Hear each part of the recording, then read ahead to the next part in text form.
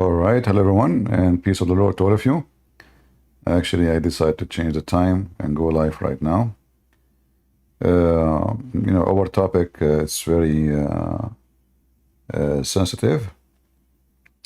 First of all, again, peace of the Lord to all. I hope my voice is coming good. Am I heard good? Let me know.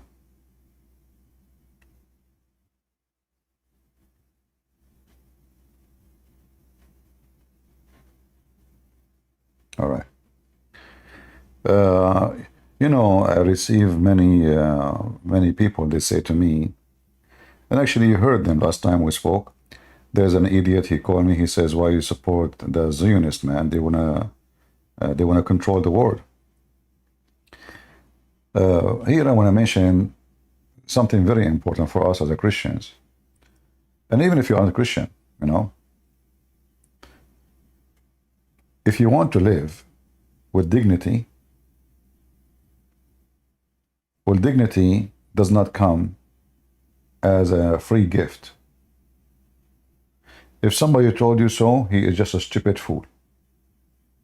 When I say dignity, I'm not saying you don't have dignity if you don't somebody give it to you, no. But if you want to have a respect, to live as a human, to be free, to say, to believe, not to believe, to act, to react, those things are not given to you for free. You have to fight for it. And this is the struggle of a human being through history.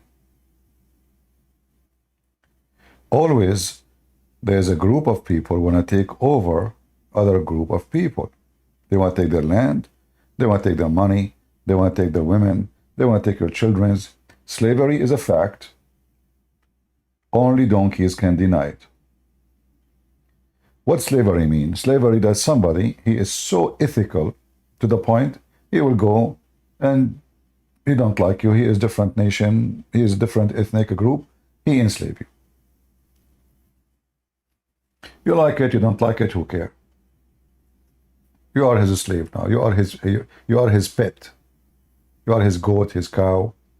So you can have an imaginary, a vision of the world in your mind because you are a stupid idiot, but reality is different. And this is what's happening today, especially between those stupid Western, or even between the ignorant Christians, who they call themselves Christians. The Christians these days, and actually for a long time they are this way, they're people living in fantasy, They don't want to face reality. They live in a fantasy. Okay, the Lord is coming. Okay, well, the Lord is coming. Well, I believe in the Lord is coming. But what does this have to do with fighting issues we are struggling with today? Before we start, there's an idiot, he says to me, why people point at David instead of pointing at Jesus? I mean, look what our topic about, and now suddenly we are pointing at David. So right away, their stupidity is to divide us and to divert us from the purpose of the conversation. It sounds like if you support Israel, you are supporting the enemy of Jesus, which is David, according to this idiot. So let us say, for the sake of argument, we are pointing at David. What's wrong with David? He's the enemy of God now? He's not in your book? Did you take his name off? Like when you want to quote a prophecy about Jesus, you go and quote what he say. Well, you don't like him no more. So here you see how the devil, in a very foolish way, speak to the foolish ones only. The wise ones, they see the world differently. You will see many so-called Christians, they start pointing for you that Israel is not the chosen people no more. Just to tell you, let you know, you are a certified idiot. Because Israel are chosen people or not, that will not change the fact that God, he promised them the land. Number two, Israel are chosen people or not will not change the fact that this is their land. Which means if you support the enemy of them, you are a thief.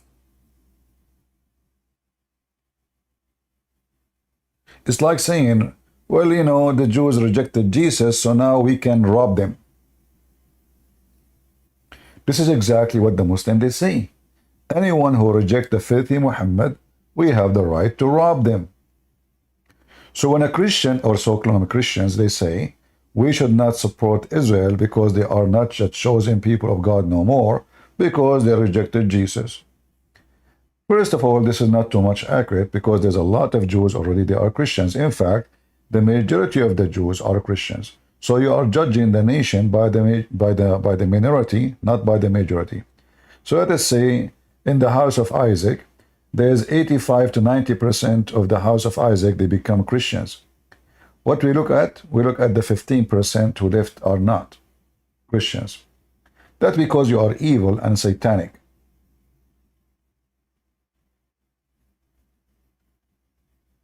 When you want, you remember that Paul was a Jew. When you want, you remember that Paul, he said, or the Bible says, the synagogue of Satan. Do you see the hypocrisy? When the Bible mentions those words, it's speaking about people who is teaching wrong against Jesus. But that will not change the fact that Paul himself, he went back to Jerusalem. Paul himself, he went back to speak to the Jews, to teach the Jews, to guide the Jews. If God don't care for them, he will not care for them. But he did. When they want, they remember that Jesus, he was killed by the Jews, but they don't want to remember that Jesus says, forgive them, Father. They don't know what they are doing. That is Satan between us. He used evil people. They try to make a Christianity as if it's a race, like the Muslims they do. We are not a race. We are a people of faith, and we have wisdom, and the wisdom is given us from the Bible itself. You know, let us say, for the sake of argument, you are a person who worships a stone, a tree. You are from Thailand who have a toy in front of him and worship Buddha. Even you should support Israel. Why? The Muslims, they don't hide their agenda, that their purpose is to dominate the world. And they are creeping to your hometown. 100 years ago, there was almost zero mosque in USA. How many mosques they used to have in Europe, even after the Ottoman Empire occupation? Look what's happening today. So the stupid you who say it's not my business, this is between those cowards and this Israel. In fact, you are the biggest target. Israel is a small, tiny one. The Muslims, they have a massive land.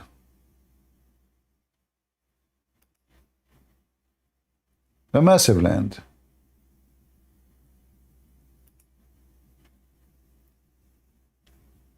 They go all the way to China, Persia, all of North Africa, all the Arabian Peninsula.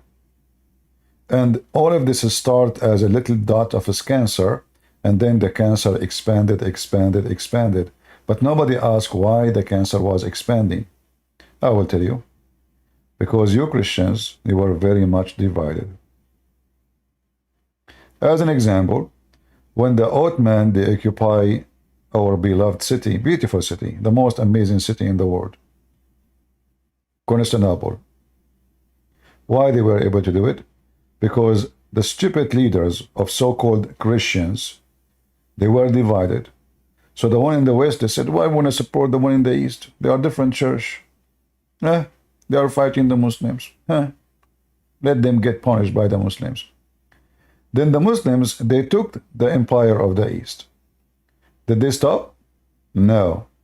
Now it's time for the garbage scumbag in the West who refused to support their brothers and sisters in the East. And the Muslims, they came and they swallowed them. In fact, almost the Muslims, they control all of Europe. It's enough to know how many hundred years they occupy Spain, all of Spain. All of this happened because the Christians are divided. So we don't learn from our mistakes. In the top of that, we want to repeat the same mistakes. So when you are letting the Israeli die alone, simply because you're an idiot, you do not know that the Muslim will not stop with Israel, as never stopped before. In fact, Muhammad, he made it clear that the Christians and Jews both have to be slaughtered and have to do genocide against them.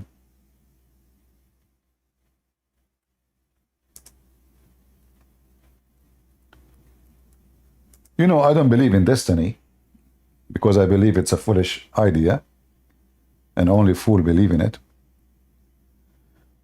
But Muhammad, he make it his destiny to go after Christians and Jews and kill every single one of them. Nobody. Are they going to stop with the Arabian Peninsula? No. They took the valley of Jordan. How many Christians right in Jordan now? A few 100,000. They took Syria. All this land was just the pure Christians. They took Syria. How many Christians there? You can count them by your fingers. They took Iraq. This land was all Christians. How many Christians there? You can count them by your fingers. They took Egypt. When Muhammad and they took Egypt, Egypt was 4 million population, 4 million Christians.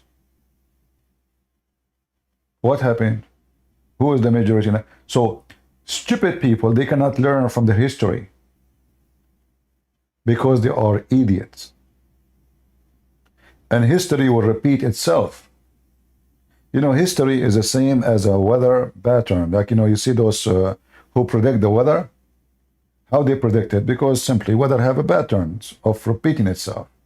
So if there is a hot air in this level and there is a cold air in this level and there is a moist in this level and the moist is in such a percentage in this level, then that will cause hail or snow or rain.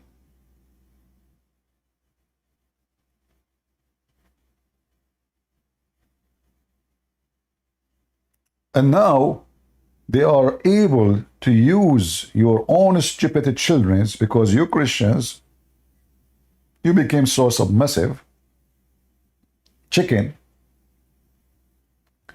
And when we need you to do something, you say it's not my business. You think if you support Israel, this is not the right decision. Why? Because I'm not an Israeli. What I want to do and what is this for? But we know that the Muslims, you see, I'm not talking to you now from the Bible. I can quote for you tons of verses from the Bible about what God himself, your God, you claim to be Christian, but you claim to be Christian when you want, and you decide to refuse to be Christian when you want. If you are a Christian and you believe in God's words, then will God, he said, clearly, I will curse the one who curses you. Speaking about Isaac and his children's. If you believe in the Bible, God, he said to Abraham, and he promised him that I will bless you. I will make you a great nation. And this is the nation of Abraham. So was the promise of God a fake promise? So you decide to join the enemy of the great nation of Abraham and join the enemy so you can destroy them? Suddenly you are a believer when you want. You carry a cross in your neck, but you don't want to read what the Bible says. And then you will see an idiot, he will say to you, they will quote so for you some verses, like as an example, the synagogue of Satan. But they forgot that the one who wrote that is a Jew himself. And there is no way he hates his people.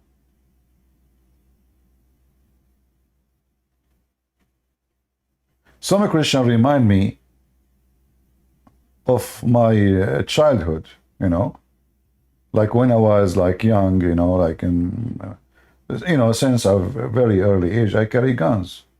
I mean, I was, the first gift I got when I was a baby, infant, it was they put a gun under my pillow. So when I go in the street and I have my gun with me, which I never harm people with it, I go hiking, I go camping, I do. The Christian, they say to me, why you have a gun with you? Why you have a gun with you? You are Christians. So somehow the Christians over time, because their priest is corrupting their mind, the same as Muhammad, they learned that a Christian should not carry guns. They learned that the Christians are very peaceful people. But you know, just to show you how stupid those people are, peace happens only if you have guns, not the opposite. If you don't have guns, the one who have guns will hijack you.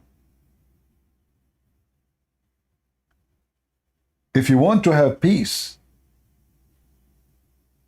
you have to be armed. Otherwise, peace is a fantasy.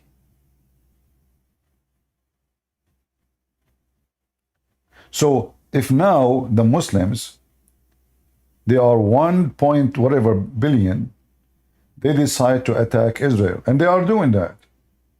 What is stopping them from taking over this little tiny nation? The arms. So what the Christians are doing, they drop their arms and they became so submissive.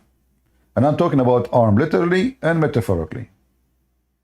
So they don't even argue. Somebody insult Jesus, they don't complain. Somebody, you know, in school, they say that Christianity is false. A student, he is a Christian, he sits like a mule. He don't dare to talk. God, I'm not going to make a problem, you know. We Christians, we are peaceful. You are a piece of garbage. You are not Christian.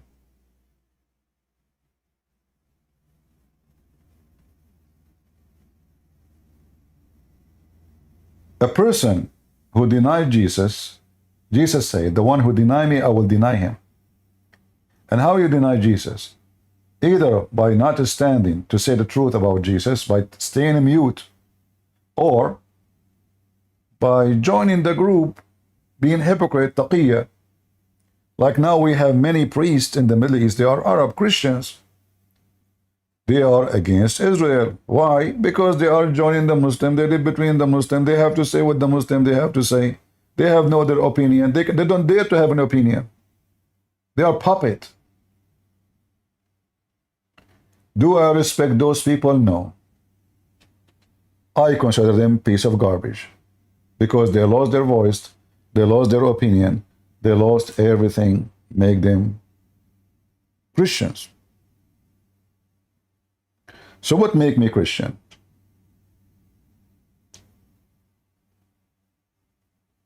Is not wearing a cross,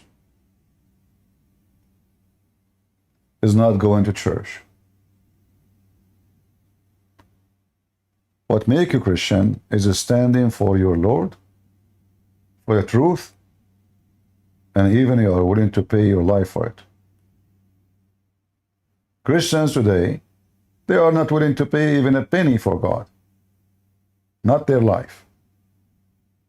This is why they are taking advantage of you, because you lost your voice. You don't have leaders.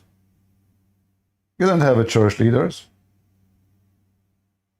I can find you right now from every single stupid leaders from every church, Protestant, Orthodox, Catholic, they are saying Islam is Abrahamic.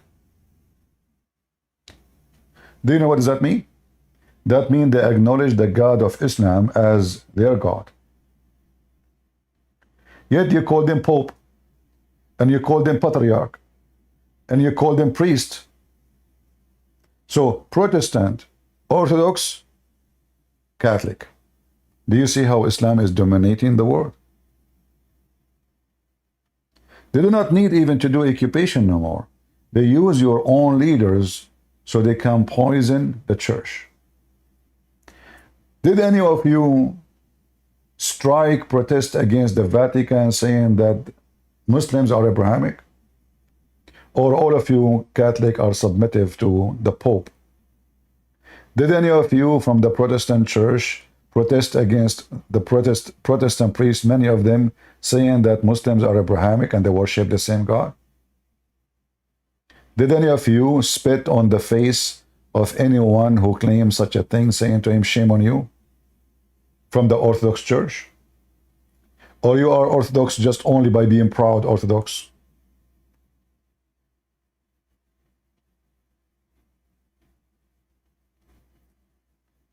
So instead of fighting against the propaganda of this evil religion, we allow them even to come to our churches.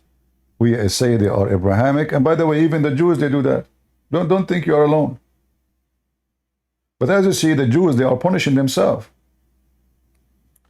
The Jews for centuries and centuries, they support Islam. I'm not joking.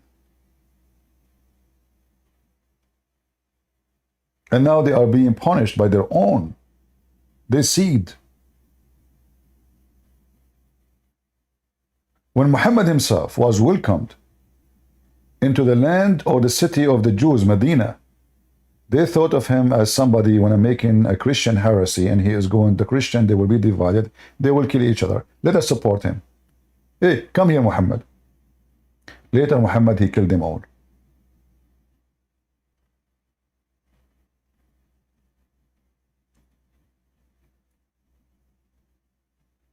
So to understand what's going on, you have to understand that Islam is not a religion. Islam is a political movement to dominate the world, politically, economy, army, socially.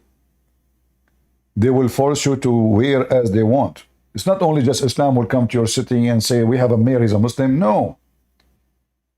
They will force you to fast. They will force you to pray. They will force you to eat as they eat. Muhammad, he made it clear that he will kill every human being if he don't become a Muslim and pray as he pray and pay him zakat and slaughter as he slaughter and he pray as he pray and fast as he fast.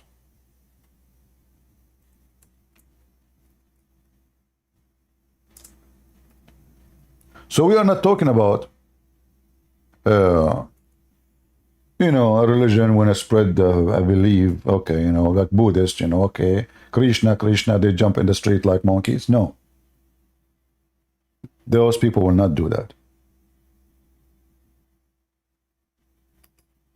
Those people want to force you and control you. They are the same as the communists.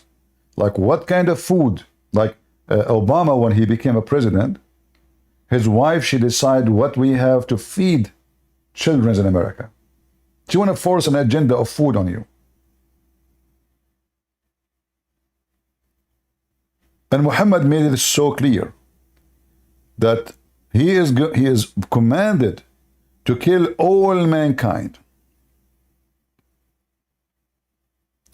And as you see, look at the reference. All of this is very authentic.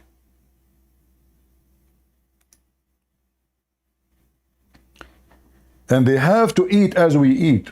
It's not you convert to Islam and you eat whatever you want. No.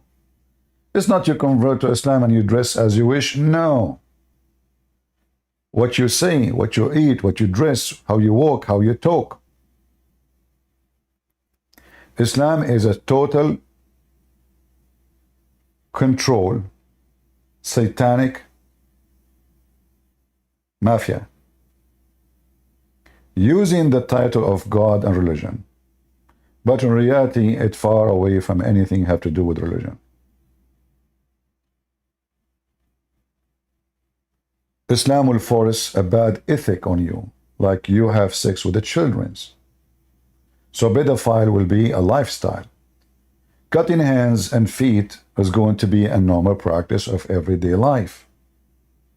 Crucifying people is something for fun to watch. So going back to where we started, Israel. Let us say in 50 years from now, the Muslim, they were able to conquer Israel and kill all the Jews. How do you feel about it? Who is next, you think? It's just a question. Right now, Hezbollah, Iran, Hamas, everybody is busy with Israel. Okay, let us take Israel from the map. Those people now, they will stop killing. That's it, their jihad is over.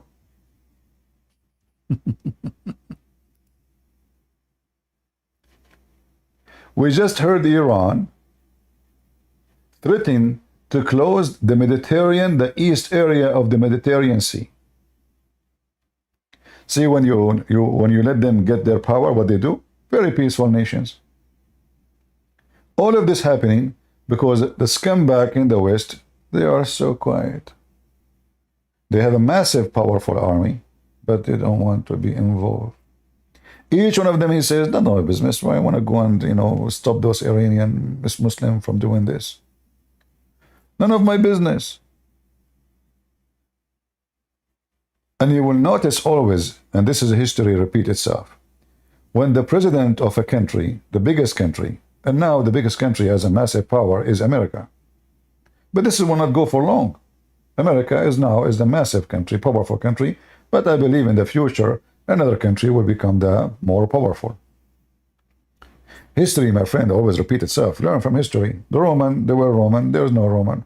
The Persian, there's no, but who is the one destroyed them? Islam.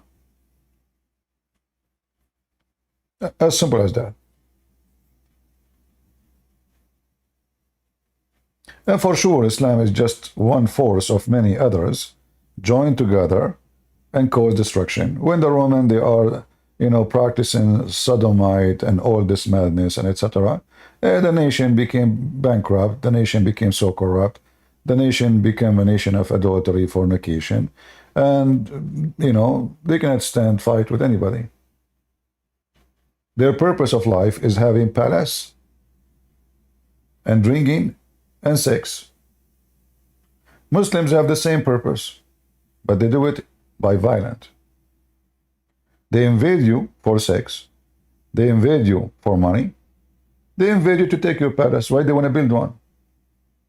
You build it, we take it.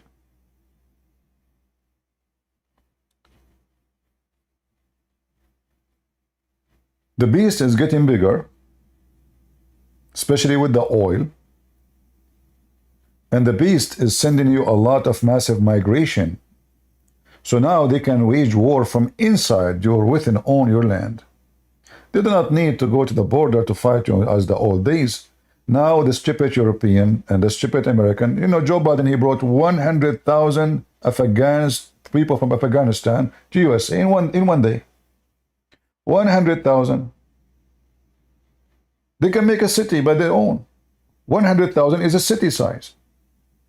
So in one day, they created a massive city of Muslims who seek jihad for the sake of... Those are from Afghanistan. So this is what the choice of Obama. Obama, he want that to happen. Obama, the Muslim Obama. Obama become in the office, right away he start making a speech on TV, and you can watch it right now in YouTube, about why we fast Ramadan. Suddenly, the president of USA, suddenly he became a Muslim preacher. The same guy who was making fun of the Bible, claiming to be an atheist in Columbia University, suddenly he's speaking about Allah and the beauty of Ramadan and explaining Ramadan to us. And all of you say, no, Obama is not a Muslim. Even though the guy, he said, my Muslim faith.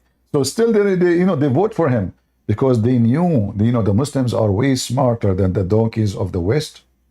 Like one of you, he sent me an email in Patreon sending me a link saying, look how the West fall into the deceived by Muslims. I say to my friend, it's not the West deceived by Hamas. The West is Hamas. The West is a self-destruct bomb. The West decide to die. Look at the Western. Their women are naked in the beach. Naked. I'm not saying bikini. I'm saying naked. You know what naked mean? Totally naked. Hippies. They walk in the street screaming free Palestine. The same people who they are supporting would love to rape them and kill them. And this is telling you how far the stupidity of the West. So the West is gone. Unless the Christians in the West, I don't know how many they are, they made the revolutionary movement to make people wake up. Now in the West you have halal food. Now in the West they are playing the adhan, even in America. Even in America, there are cities where the majority became Muslims, like in Michigan. They are playing Allahu Akbar on the street.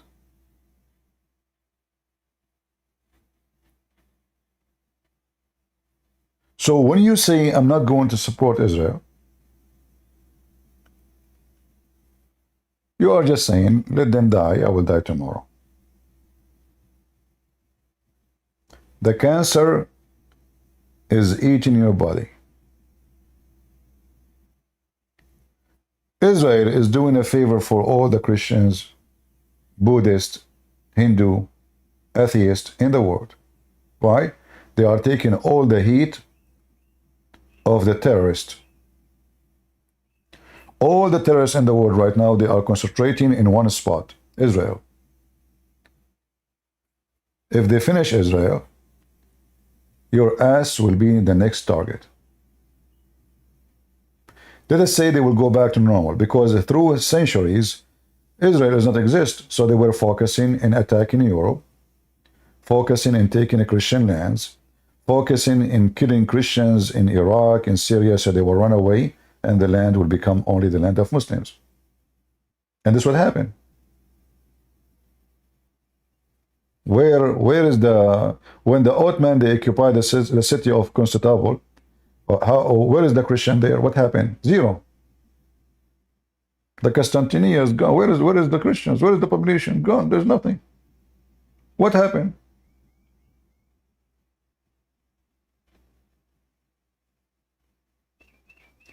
So I say to the dummies, I do not need to quote for you the Bible to show you that you should support Israel, because God, He supported them, and God, He promised them, and God, He blessed them when He want, and He cursed them when He want.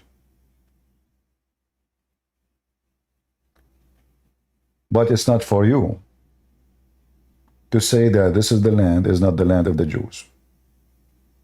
If you say so, that means you deny every single phrase in the Bible. Every one of it. Including where Jesus was born and where He was crucified. And who is the people were around Him. The one who put Him in the cross, they were not the Palestinian, and there is no Palestinians exist. Never exist. The word Palestinians is given for people who they are migrant, who they are not from the land. So it's not a nation who exists as a nation.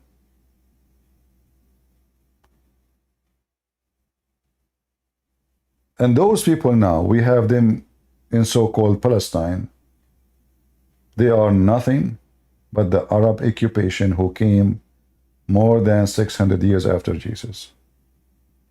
The first time an Arab person entered the land, when Umar ibn al-Khattab, the filthy Umar, the rapist, he entered the land.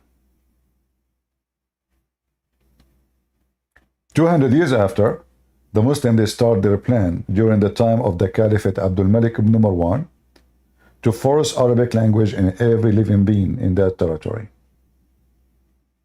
In Egypt, the Muslims, they made a rule that if an Egyptian person spoke his tongue, we cut his tongue.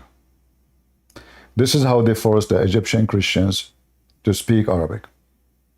And this is how slowly, Egypt today is called the Arab Republic of Egypt.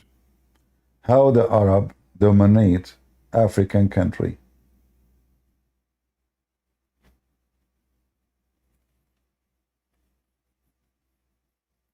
That will happen to you. Those people, they are different ethnic. They are African. They have nothing to do with the Arab. They never spoke an Arabic word. They have different religion. They are Christians. The Arab came there, and look what happened. Every single person in this country speak only Arabic. The name of the country is the Arab Republic of Egypt. Same in Iraq, same in Syria, same in Morocco, same, wherever they go. They forced Arabic on the population. None of those territories is an Arab. This is Africa.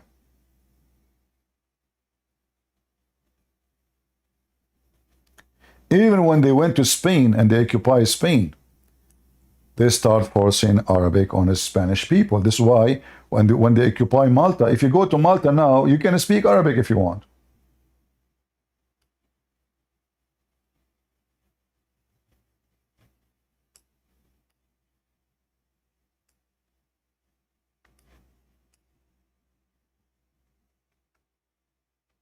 So I say to the stupid fools who keep saying none of my business.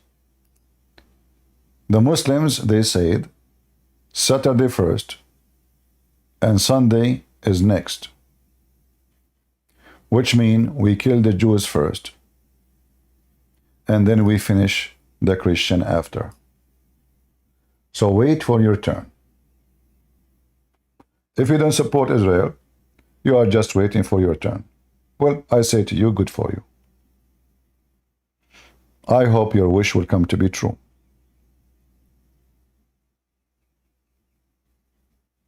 Right? So, anyone he claimed to be Christian, my voice is not doing good today.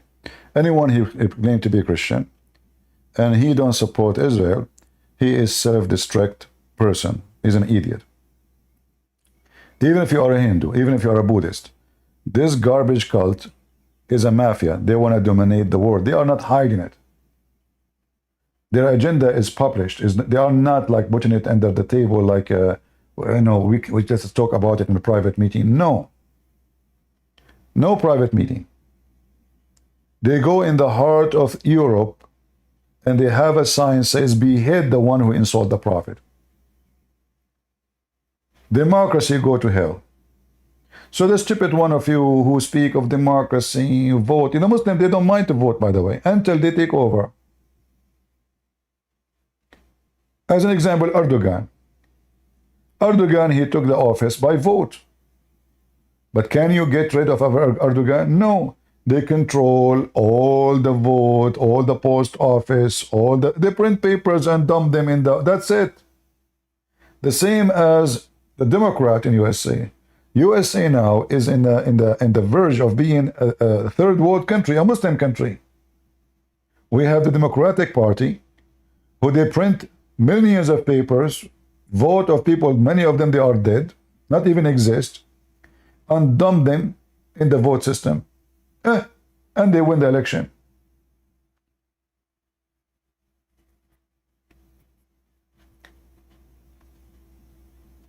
When now we are talking about Trump, he should win. Well, you know what? Isn't this is what happened last election? We said that the Republican will win all the senators, or look what happened. Obviously, the same game is running.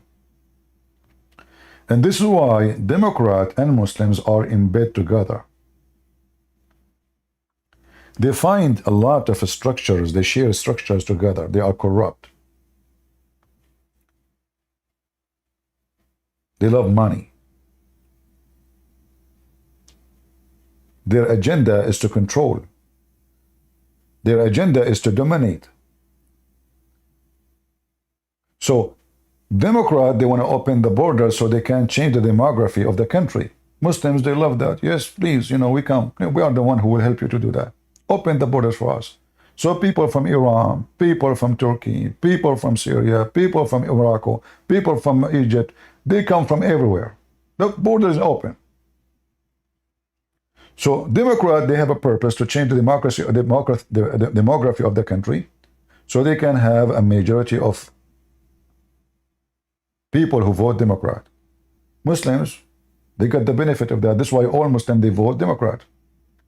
And here you notice the irony. Muslims, they hate supposedly homosexual and lesbian, and they don't approve abortion, but they vote for those who support homosexual, transgender, and abortion. Why? Because those, they are going to destroy USA. They will not destroy the Muslims. They are just preparing the way for them to take over. So let them kill their babies. When we approve abortion, well, we are killing hundreds of thousands of babies every month. We do not even need to go to war. If those people, they decide to do that to their babies, in 100 years from now, the population will be not exist no more, and we take over as migrant. So the agenda of the Muslim to dominate the world, and the agenda of the liberals, which is to dominate, is going together. But there's a huge difference between them. The liberals will be demolished because they don't have a religion. They don't have a motive except empty speeches of a freedom. Hippies, naked in the beach, take drugs in the street, like in Amsterdam. While the Muslim, they have a motive, which is religion, jihad, infidels, kuffar, and getting thee to go to heaven by killing them. So we know who is the one who have a weak spot and the one who have a strong spot. Those hippie kids who they are going in Chicago and New York, you will see them, you will see the woman, she is wearing nothing. I mean, her boobs is coming out. The other guy, he is a homosexual, holding the flag of homosexual, and he's walking next to a woman, she's wearing hijab. I mean, how they can walk together? It doesn't make sense. No, it makes sense. Muslim, they use them. They are their bets. But for now, we need them. Tomorrow, they will kill them. For now, they are the useful idiots. Tomorrow, we get rid of them. So my question to you, are you willing to be the useful idiot?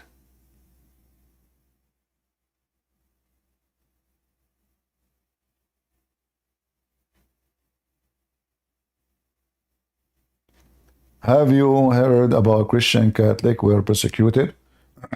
Well, my friend, I don't blame the Muslim to persecute you. I blame you for doing nothing about it. You see, in Indonesia, as I know, there is territories where the majority are not Muslims. So if I'm a Christian, I will move to that territory, and then we will separate ourselves, the same as what happened in the east of Timor, from Indonesia, and be free. So Christians in Indonesia, you should move to the territory where the majority are not Muslims. And now separation.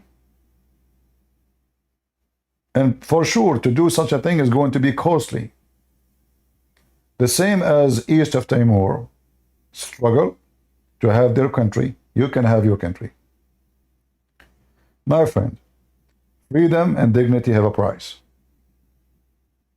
It's not for free. So don't think and don't be a fool. Crying says, look what they do to us, look, they discriminate us. This is what they did in the Middle East. Those Arab Christians,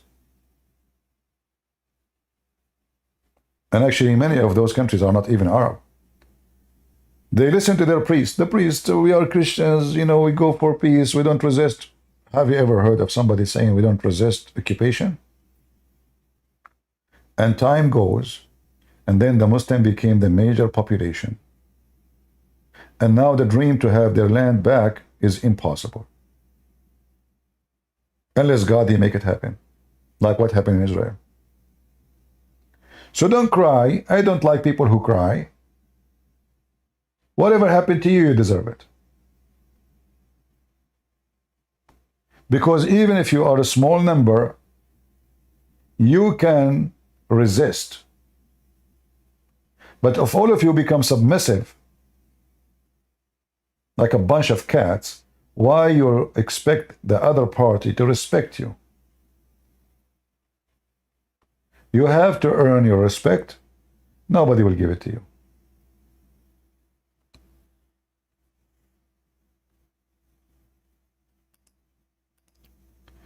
If I am praying and a Muslim, he tried to do something to me, to hurt me, am I going to sit watch? Oh, you know, Jesus says if somebody hit you in your right cheek, give him the other one. False. Jesus was not telling you to let people beating you.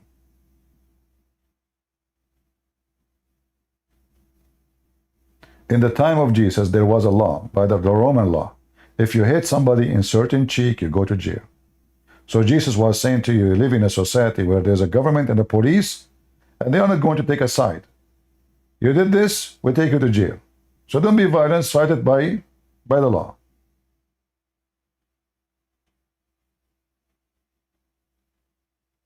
They quote this verse for you always as a reason to let people bring you humility and spit at your face.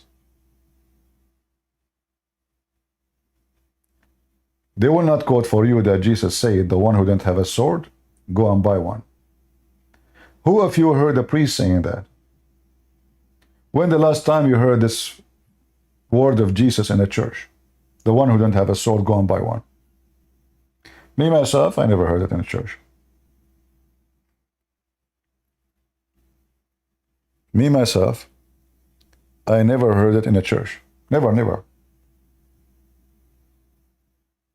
First time I saw it, I said, how come nobody said, you know, why this verse, they put it in the shadow, you know, why they are hiding this verse?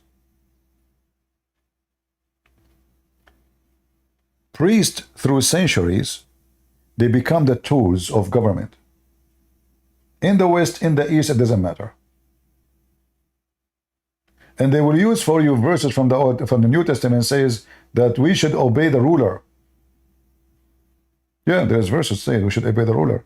But we have verses too saying that John the Baptist, he paid his life against the ruler. Was he a bad person? There's a greater than John the Baptist as a name. Did he pay his life standing against the ruler? So when they want, they quote for you verses to be subdued, but they will never mention to you John the Baptist. So Bible for them is a subject to serve rulers and government. In the Middle East, until now, Christian churches receive commands from the government. When they feel the Christians are so upset from something, they demand the churches to talk about peace and love and harmony and forgiveness, and we are Christians, we cannot do that, because they are afraid of revolting against the unjust. They force them. And because your priest is a scumbag, he's just for sale, he is not a priest no more. And if there is a priest, he is a true man of God, they will kick him out of the land, if not killing him.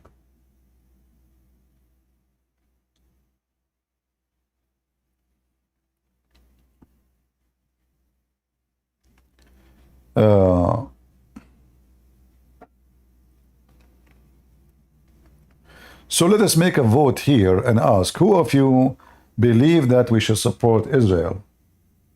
Give me one if you think we should support Israel after all what we said.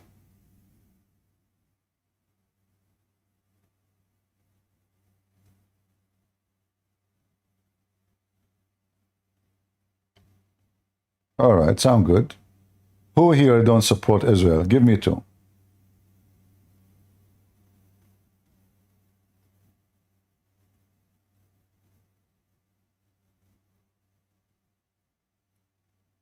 I don't see anyone not supporting Israel. That's good. So my friend, there's one idiot. Those people, they want to dominate the earth.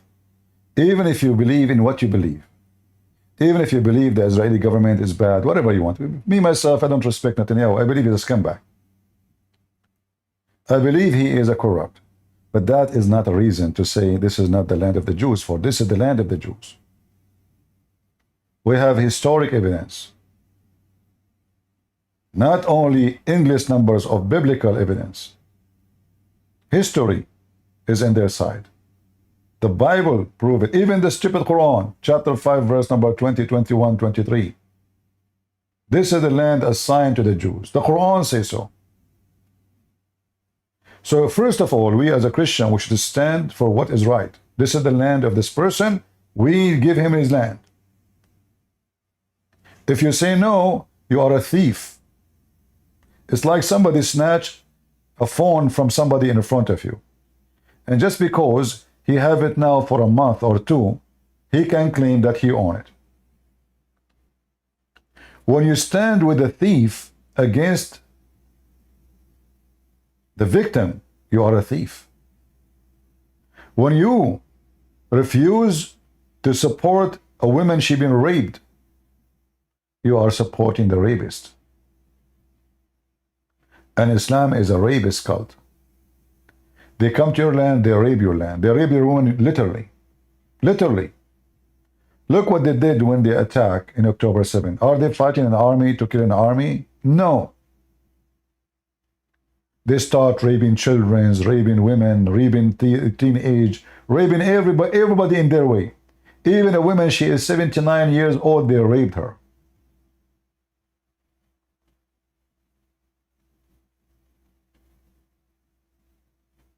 So when you support people like this garbage religion, you are a garbage too. And you are doomed and you will be cursed by God. I believe strongly that people, they bring curse upon themselves. How? When you support evil, you are doomed.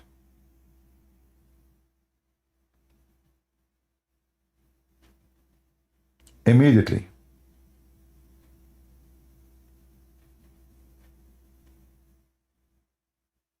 God is real, and God is not watching only. God is doing. And you will notice that all nations who go against Israel, they are doomed. And America is going to face their doom day, sooner or later, unless they repent. And if you are a Christian who live in America, then be Christian and do what a Christian do in America. Don't be a person who stand watching.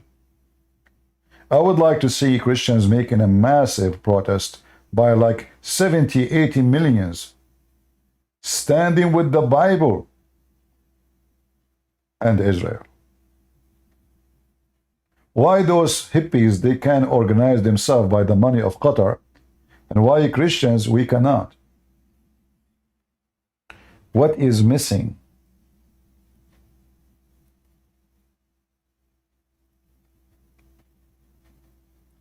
I believe that a Christian are the same as a giant sleep.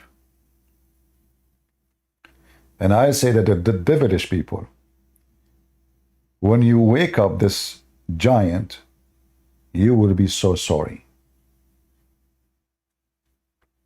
Don't think, never think about it, that we will let you to take over us. Our churches will be always open. Our cross always will be above. And who dare to change that? No Democrat, no Muslim, no atheist, no hippies.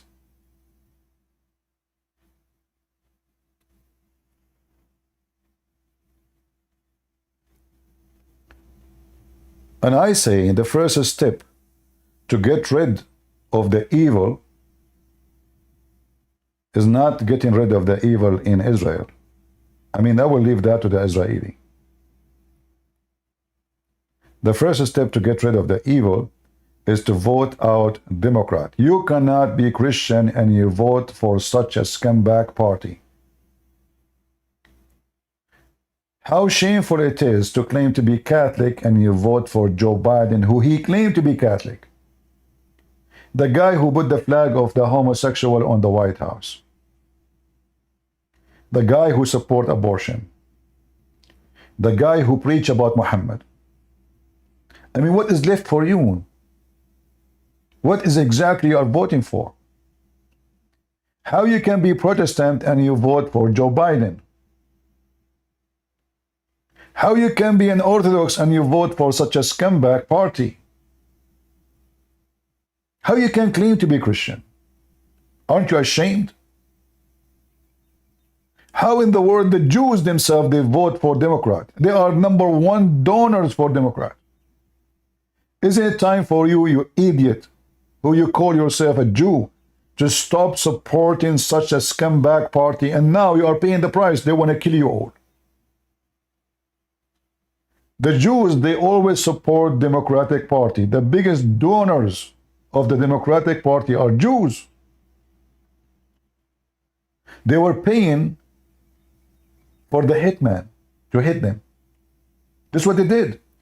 The Jews, by voting for Democrat and sponsoring Democrat and supporting Democrat financially, in every way, they were paying, feeding the dog to eat them.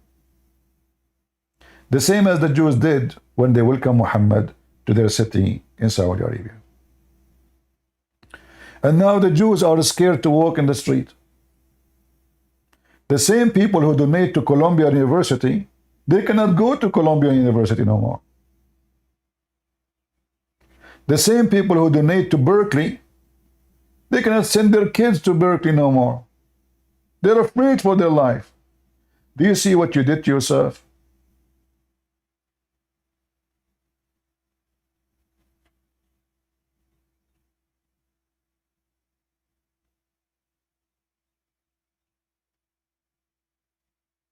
You harvest what you seeded.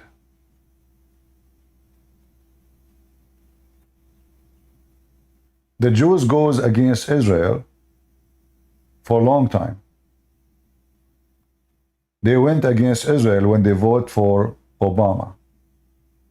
They went against Israel when they voted for Clinton, when they voted for Hillary Clinton, when they voted for all those scumbags. So you, Christian, don't do what the Jews did to themselves. The Jews today, they are paying the price of being stupid, self-destruction people, voting for their enemies. And now, I hope they will wake up that Democratic Party is their enemy, is not their friend. It's proven.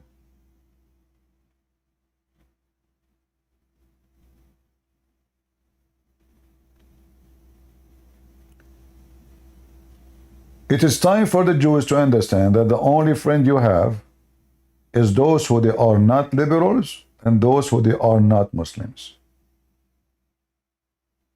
Christians, Hindus, Buddhas, whatever. The rest is not your friends. Those hippie European is your enemy too. You supported them.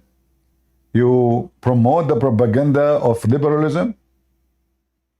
And now, the first one to pay for it is you.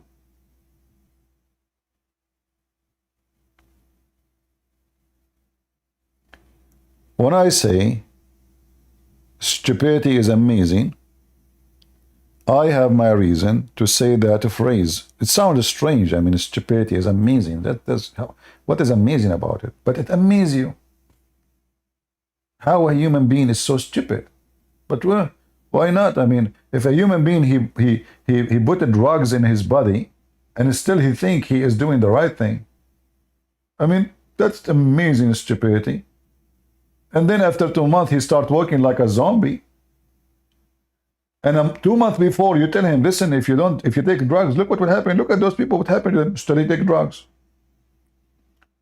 You tell them, stop putting tattoo in your body. Why you put tattoo in your body? He will put tattoo. And then he find out that when he did tattoo, He got AIDS while he's doing it because the needle was used by other person who have a disease.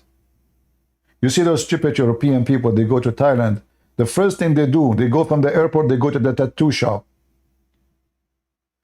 You lay down at the table, the same needle was in the ass of every scumbag in Thailand.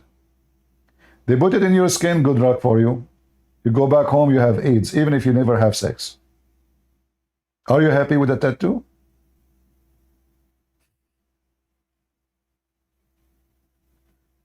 European and Western in general, they have a vacuum inside them. And this is why they start adding tattoo or rings. And now they go hippie in the street, free Palestine. They don't know what they are talking about. They are high.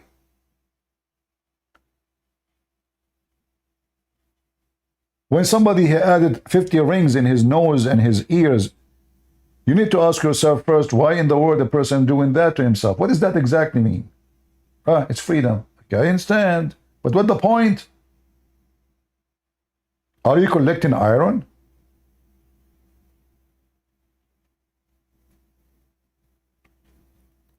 And the Muslims, they use those people. They find them the most easy person to control, to direct, and they make them walk in the street like zombie. Free Palestine.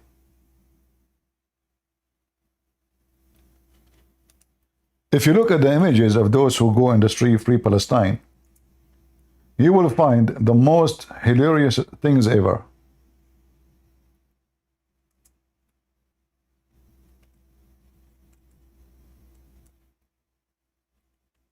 And you ask yourself, I mean, those are supposedly, you know, I saw a video of a group, they call themselves anti-war movement. I forgot what the name they called it. They have a name.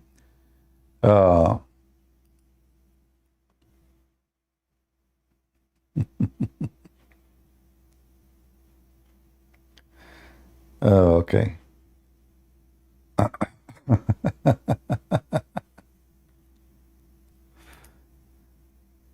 Let us see.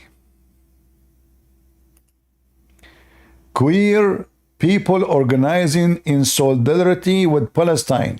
That's deep. Queer solidarity with Palestine? Oh boy. I want to send you to Palestine and I want you to make videos from there. I hope you can do it, you know. The question is why they are not, why there's no queer like you in Palestine. Do you know why?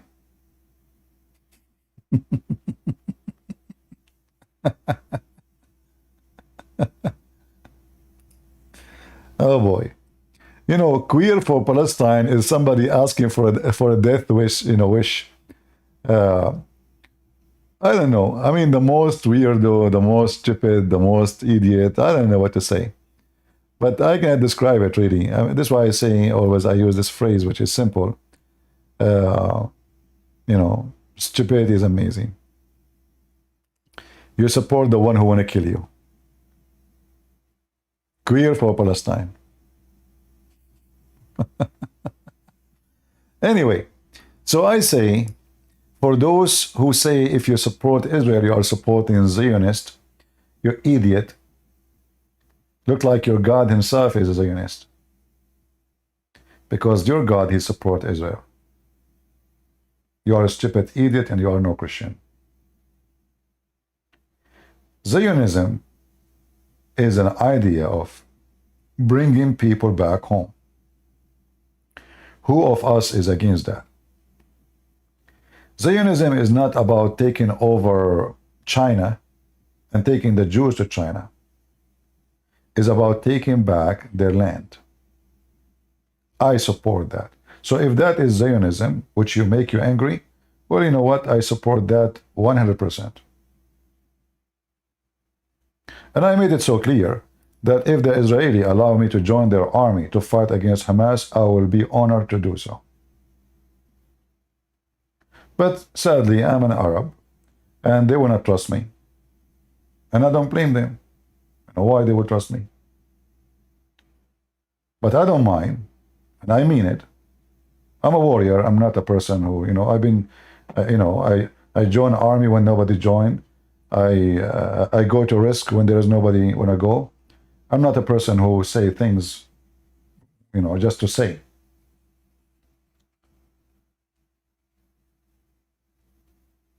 We as a Christians, we should stand against evil. The one who don't stand against evil, he sponsor evil. And I want to advise you, all of you Christians, if you don't attend your garden, the weeds will take over it. Cleaning the weeds is not easy. Needles will go inside your skin. Bleed, you will bleed. Hurt, you will be hurt. Hard work. This is the only way to have a beautiful garden. So I say to you, attend your garden before it's too late. My sound is not good. How about people on Ramble? Is my voice good, guys, on Ramble?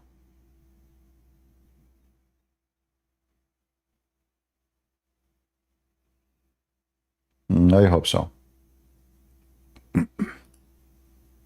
Yeah, Ramble, they have a good voice, so I don't know why.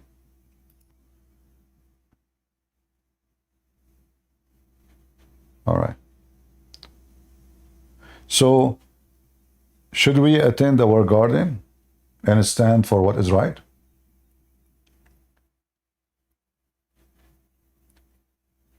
I am not too much connected, you know. I mean, people know me through the internet, but I don't have any, let us say, roots in the grounds between population. Nobody even know me, you know. So I wish that there are some Christians that will start thinking about how to make an organizations or one organization, and that organization support the Christian cause around the world. Not a charity, you know, to send food and, you know, shelter. I mean, there's many of those.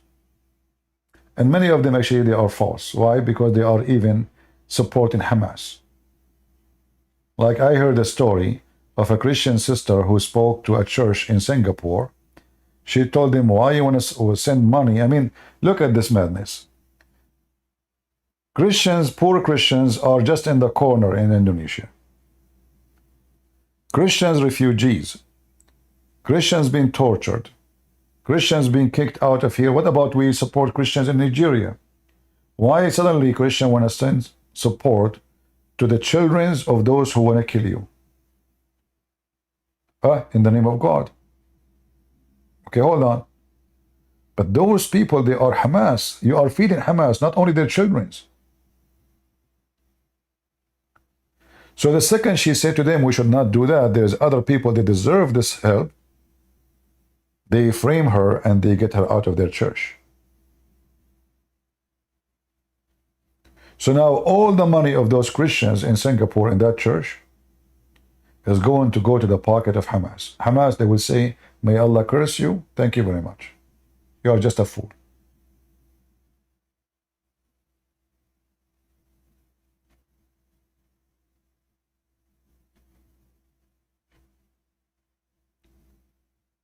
We need to unite.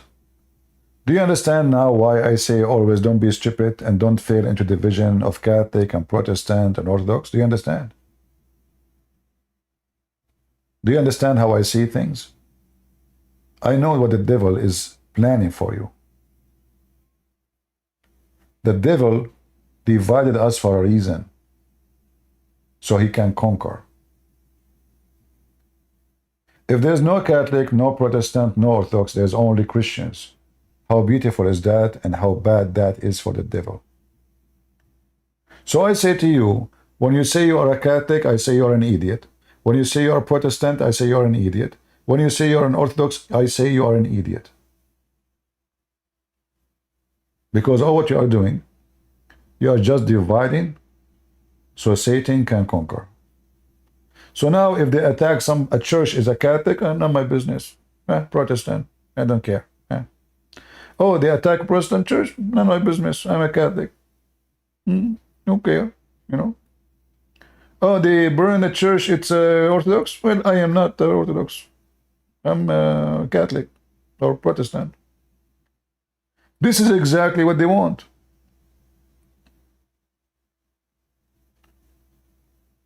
This is why I literally hate those words. I hate them. I love to see people call themselves Christians. I look down at somebody when he say to me, I'm Catholic, or I'm Protestant, or I am Orthodox. I see him as a fool. Stupid, naive, idiot. I don't know if I can insult more, because no insult can describe how it sounds when you say those things. You choose not to call yourself by the name of Christ. You choose to call yourself by a name have nothing to do with the Christ. Oh, Universal Church, well, this is not the name of Christ. Oh, Protestant, because you're protesting, keep protesting. Are you protesting right now? What does that mean? I am Orthodox. What the heck does that mean? Orthodox? Follow Christ, you idiot.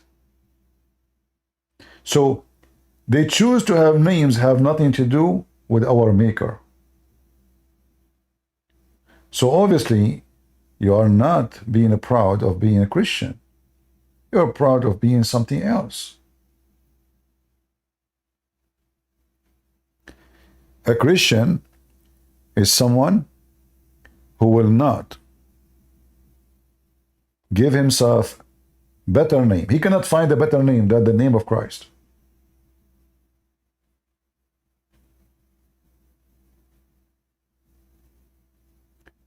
So I say to you, when somebody says he is a Catholic, I look down at him. Especially there's no reason to mention it. Like if I ask him what church you go to, and he said, I go to Catholic, I understand.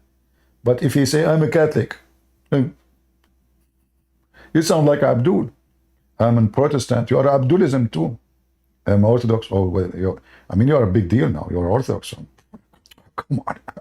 You know, like big idiot. What does that mean?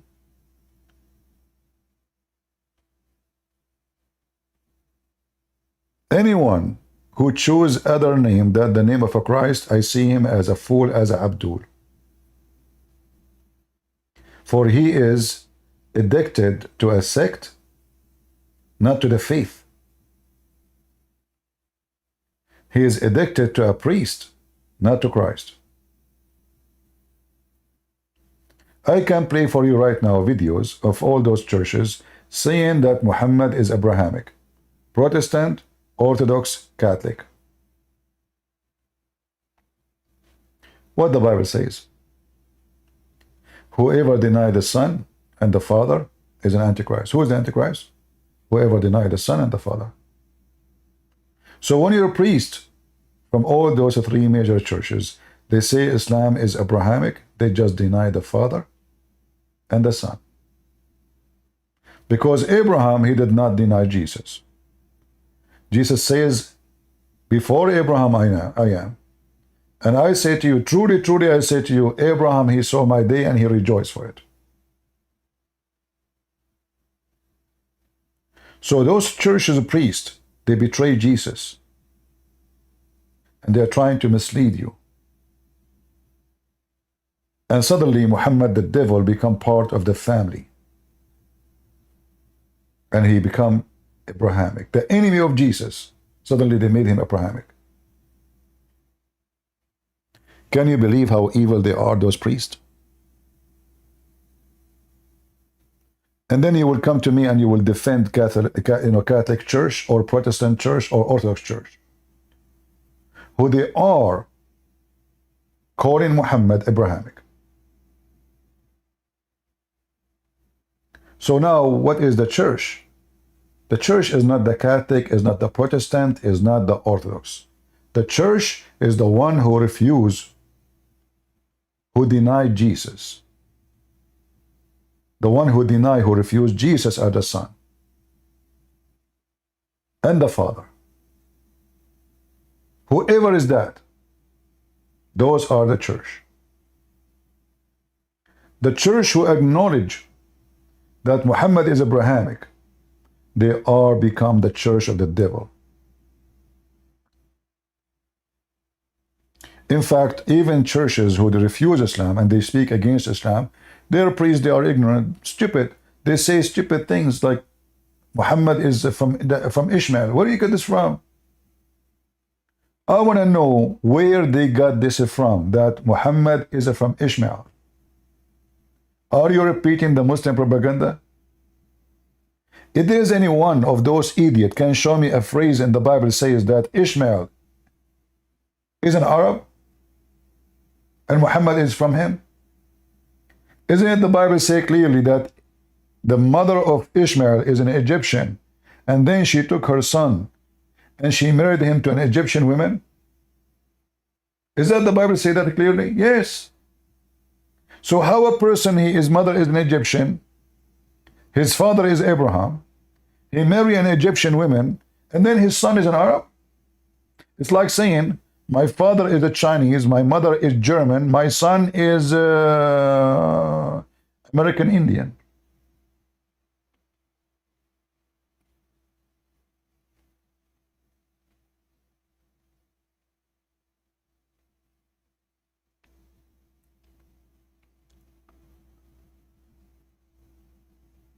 Stupidity is amazing. You know, it took me a lot of fight to warn the Christians not to say this sentence. But until now, there's a lot of priests that keep saying it. But things is getting better. You know, there's many, they start noticing that this is stupid. Somewhere, somebody said that centuries ago, and then everybody repeat the same stupid thing. Muhammad is from the Ishmael. And they say to you, the Bible says, I will make your nation a great nation. My friend, first of all, the Arab are not a nation. It's not one ethnic group. Only donkeys, they think so. The Arab is a word coming from the word desert. Whoever live in the desert, they call him Arab. This is an Aramaic word. Have nothing to do with ethnic. So if you are a person who live in Nevada, you're an Arab. Specifically Bedouin, especially if you live in a tent. Arab is not an ethnic, never was. Even Arabic language does not exist. Arabic language is a collection of many languages. They merge together. If you read the Quran, you will see that almost every phrase in the Quran have a foreign language word. The word Quran itself is not Arabic. This is an Aramaic word.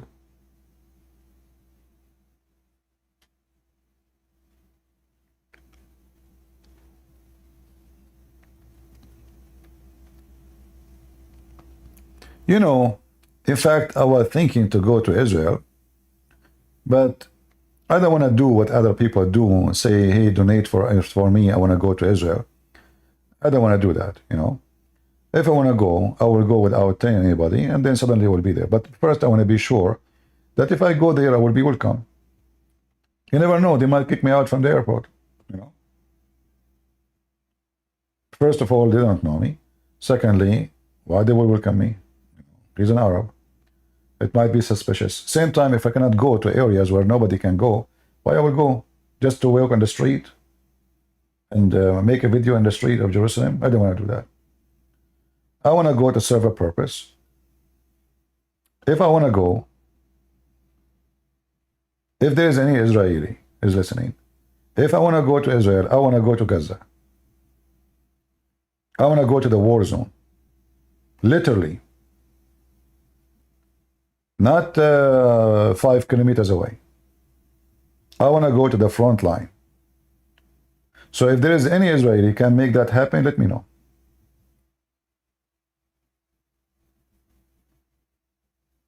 I want to go, I want to share the truth, I want to expose their lies, and I want to show everybody, especially the Christians, more and more reasons why we should support Israel.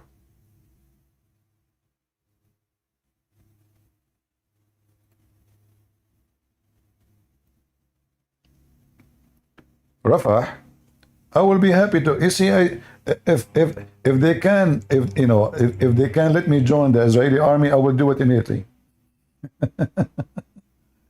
I do not need training. I'm trained. I do not need their training. I mean, it's going to be an honor to go after those dogs of Hamas, the rapists. I hate people who harm kids, especially sexually. I cannot even think about it for a second. The most disgusting thing for me is to imagine that there is somebody, a human being, a grown man, he go after a child and he harm sexually, not beating him. You know, I can let the beating go, like, okay, he got angry, he lost his mind, you know, but sexually is different story. Those people, they deserve to be punished, a severe punishment.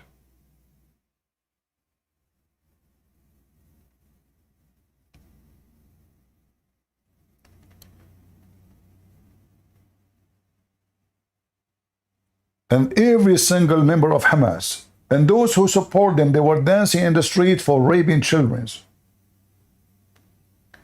Guys, imagine a dead woman. A dead woman. Did you see the videos? You see the silly thing about those media.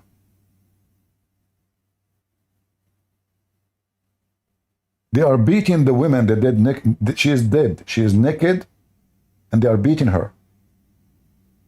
And what the media they do? They put like a filter in the top. So either you show us the video or don't show us the video. What's the point? Are you trying to hide the crime? Oh, we don't want to hurt your feeling. No, you are not hurting our feeling. You are, in fact, covering up. So we don't see how ugly it is.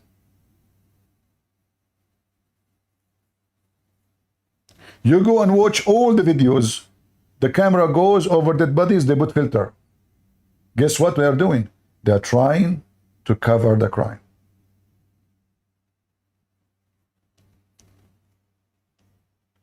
Why you don't want people to see?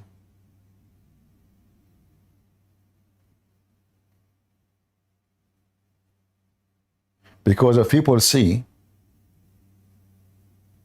people will get angry. And if people get angry, they will support Israel, not the terrorist. So the whole idea in all those TV stations, when they hide and they filter the images, is not to make you angry and see what the filthy Mohammedan did in Israel.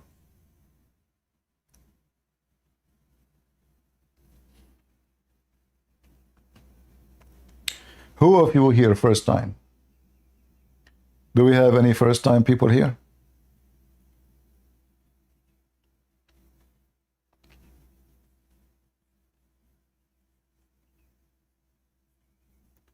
Who owns the media? Well, most of the media these days is owned by Muslims. Fox News, they have big shares owned by Qatar and Emirat. Sky News, totally owned by Emirat. BBC, even the BBC, the salary of the BBC was paid for, I think, maybe 30 years by Saudi Arabia. Imagine the BBC, you open the BBC to listen to the government of United Kingdom. You think that this is a government station. No.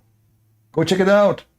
In fact, at Jazeera TV, they open in the same day, in one day, they just announced we open TV. Why?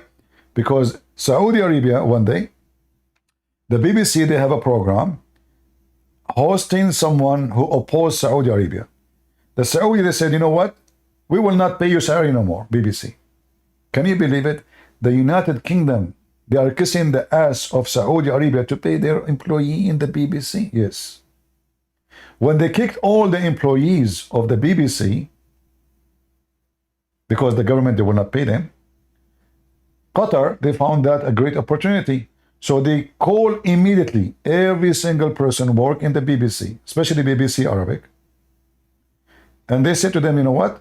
We have a job for you. Great salary. 3, 4, 5 times more than what they give you in the BBC, in Al Jazeera TV. They took all the employees of BBC and they put them in Al Jazeera. So do you know now who own the media? They keep saying to you, the Jews. Check right now who owns Sky News. Can somebody tell me? Who owns Sky News? How many of you watch Sky News? When you hear Sky News, what do you think? You think this is like Western media, right? Is that correct? Started in England. The founder, his name is Keith. But who is the owner of Sky News? Emirat.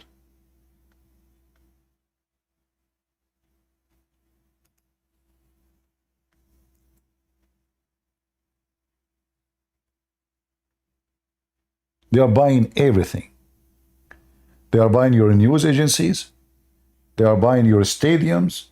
They are buying your theater, your football team. They are buying everything. Anyone want to say I'm lying? All of this to control. And when somebody becomes so famous, football, they bring him to the Middle East. Money. They buy your famous player, your famous singer, your famous actor, your famous, etc. Money. And there's a lot of people worship money.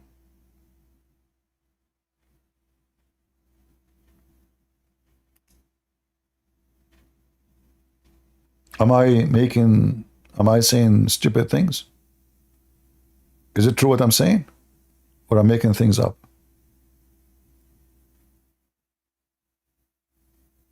You let me know in the comment later.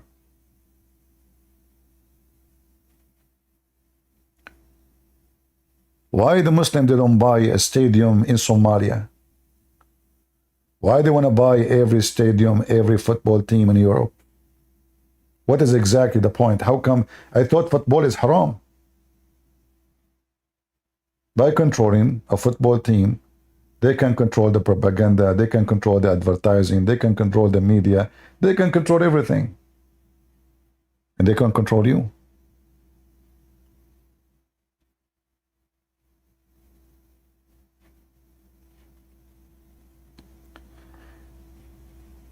The head of the snake is Qatar. If you go and check where Qatar money is, you will not believe it. They are buying your nerves. Like there are certain businesses in countries, they are the major supply of a very necessity product. So they are trying to buy everything. Not long time ago, I don't know how many of you heard, Qatar, they paid a university from Texas, I think, to open a branch in Qatar.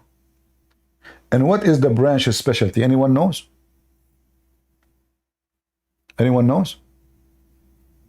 What was this branch to teach what?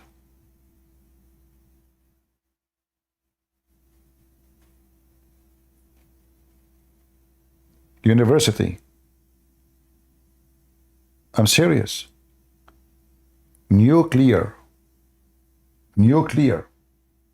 So imagine they made a university in Texas, who they have the highest professor in the world, to open a branch in Qatar to teach nuclear.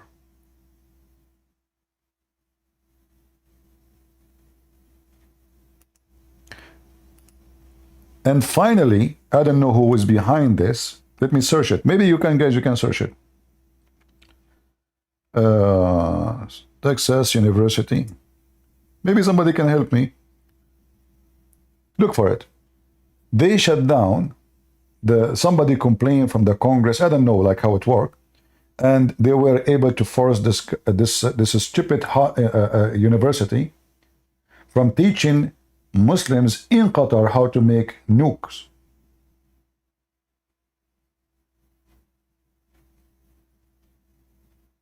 Anybody found the name by searching?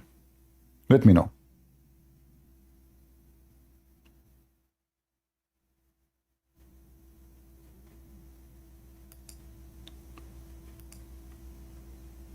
Qatar is a small, tiny country. What is their interest to open a school, university teaching nuclear. Texas and AM University at Qatar. Thank you very much. Okay, here we go. Thank you for the one who did the work.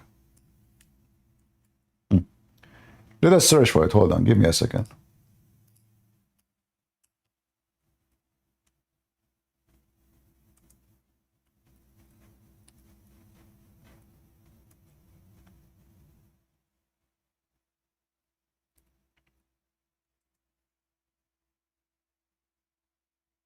Here we go.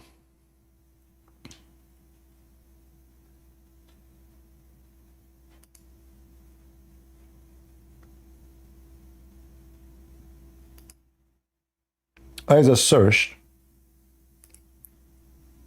I just searched for this. Look what I found right away in the top.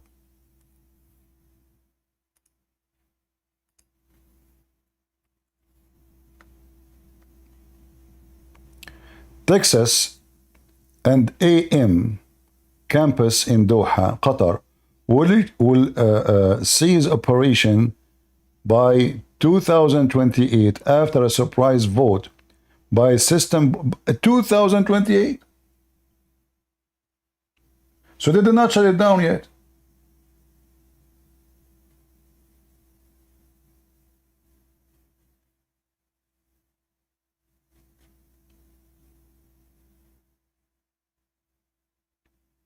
I thought they shut it down. I thought to myself, man, that's good. It turned to be no. In 2028, so by the time there, they will have enough skills to make nukes and nuke us. They will be able to steal the technology.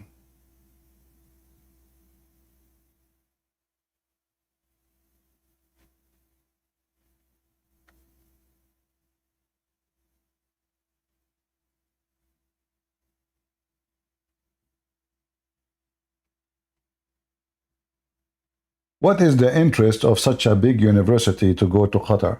Money. They will sell you anything. They have no honor. Just make us rich, man. Just give us. Give us money now and kill us later. That's what they are doing.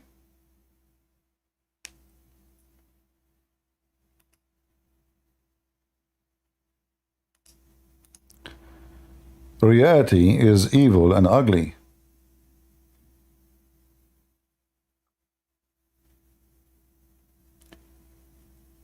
And are they saying anything about the uranium, about the nuclear? You know?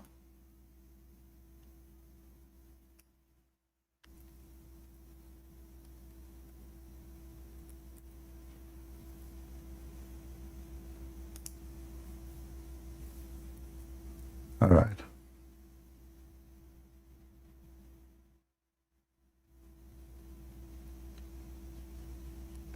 Well, you know, we try to warn people your enemy is working hard under the carpet and above the carpet.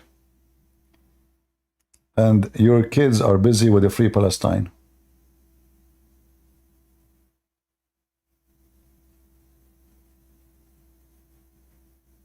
Yeah.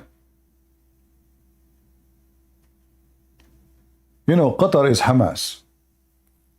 So look what the Americans are doing. This is how intelligent they are, just because they worship money. They are, I assure you that the one who will join the class is Hamas members. This is Qatar. This is the headquarters of Hamas. So imagine we are teaching Hamas how to make nukes. And, you know, if you are asking how they will get uranium, that's easy. I mean, this is Qatar. I mean, a lot of money. They don't even need to count them. They cannot even count their money because money keep coming thanks to Putin. Putin, he made them all rich. The stupid Putin, he started a war. And the price of gas went so crazy. And who was going, and then they put sanctions on Russia. Who is going to get rich? Qatar. It's a fact. Qatar, Saudi Arabia, Muslim countries. Russian get poor, Ukrainian destroyed, Their country is burned. Who is enjoying the scenery? The Abdul. A wonderful man, Putin. He served the purpose to divide so we can be conquered. Oil is limited. Well, you know, the oil limitation is a joke because, you know, what limited? There's oil is enough for hundreds of years to come.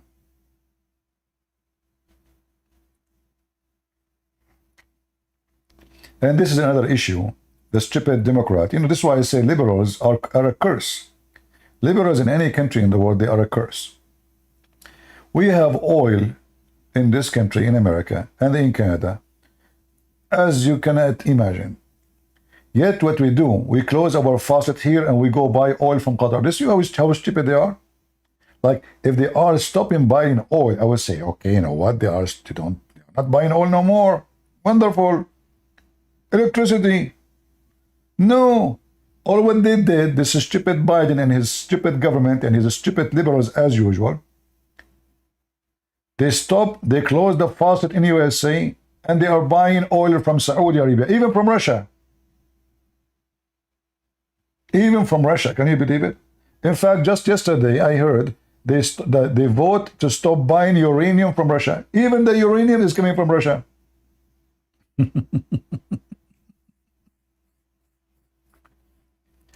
So, in this country, we have a major stupid monkey party. It's called Democrat. This is what happened when you give the hippies the keys of your house. What a hippie will do in your house? He will start putting, you know, those, what they call them? The necklace with the, what they call them? Those things. Excuse my English, is not helping me. They will stop decorating the house with balloons and, you know, fictions. Their life is fictions. So tomorrow we will drive electric cars. Look, electric cars in the street. That's it, tomorrow. Nobody can afford the cars. The cars are not even functioning, especially in cities they have cold. When you have this system ready, stop using oil, no problem, but you don't have it ready. Liberals are monkeys. They are the kind who dream about a banana, but they don't have the banana. And they dream that they will have a banana without planting a banana tree.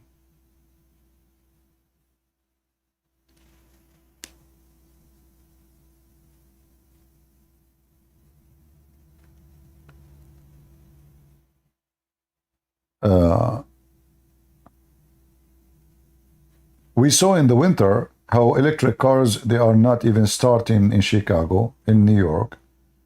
The charge take forever. You can't even charge it because the battery, when the temperature goes so down, so you don't have a ready system for that yet. I believe the system will be ready one day, you know, and I support that. But until that's ready, then you stop digging for oil and using your oil in your country.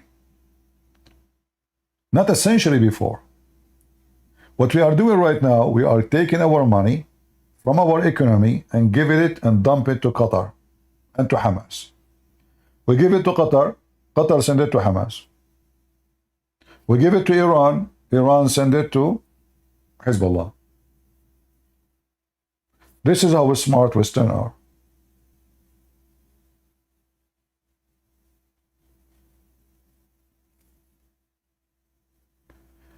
You have a question regarding the prophecy of the end of the time? My friend, I am not a specialist in prophecies of end of time because I want to tell you something. It might make you be upset. We have a kind of illness.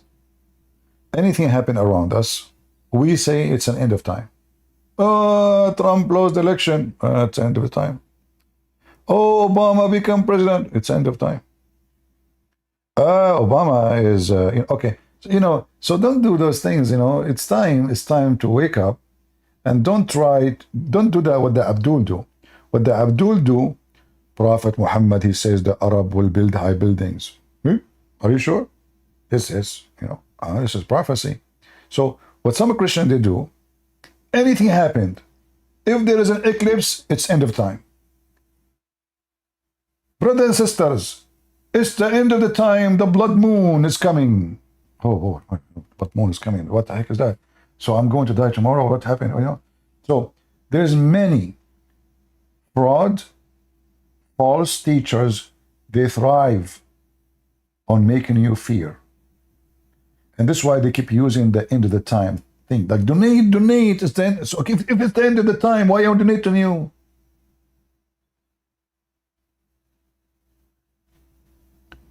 If it's the end of the time, why you are collecting donation? What you would do with the money?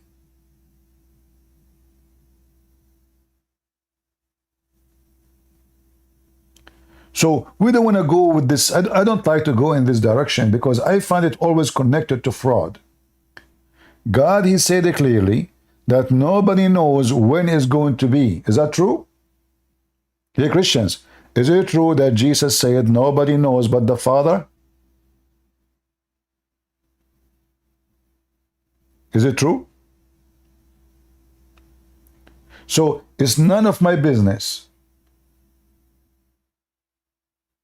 Because first, nobody knows. Even if you have tons of prophecy in the Bible, still the Bible says it clearly, nobody knows but the Father. Not even the Son. So don't waste your time. Focus on something you should do today. When the day of judgment comes, you are ready. It doesn't matter if it's now, tomorrow, next year, next century. No problem. I'm a Christian. I follow Christ. When the Lord comes, I'm waiting. I'm here. So don't waste your energy about looking when it's going to happen. That is God's business, none your business.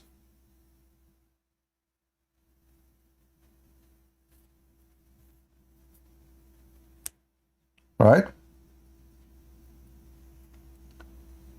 In fact, right away, when I see somebody as a priest, he start talking about end of the time, especially if he's saying now. I look down at him. I see him suspicious as a fraud. In the best scenario, he's a fool.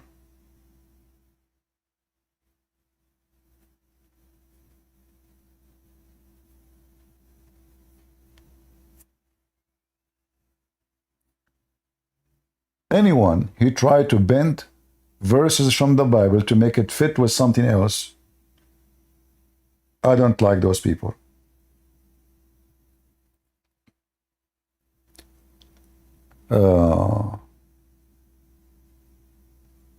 Like, you know, once a guy, I don't know if anyone remember, a guy, he called me and he claimed that he is a minister in a church, and he was confirming to me the date. He told me the date when the judgment day is going to happen. So I told him, you know what, you really believe in this? He said, yes. I said, okay, you know what? I want you to go right now and donate all your money to me. I mean, it's day of judgment. What do you want to do? You pay for gas? Just give me your money. Do you have a car? I have an old car. Give it to me. Do you have a house? Okay, you know, I don't have a house at that time. Give it to me. He said, no, it's not like that. I said, the day of judgment, you are telling people that don't look for money, don't care for money, but you yourself is the last one to give his money.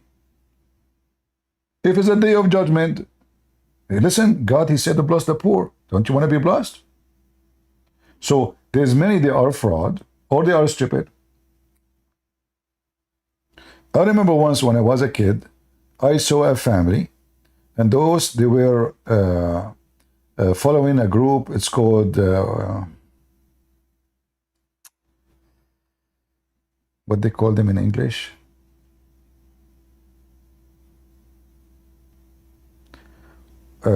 What is the sect of this guy? He was a big officer in the army, and he wanted to go for election. What is his sect? Anyone remember? He's an African American. No, no, not Jehovah's Witnesses. Man, I can't even remember.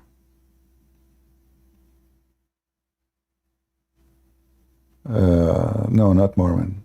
Not Latter Day. Not Baptist. No, no.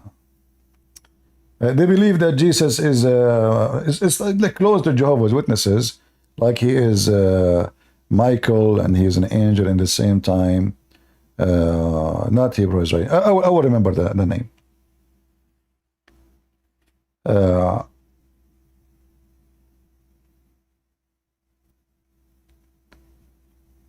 No, no, no. All the names you are giving me is not them. Okay, hold on. Let me try to remember.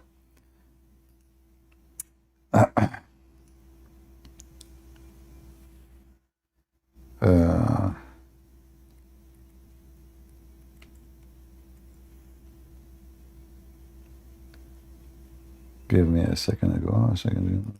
Find it.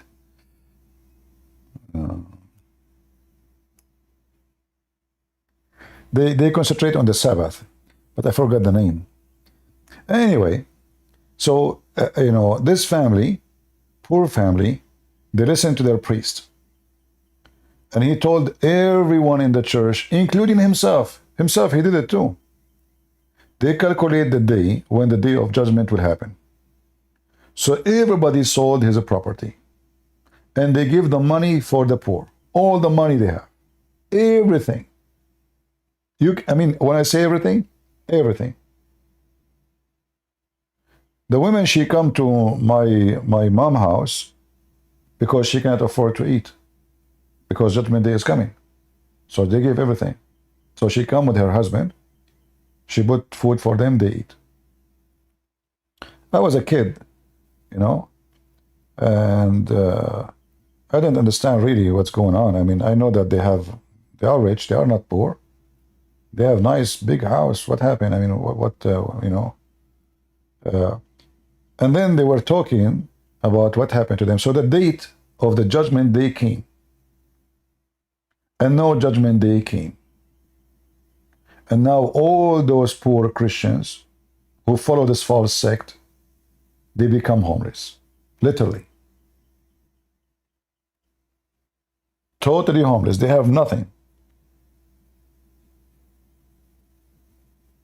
They gave out what they made during their lifetime and what they inherited from their parents and their parents and their parents. So you have to be vigilant, otherwise there is somebody will fool you and use God's name to destroy you.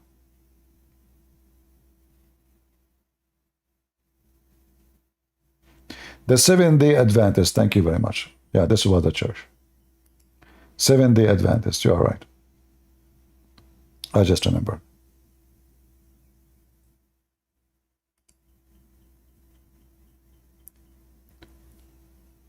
So we have enough of those people who use prophecy, which is, yes, the words is written in the Bible, yes, true, but they use it and they bend the phrases and the words to make it fit with certain day, certain time, certain person.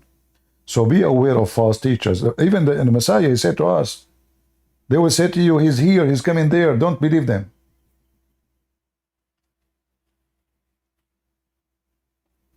Right? Anyway, so stay away from those ideas and those people who promote too much the day of judgment, for this is God's business. We believe in it. Yes, it's going to happen. But it's not for me to know. It's not for you to know. The Bible says so. It's going to happen when it's time. So when a priest, he says to you, it's happening tomorrow, he is making up a lie. For the Bible is so clear. Even the Son, he says, I do not. Only the Father. It's only the Father will announce it and will be the day he chooses.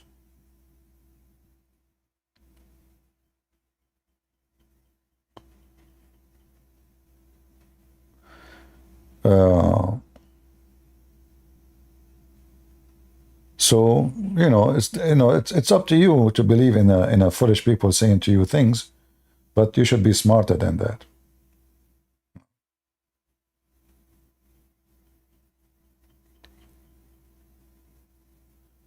Be aware of false teachers. All false teachers, they share one thing. They want their own glory. They want their money, your money. And usually they go into sex. Sex, money, power. So give them money. You are blessed. You know? Look like if you don't give them money, you aren't blessed. You know, like that's it. The blessing is coming from them. I'm not saying to you not to donate for poor and no, but be careful. You know, when you see a minister of a church, he have a massive, you know, house, villas, cars, spend vacations here and there, living a luxury life. Well, shouldn't he be the first one to give his money to the poor? He's a priest. He's not like just like you. Maybe you are a Christian. Maybe you, okay, I support from time to time, but you are living your average life. You are not devoting your life to Christ. He claimed to be a person who devote. He claimed to be like a monk. But he is not living the life of a monk.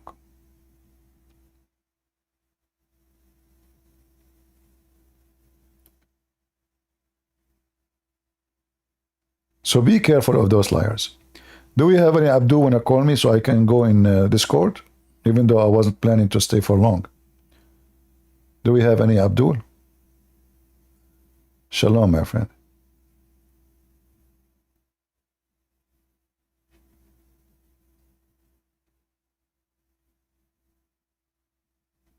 Any Abdul?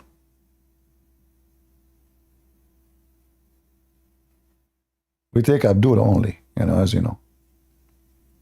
By the way, in case I did not mention that, can you believe it that I received donation from Muslims? From time to time, I receive an email from someone saying to me, I'm a Muslim. So, okay. And I look, he's donating. He's donating like for the last 3-4 months. Like, you know, $3, $4, you know. But, I mean, still. So I say, how can I help you?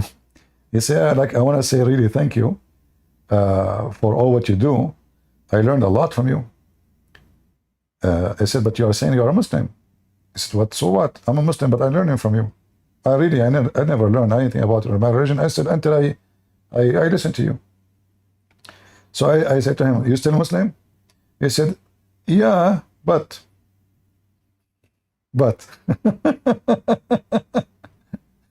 Anyway, so I don't want to say, so like, he said, so you decide to leave Islam now? He said, no, but we will see, you know. But yes, he's a Muslim, he's donating to me. A Muslim. Yeah. So, when somebody, he is being honest with himself, he see what is the truth. And this guy, obviously, he saw, okay, well, by supporting this guy, I'm supporting somebody is teaching me something good. I learned his religion, my religion from him. He told me everything I heard from you, I never heard before. Nobody told me those things. And he's born of a Muslim family. In fact, all the Muslims who come here, like, you know, the guy we have yesterday, everything I say to him, like, what, where, huh?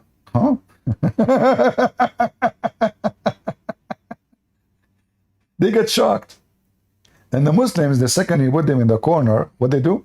You worship a human. Just a Christian prince, you worship a human. Answer. So you worship a human, huh? You worship a human. So now the Muslim, he thought, okay, now if I need to change the topic, let us talk about the Christians worshiping a human. So he thought if he jumped to that topic, he can escape the embarrassment of his prophet about the sun going in a muddy water. So we switched to that topic. And suddenly he don't want to talk about it no more. Suddenly Jesus, he raised people from death, even if they died thousands of years ago. Yet he's a human. So when I said to him, so did Jesus rise the sons of Noah, you know, thousands of years ago? He commanded them who died thousands of years ago. He commanded them to come from the dust, and the dust become together a body of a man, become a flesh, and then he spoke. You say, where it says that? Nowhere. Nowhere, nowhere. Show me, show me.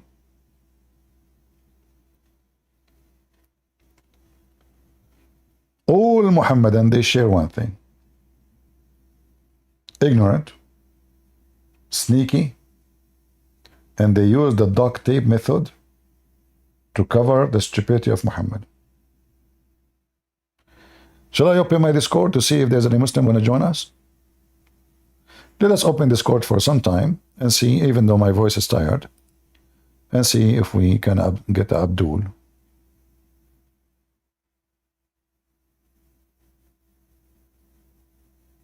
Or maybe I go and come back later. I don't know. What do you think, guys?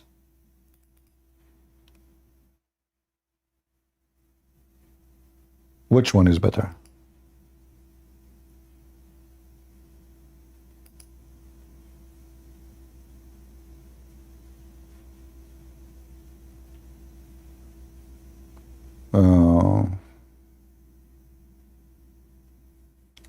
Okay, if there is anyone in the chat, you want to, to get me busted, I will open Discord just for a little time.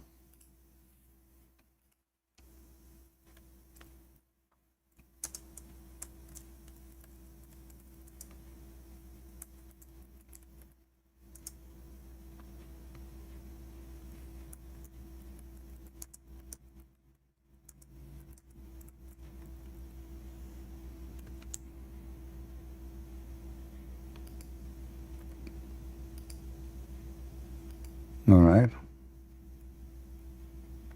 Just a short, maybe we can get some Abdul.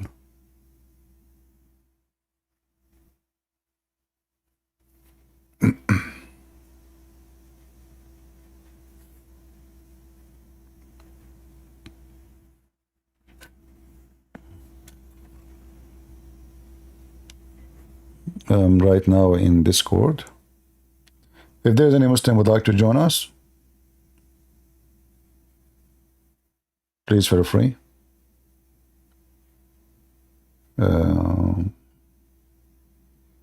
Let us see.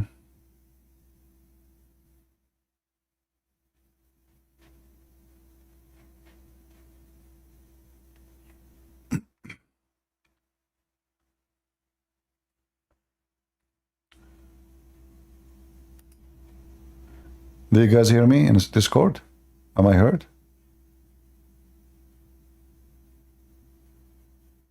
You hear me? Okay, good. All right. If there's any Muslim would like to join the stage, please feel free. Any Muslim from Ramble or from YouTube would like to join us and, let us have a little conversation. I like your prophet, honestly. Very honestly. This is why I talk about him every day. What do you think? If there is other proof to you more than this? I like your Prophet Muhammad so much to the point I speak about him every day. I mean, even your parents don't speak about them every day, don't you? I mean, no. So I speak about Muhammad every day. So you can imagine how much I like him. So who's a Muslim would like to join us and tell us, about the one I like most?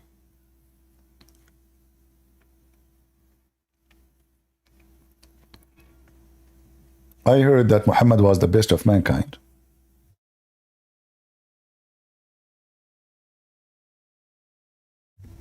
And there is many ways to prove it, Anyone would like to join us?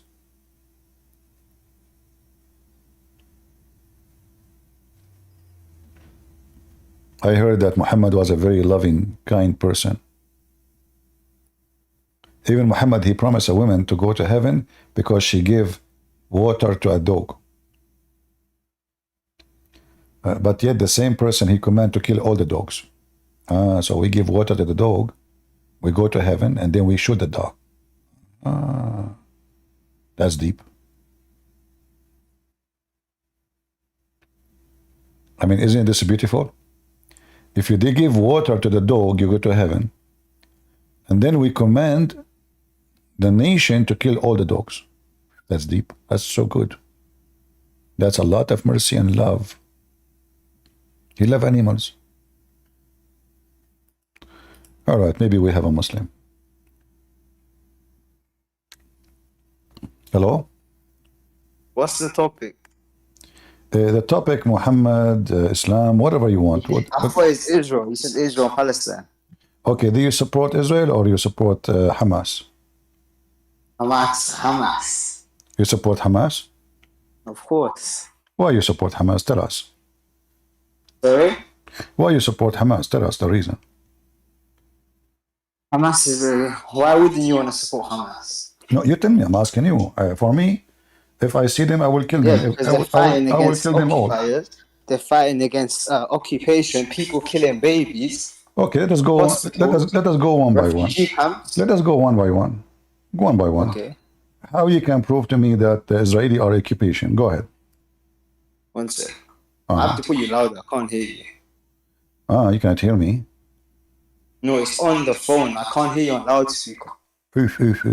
It's through the phone. One sec. Okay. It's like a phone call, but yeah, go you say. Okay. So how you can prove to me that the Israeli are occupation? Go ahead. There's many videos from there. What do you mean? How? There's many videos coming out. You trying to say they're CGI or they're fake? Who? I said people have phones, right? Where whatever country you're in, I'm talking to you from there. So likewise, they have phones. They post videos. And I've even spoke to some people from there myself. I don't understand. I'm saying to you, prove to me that they are occupation. You say to me they have phones. Okay, go. I said yeah, exactly. You said prove to me the occupation. They submit evidence by how from their phones. You are saying you have a friends who they are occupying the land and they are Muslims and they are giving you videos. Is that correct? You just added your own words, your own English interpretation. Well, I'm asking you, my friend, why you don't give me the answer? What is the proof? Okay, evidence. Go on to X right now. Go on to X right now. Twitter. Go on to Twitter. Go on to hashtag and write anything. Gaza, Holocaust, I'm a person of knowledge, not TikTok. This is for kids. You are just a kid. You are talking like a kid. I talk about you. Say to you. Do you not take evidence from so they take actual evidence. They take actual videos and they submit it to X. Do we not count that as evidence? They are taking actual video of what? Of the Israeli. Okay, so wait. If that's the logic. Hold on. I'm asking you. I'm asking you. You guys made according to cartoon video. Okay. Al-Shifa is a center of Hamas. If I am in charge of the Israeli, I will burn the whole hospital. Now. Okay, let's talk about. Hold on, potato. Listen. I ask you a question. You see, you are trying to change the topic. I'm asking you. Okay, what is the proof that Israeli are occupation? Okay, you bombed up refugees. You killed humanitarian aid workers. You killed. Did you say? Okay, hold on. Did you say refugee? Did you say refugee? Did you say? You know, we cannot talk like this. I keep asking you for proof. You say to me they kill refugee. Okay, I'll give you proof. Let us talk one by one. What is the proof that the Israeli isn't this is their land? This is the land of the Jews? Okay, wait. Okay, one sec. You said turn food and water off, yes or no? They said that, yes or no? What? They said they're gonna turn the food and water off, yes or no? They will tie what? They were turning it on and off, yeah. They said that, right? Who? Israel said they're gonna turn the food and water off to kids, right? And kids. They will take the food. Children, right? You see, you are just a potato. I ask you. Is the nation of Israel? The Israeli doesn't matter what the Israeli do to you. You deserve more because you did that to them. You're Muhammad. Listen, potato. You're Muhammad. Shut up. You're Muhammad. He took the land of the Jews in the city of Medina. Isn't it true that the city of Medina, where your filthy prophet grave, is the land of the Jews? Yes or no? Bro, you're gonna give yourself a heart attack. Calm down. Listen, calm down. Is it true? Yes, we are talking about Israel and Palestine. See, now you don't want to admit that the one who do genocide is the Muslims against the Jews. This is the city. This is the land of the Jews. Look what it is. It's in the heart of Saudi Arabia. This is the city. This is the city of the Jews. Can you deny that? That this is the city of the Jews in the heart of Saudi Arabia? Yes or no? Say that again. You're spitting in your mic. I can feel it from here. Okay, I will speak like Zakir Naik so you can understand. بدأ تتر I say What that this war is is the city that? of Medina, the city of What did you Medina, say? the city of the dude and the Prophet Look, Muhammad, that's he the killed them all. devil. Look, Do you what did understand you now? do? Now answer, Look, potato, Mr. Spit, Mr. Spit. Is it true that brother, this you're is 50 years old and is you're it doing this. true that this is the land of the Jews and your prophet you took it from them? Okay, no. This ain't the land of the Jews. What do you mean? City of Medina is the land of the Who Jews. was before? The land of Canaan was there, right? In Medina there's Canaan. Wait, but there was Canaan. You're saying Israel. Look at this guy. What's this guy on Hold on, about? hold on, He hold tried on. changing the Okay. subject. What was before? What was Okay, hold on, before hold on, Judea? hold What was on. before Judea? What the Canaan have to do? What the Canaan have to do with those people, the Okay, you Arab? said that it's Is Israel's land, Canaan right? the You said Arab? it's Israel's land, right? You Let said me. it's Israel's land, I right? will make it simple for you. Okay, that means America is the Indians. According. America is the Indians, Potato. According right? Is America the Indians, right? Or no? according to Islam. But you have no Is logic. the- You're like zero IQ. You see, you don't want to answer. You keep talking because you're afraid. Because you're below me. You're way below me. You According to have your no religion, knowledge. You just talk, you just shout like a dog. according to your religion, is the land of the Jews or the land of the Palestinians? The mic is yours. Bro, okay, wait. Who are the Philistines to you? Tell me. Who I'm are asking you, according to your God. Because have you checked You the see, DNA? They're not the same according to your Palestinians. God, I was going to bring a witness. His name, You don't even know basic knowledge. name is Muhammad. According to your God, is the land of the Jews or the land of the Palestinians, the Arab? Okay, so wait, you're talking about Israel, Palestine. Now you're going on to religion. Then you're asking me, is this Israel? Now you're asking me about Muhammad. No. How many questions are you asking? This is the question I asked you from the beginning. This is the land of the who? The land of the Jews or the land of the Arab? You gave me a false answer. You start talking about refugee and camp and killing. So I'm asking you, this land, according to Islam, is the land of who? I don't even know what he's saying. Okay, chapter 5, verse number 21 in the Quran, as long as you are trying to avoid it, it says that Allah assigned the land to the Jews. Okay, wait, say that again. Your mic is inside your mouth. I can't hear you. Chapter 5, verse number 21, it says Allah, He gave the land to the Jews. Not only Wait, that. one more time. Say it one more time. What? Say it one more time. Chapter 5, verse number 21, says Allah, He gave the land to the Jews. Yeah, so you repeated it 3 times. You'll do what you're told. Now we're going to go back to the Israel and Palestine conversation, which you originally were. You understand? So are you condemning? Can you condemn with me? Can you condemn with me? Can you condemn with me your God, your filthy God? He is commanding the Israeli. Do you dare to command your filthy prophet to condemn him? And I say, I spit on you, Muhammad, because you command the Jews to kill the Palestinians. Now he's upset. We were upset. We woke up the devil. I am not upset. I'm happy. I just showed you the proof from your book. We woke up Yahweh. Saying, we woke you up see, Yahweh. now you don't want to read it because your book confirmed. Your we book. Woke up the Canaanite God. Just shut up, you coward. You have nothing to say. Either you read it or not. Isn't it true? Your God says this is the land of the Jews. No, Yahweh is a Canaanite God. We don't even have to go there. Relax. You don't have to go there because it's embarrassing. Let me tell you, they are shooting the camps. They are shooting the children. They are shooting. You kill their children. The Jews, they never rape an Arab woman. The Jews, they never kidnap a child. It is you who is the rapist. Even dogs, you kidnap them, you son of Muta. I mean, they have a dogs hostages. Can you believe it? They kidnap Israeli dogs. And they ask families to pay a ransom to free them. Can you believe it?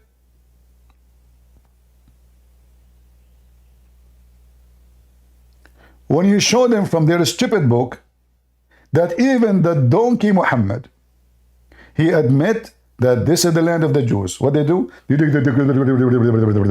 changing topic. You know, we have video. They did a video on TikTok. Yeah, we saw videos, yeah. Coward liar. You kill them, you rape them, you steal their land, and now you play victim. We know you. Scumbag like your prophet. And then when I bring you a witness, his name is Muhammad, and a dog, his name is Allah. And I say, well, if this is not their land, why Allah is saying this is the land of the Jews? You don't dare to answer. Because it's embarrassing. It's an embarrassment to be a Muslim. It's an embarrassment to be you, to be human. Are you human? Prove it. Those who goes after kids and rape them, those who want to fight a nation by kidnapping kids and women, old men and women, 90 years old, they are not human. They want a nice treatment, but they treat you like garbage. They rape your women, they kidnap your children, and then they put tears in their eyes. We are crying. Look what they did to us. In fact, I am so upset from Israel, because until now, they did not do not even 1% of what you deserve. I accuse the Israeli government to be a bunch of cowards. You don't want me, trust me, to be there, because I will give you what you deserve. Mohammed Hashim. Go ahead, Hashim.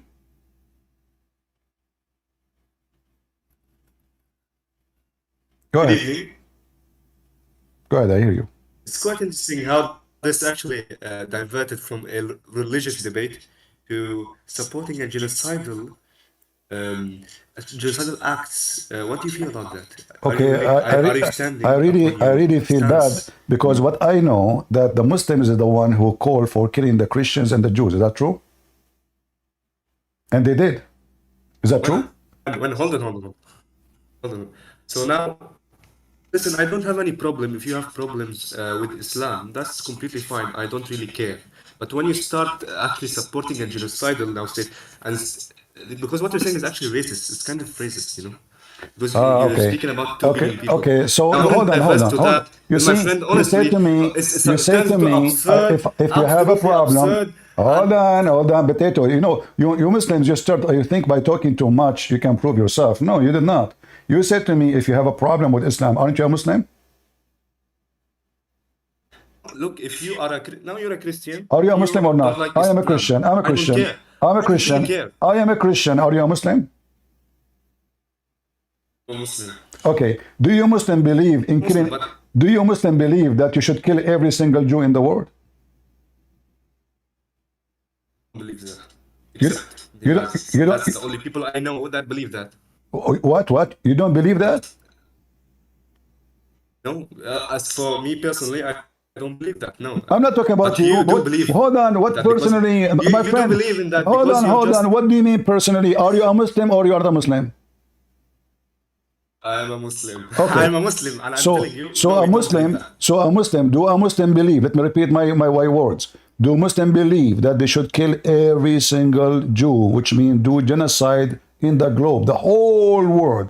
They have to kill every single Jew, yes or not? You said you are against genocide, but you are following a religion, believe in killing every single Jew, and you did that already. So I'm asking you, do you Muslim believe in killing every single Jew in the world, yes or no?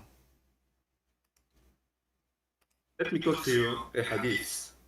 So what, guys? I will quote for him, but his prophet said, look like his prophet is a Jew too. He's a prophet. He's working for the propaganda of the Jews. He's a Zionist. You will quote for me a hadith, but this is what the prophet command you.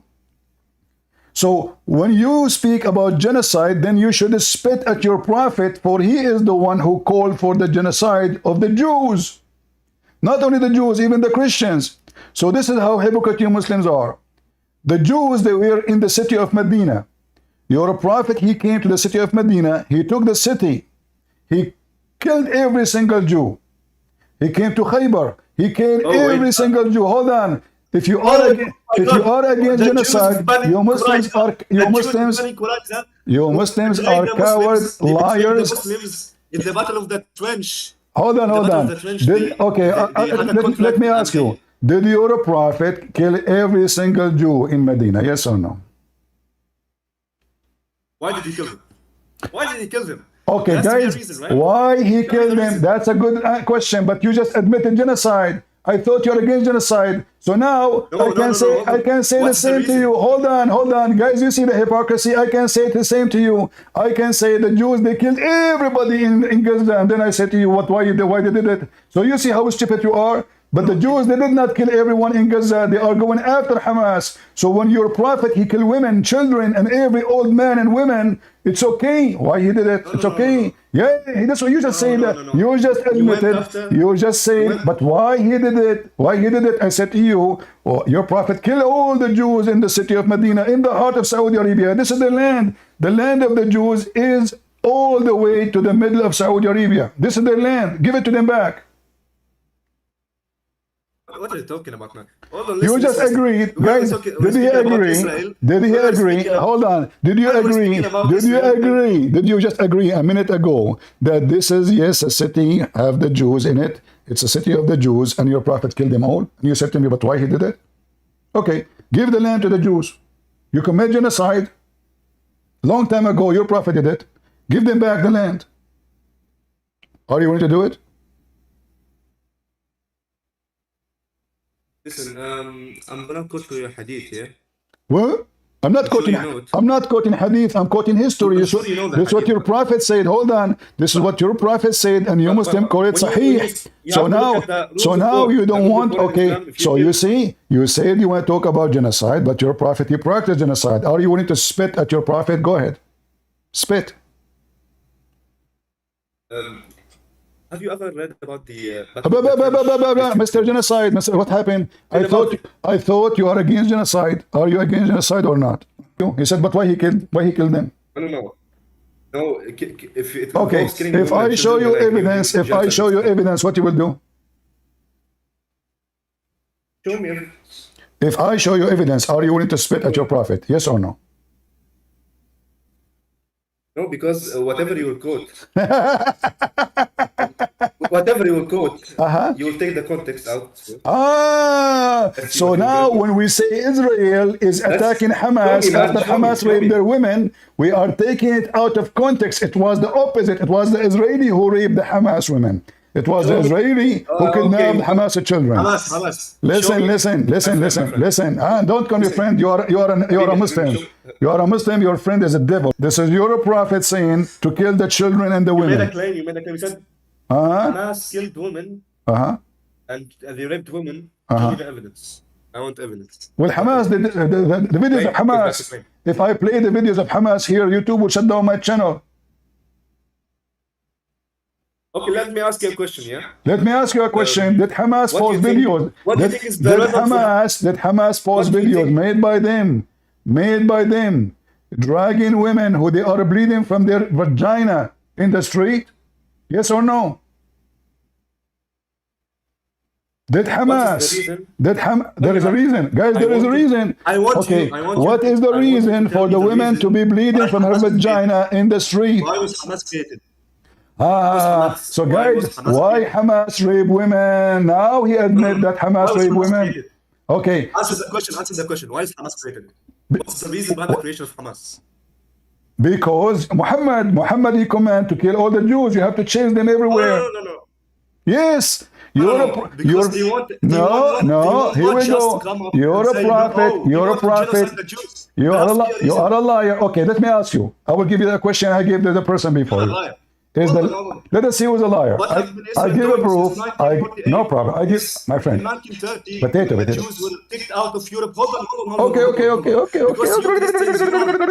Multiple massacres against the Jews. Okay. And the Jews have fled in the Muslim countries, and you're speaking about genocide. You're a hypocrite. Okay, but you guys, the Jews, they came to the Muslims asking for protection. You see what they do? They talk like a radio station because they have no proof. Listen, what you say, all of it is shish kebab. Why? I have a proof in front of you. Your prophet committed genocide. He killed the Jews. And the top of that, I'm asking you right now: is the land of Israel the land of the Jews or the land of Hamas? The land of Israel is not before the year 1948. The Jews, the Muslims, the Christians were living in peace and harmony. This is not the question. This is not the question. This is not the question. Abdul, this is not the question. You see the coward, they will not answer. Let me repeat the question. I'm losing my voice. Potato. Listen, the land of the Jews, where is the land of the Jews? There's a nation, they are Jews. Where is their land? It's a well-established fact that the Jews and the Christians and the Muslims I don't care before the about year the Christian 1948 now. were living in Abdul, harmony. listen. Let You are a alone- coward. You are a let alone- coward. You are trying to let alone- avoid the question, the answer. Where is the land of the No, Jews? no, no, no. Where is the land of the All Jews? the British people, Where is the for the land of the British, Jews? Okay, for the Abdul. Zionists, for the Abdul. Zionists, the British. Okay, is it true? No. Is it true that your God Allah He command the Jews to kill the Palestinians? Yes or no? Is it true that your God Allah He command the Jews to kill the Palestinians? Yes or no? No. No? No, hold on, but listen. No. Say yes to me, yes or no. Did Allah command? You see, guys, they won't have an answer. You know, this is how coward they are. They knew they would get busted. Did your God Allah command the Jews to kill every single Palestinian? Yes or no? Random. Well, as far because look, you believe that the Bible is true. So Abdul, if I'm you not look at the asking book you of about the Samuel, Bible. Listen, shut look at up. the book of Samuel, Shut we up, know that potato. the I'm God of the asking Bible, you, the God of the potato, Bible tells potato, Moses to kill women and children and infants, potato. and kill oxen All of and sheep. them are So as far as for the scumbags Bible, like their prophet. All of them scumbags. They don't dare to answer the question. Where is the land of the Jews? The Christian and the Muslim, they live in harmony. False. They never live in harmony. You Muslim, you treated us like dogs. You're a prophet, he says, when you see a Christian or a Jew in the street, force him to walk in the sewage.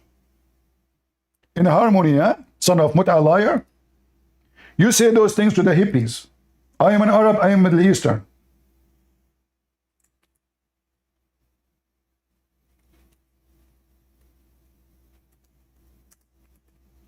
In harmony, they say to you.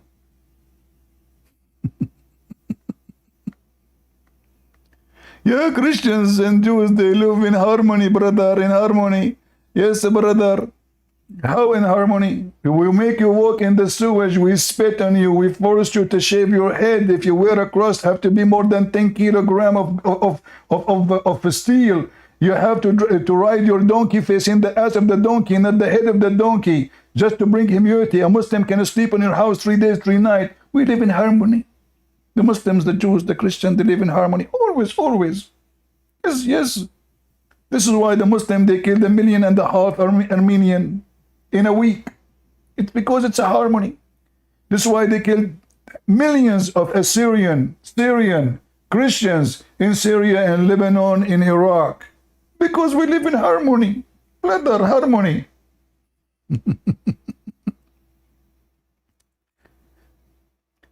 When you force them into the proofs, they start speaking so fast. They will not answer.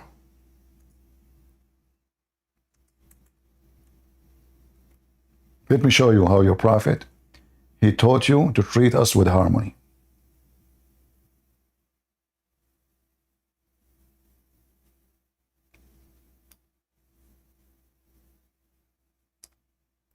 You want to see the harmony? Look at this harmony. Scumbag Muslims, liars.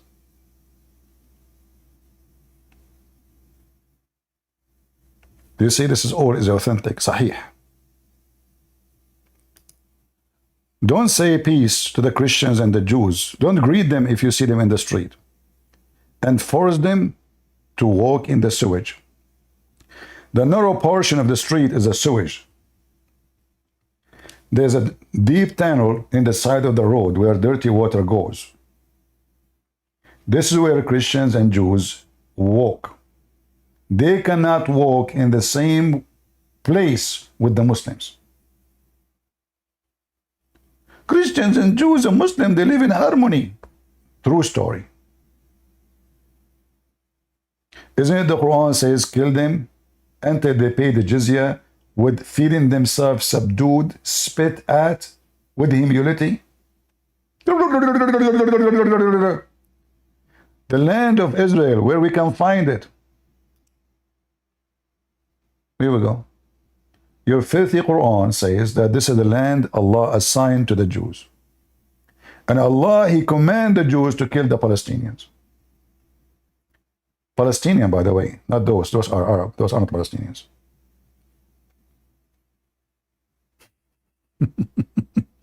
This is according to your book. Allah assigned the land of Israel to the Jews.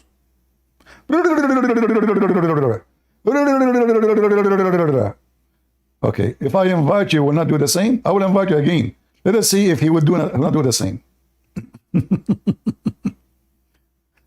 So listen, let us speak like a dog. Did your God give the land to the Jews? Yes or no? I don't hear you. What did you quote exactly? I didn't see. Chapter 5, verse number 21 in the Quran. I'm gonna fix my.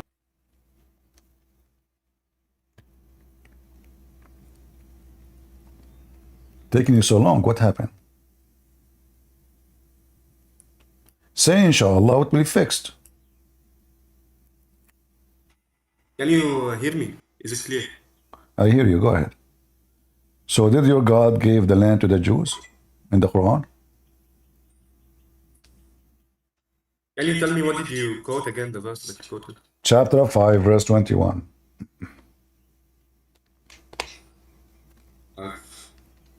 You can read 10 verses before it, 10 verses after, it doesn't matter.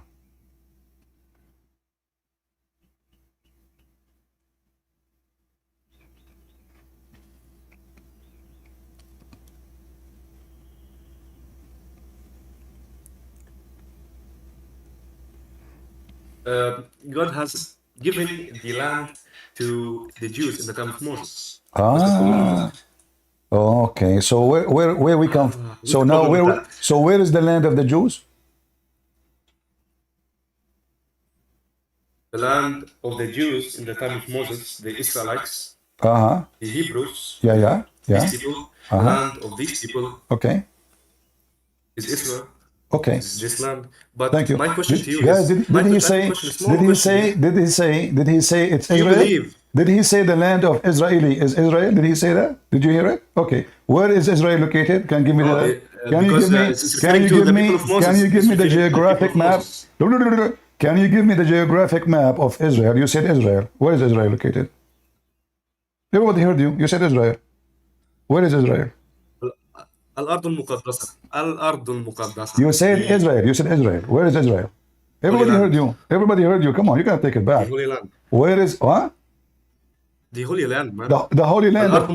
This is the Holy Land. This is the Holy. Why it's called the Holy Land? Because it has Beit al-Maqdis. Who is the one who built this house? Beit al-Maqdis. That's irrelevant. Who is the one who built the Aqsa Mosque? Is it true? Is it true? This is the temple of the Jews, and you Muslim, you stole it? Yes or no? Who is the one who built? Who is the one? Who is the one who built that temple? The Muslims conquer. Who is the one who built it? Who is the one who built the temple? Who is the one? Okay. No, you did not lose me. What's your problem? No. Listen. Who is the one who built the temple? Who is the one? I have a question, man. Who is the one who built the temple? Come on, give me the name. I have a question. It's a No very problem. simple No question. problem. You can have a question. No problem. Listen. Who is the one who built the temple in that land? You said it's a holy land. Why it's holy land? Why? The Jews. Why it's called holy? Why it's called holy land? Why it's called holy land? But when the Muslims invaded, but don't butt me. Don't butt me. No, you cannot escape. You cannot escape. Who is the one who built the? Why it's called holy land? Give me the name, reason. Why it's called holy land? What is holy in it? Temples. Temple of who? The first temple, the second temple, the third Temple of who? Temple of who? Temple of who? Temple of who? Temple of who? Temple of who? Look, I know the point that you are making. No, I'm showing. You see, I'm making point. Thank you. I'm showing evidence that this is the land of the Jews. I know the point. No, you don't. No. You are trying to deny it. So why you don't give them? Why you don't give them their land? Why you don't give the Jews their land and leave? You Arab came there. Ladies and gentlemen, listen. Christian, I have a question to you, and it's a very simple question. Why don't you want to hear the question? You Arab came there as occupation. More than 600 years after Jesus, correct? When the Muslims came to invade the Holy Land, who was in control of the Holy Land? It doesn't matter. If When I the Romans, I the take Romans aren't the Romans Christians. No, no, no, So no, you no, are no, stealing hold the on, land hold too. on, Not only the Muslims, you're also stealing the land. Still, In fact, you're the hold on. first ones who stole the land. Oh boy. You're a hypocrite. Hypocrite. So listen. So if the Christian they are occupying, Romans are those not are the Christians. Roman. The Roman they occupy my land too, even though I am a Christian. So I did not approve them. The Roman they occupy Egypt too. I did not approve them. So I'm asking you now. You occupy the land which is not yours. So why you don't give it back to the Jews? But it is with the, listen, yeah, Christian Prince. Yeah, Because when Christian. we're speaking about history now, you have to also acknowledge that your own people. You have to acknowledge, at least have the decency to acknowledge that your own people began this cycle of conquest first. Okay, no problem. Okay, I want to ask you, the cycle of context like the Roman occupying Jerusalem, is that condemned by Allah? Is that such an action condemned by Allah? So, okay, very good. So now we have guys, Christian Prince is a decent individual. I'm He has asking you. condemned I'm asking you. Don't play like a conquest kid. of the Don't play a Christians kid. that happened Don't first. play a kid. Listen. Do Very good. Allah. Very Do good. I Allah. respect Do you for that, Allah. Christian Prince. I respect you for that. La, potato. Do Allah condemn the Roman occupying Jerusalem? Yes or no? Allah condemns any act of transgression. Thank you, War is guys. not condemned. Did he say? Al-Qital Did he is say not Allah? He condemned. condemn it. Look, this is the Al-Qital is Quran. not You are a condemned. donkey. You are a donkey like your prophet. The Quran saying that Allah is so happy because the Roman, they took Jerusalem. Here we go. Chapter 30, verse number 1 and 2 and 3 and 4. Allah is telling the Muslim, rejoice. The Roman, they took Jerusalem. Your mic. Wait, what are you quoting? What are you quoting? The Quran, the book of the devil, the Quran. verse? Are you going to say to me it's weak? It's weak? Okay, read it. Which verse and chapter are you quoting? You idiot. I just told you. Chapter of the Roman. I can't see the. I'm not opening YouTube. Okay. Chapter of the Roman. Okay. Chapter of the Roman. Read verse number 1, 2, 3, 4, etc. Guys, did he say that Allah condemned the aggression of everybody and including the Roman taking Jerusalem? He said that, right? He said that. We heard him. Okay. Deal with it now. Hold on. That's not what I said. Listen.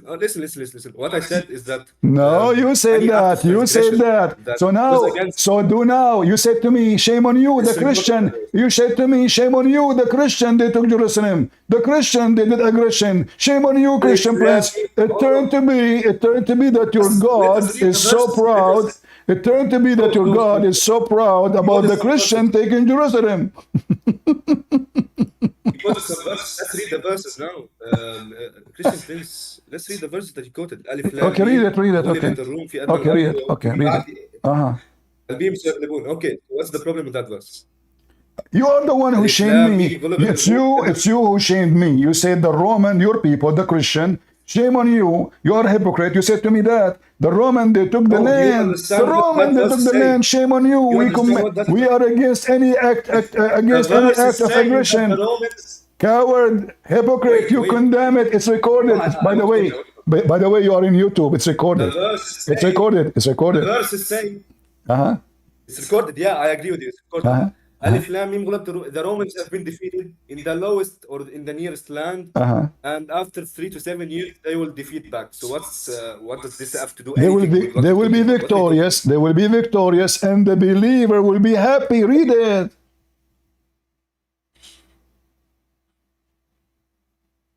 You are a monkey. Open the camera and do the monkey dance for me. You just condemn your God. Everybody heard you saying that shame on you, your people, the Roman. Your point, yeah, Christian Prince. Wait, I want to understand your point really, because I don't understand. Listen, Abdul. Okay, let me explain my point. Shut up. Let me explain my point. Okay. No, I want to understand your point. Listen, Hijab. Listen. So listen. You said to me, shame on you. This is your people, the Roman. They are the one who did the aggression. We took it from them. Okay. No, no. Why You said did the that to me. verse It's say recorded. the You said that believers to will be me. happy? You said that to Why did the me. verse say It's that? recorded. Prophecy. It's recorded. The It's Romans will recorded. be What the defeated. prophecy? It After says the the Romans will be believer will defeated, be they will rejoicing. be victorious. Okay. Why the After that, Muslim? the believers will defeat the Romans. It's a prophecy, and you're twisting it, and you're saying that, oh, Okay, hold Allah is on, happy because guys. the It's a Romans will be prophecy. victorious. First of all, this has happened. This is When not a is that? prophecy because this has happened after they defeated the Persian. But I'm asking you, why the believers will be happy the Roman is victorious? Go ahead.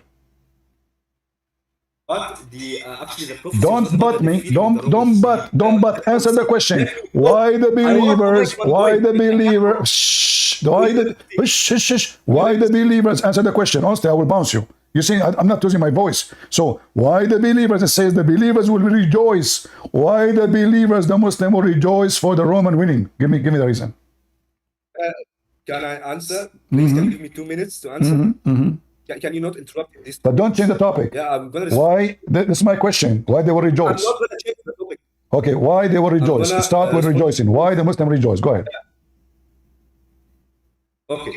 So first of all, you said that it happened after the Romans were defeated.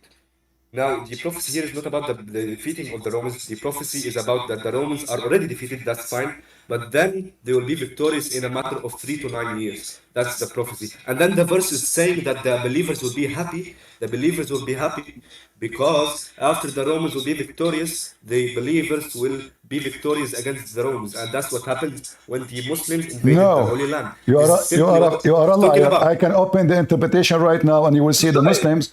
Okay. Do you want me to open? Do you want me to open the interpretation and get you busted from your own books that the Muslims are happy because the Roman are victorious, not because the Muslim they will be victorious in the Roman? Do you want me to get you busted? I can open Ibn Kathir, Al-Qurtubi, Al-Jalalain, everyone. You are a scumbag like your prophet. Secondly, this is not a prophecy. This is, hold on, this is not a prophecy. This is something, shut up. This is, you're a prophet, you're a prophet, you're a prophet. He did not give a prophet. Hey, potato, read with me, read. Look at the poo-poo in the front of your face. If this is a prophecy, you're a prophet. He made the prophecy after they being victorious. Read. On the day of the Battle of Badr, the Romans had a victory over the Persians. The believers were pleased with that. Then the following was revealed. Alif Lam Mim, the Romans have been defeated. Up to saying, thank you, my friend, you have just proven my point further. Thank you very much. Guys, so Go ahead. let's now see together how Christian Prince is actually contributing to the Islamic Dawah. Thank you very much. So Thank you. all, we have this hadith. This hadith, it was in the Battle of Badr. And by the way, speaking of the Battle of Badr, don't change topic. Don't change. You get excited. Don't change topic. Listen. Fine. Listen. Okay. So you said number one lie. You say this is a, hold on. Number one lie. You say potato. Hold on. You said this is a. You said this is a prophecy. You said this is a prophecy. The Muslim will win. Shut up. The Muslim will win between 3 to 9 years. Everybody heard you. You said that. It's a prophecy about the future. The Romans, will win in 3 to 9 years. But this prophecy been said after they won already. The mic is yours. But the prophecy is not about them being defeated, Christian Prince. No, it's about them being victorious now. They are victorious already, and this is when the verse came. Same time you said to me, the Muslims are rejoicing because later they will be, hold on, guys, did he say, this coward say, that the Muslim, they will rejoice because later the Muslim will be victorious over the Roman? No, they rejoice because the Roman became victorious. Read it. Can I just speak? Because you're just no, you cannot. You are just did the Roman win and that make the Muslims? Did the Roman win? Did the Roman win and that make the believer happy? Yes or no? No. Okay. Can I speak? No, you cannot. Get lost. No. I have no time for rats. You are a rat. Come back. You have no shame. So look what we prove from their books. Muhammad committed genocide. He killed Christians. He killed Jews. Quran command the Quran to do genocide. Command the Jews to go and kill every single Palestinian. The Jews refuse to do it. The Jews refuse. And the Quran says that because the Jews refused to do it, therefore Allah, He made the Jews forbidden to enter the Holy Land for 40 years.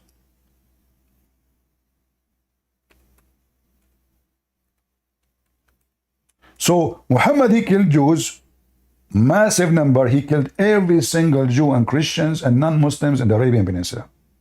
Yet those scumbags, they claim that they are against genocide. They took Syria, population of the Christians and Jews is gone. Where is the Jews in Syria? Gone. Where is the Jews in Iraq? They killed them. Where is the Jews in Saudi Arabia? They slaughtered them. And yet they claim that they are against genocide. And then there's stupid Quran saying that Allah command the Jews to kill every single Palestinian, not those Arab, those are not Palestinians.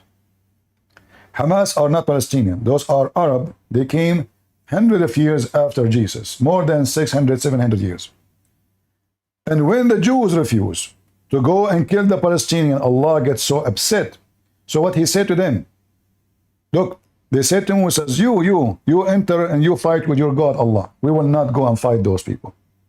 We will not. We are going to sit here. Allah, He got upset.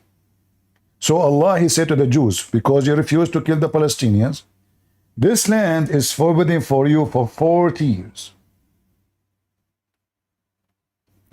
Do you see the hypocrisy of this garbage cult? Do you see how they lie? So they come to your land. Are you a Muslim, K? Alhamdulillah, I'm a Muslim, yeah. Okay, what do you think about your God commanding to genocide the Palestinians? Your mic. He didn't. But أنا عندي سؤال إن شاء الله. Can I ask you a question? Okay, no, but before you say you didn't, you have to prove it. Chapter 5, verse 21, does it say that Allah, He commanded the Jews to go and attack specifically Palestine? Chapter 5, verse 21? Yes? No, it doesn't say that at all. Okay, read it.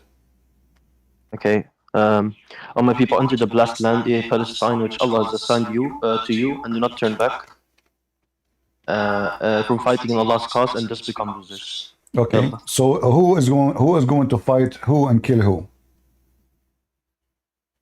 It says, "Oh my people, ya qawm." It doesn't say anything else. I know, but who is one? You are the Muslim. I'm asking you, who is fighting who? Are we watching a movie now? Who is fighting who? There's one in red and one in blue. You do not know? Okay, you do not know? You do not know. This is a Muslim. He speaks Arabic. He's an Arab. You do not know. Why are you so scared? 1 second, breathe. I'm so scared.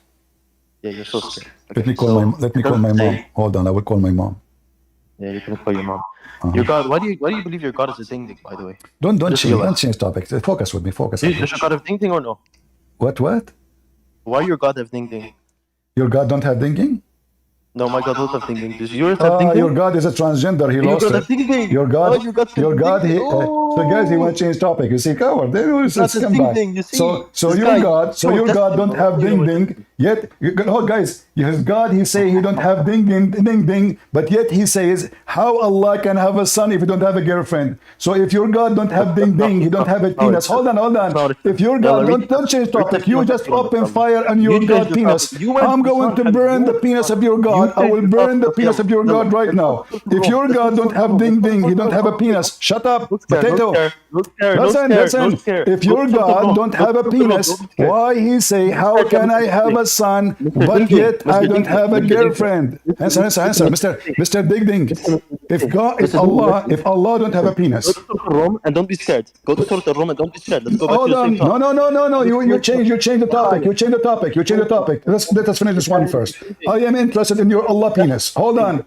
If Allah have no penis, God is ding-ding. Don't change the topic. Yes. Okay. I will go with you. Okay. So now, if Allah don't have a penis, why he is saying this is stupid verse? How I can have a son if I don't have a girlfriend? He should say, how I can have a son but I don't have a penis? The mic is yours. Why you mute yourself? I didn't mute myself. I got muted by your mods. Ya kadab. Why are you lying? Okay, talk. Yalla. Okay. So, for this verse, I already told you, read Tafsir Ibn Kathir explains it. It's because Allah. Ibn Kathir. Okay, hold on. Okay. Do you accept Ibn Kathir? Say yes. Do you accept Ibn Kathir? Say yes. I don't accept every tafsir. That's the reason. There's a reason But why you just said if we read Ibn Kathir. I mean, do you see the scumbags of this religion? Guys, he just mentioned Ibn Kathir. I said, do you accept Ibn Kathir? No, I don't accept Ibn Kathir. So why you mention Ibn Kathir?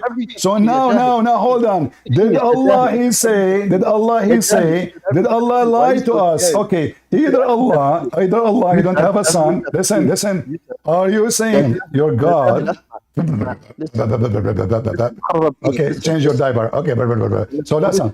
So Allah cannot have a son. Is that because Abdul, Allah cannot have a son because he don't have ding ding, or because he don't have a girlfriend? He says it's because Allah is, it's above His majesty. What above? Okay, guys, he didn't say I don't have a penis. He said I don't have a girlfriend. So your God have a penis.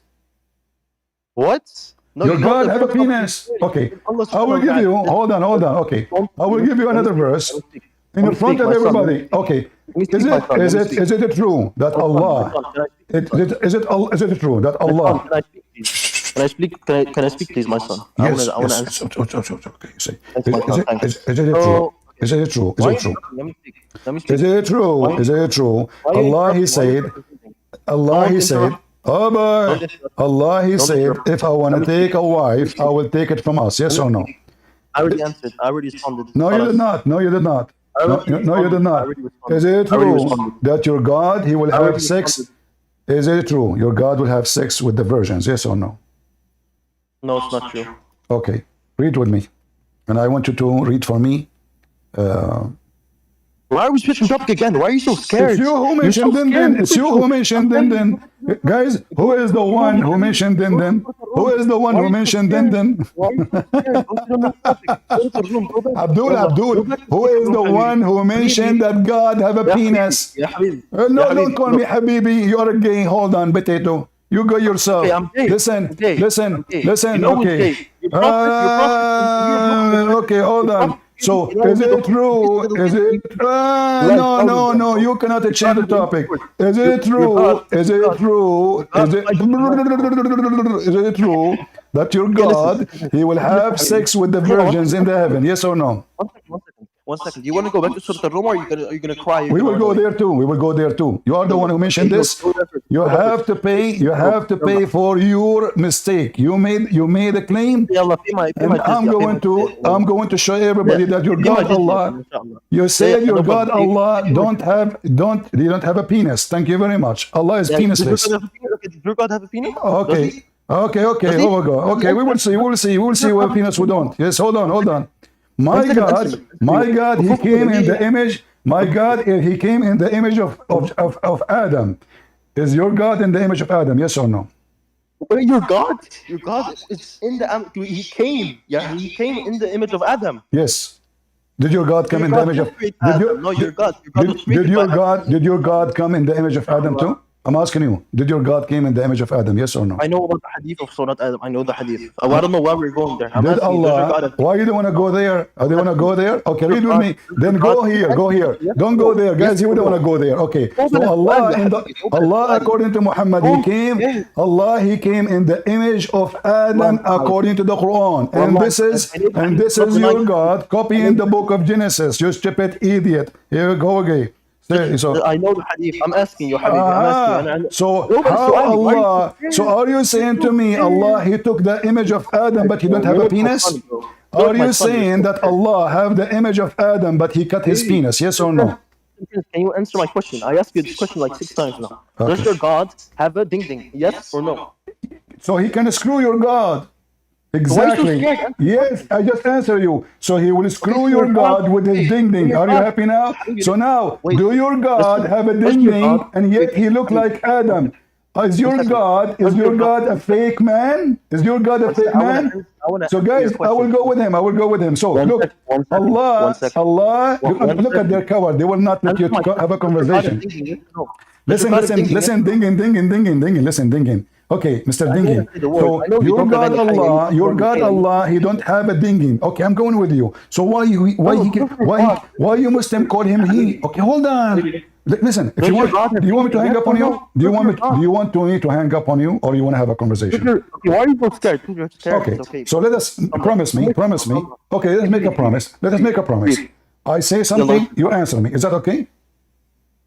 First answer my question, Talking bro. in the You haven't same even time, answered my talking in the same. It's you who changed the topic. You mentioned ding ding.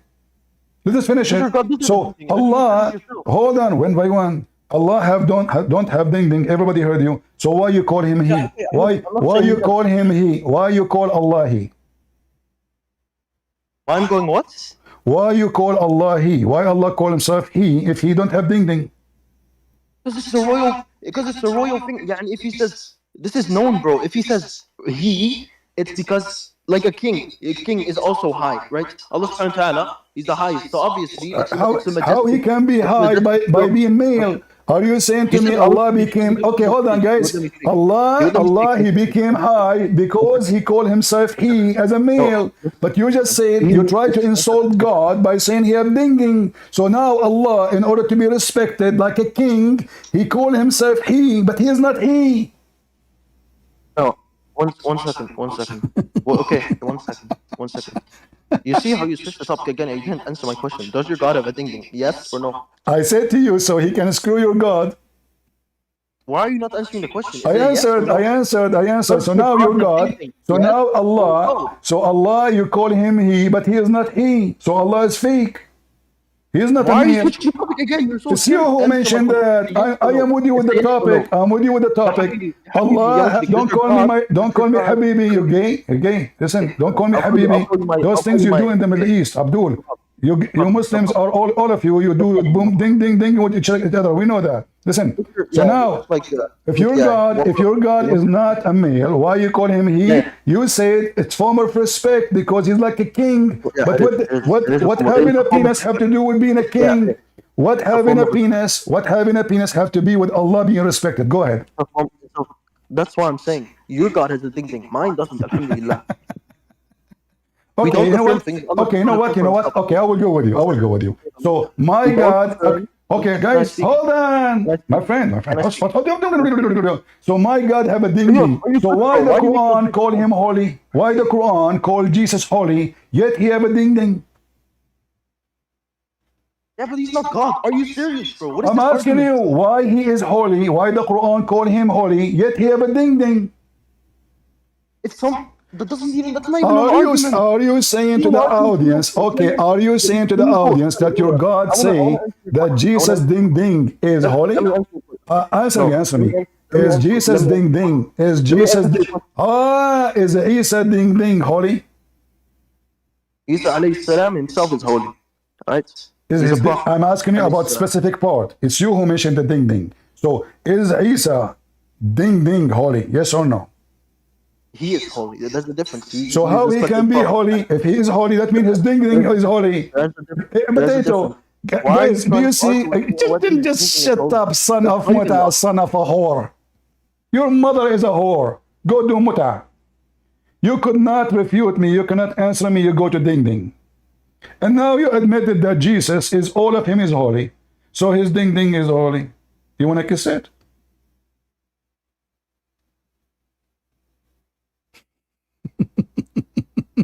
Get out of here, son of muta. If your mother was not a whore, you will not talk in such a language. And now you get what you deserve. Your God have a ding ding. Well, my God have a ding ding, but he is called holy in your book. And when I ask you, so why is holy if you have a ding ding? Because Isa is holy. Well, his ding ding is holy then. Isa is all of him. Isa is a person. Every inch of him is holy then. So either Isa is holy or is not. So if a person have a ding ding, that will not make him holy. So why the Quran call him holy? Because you are a son of muta.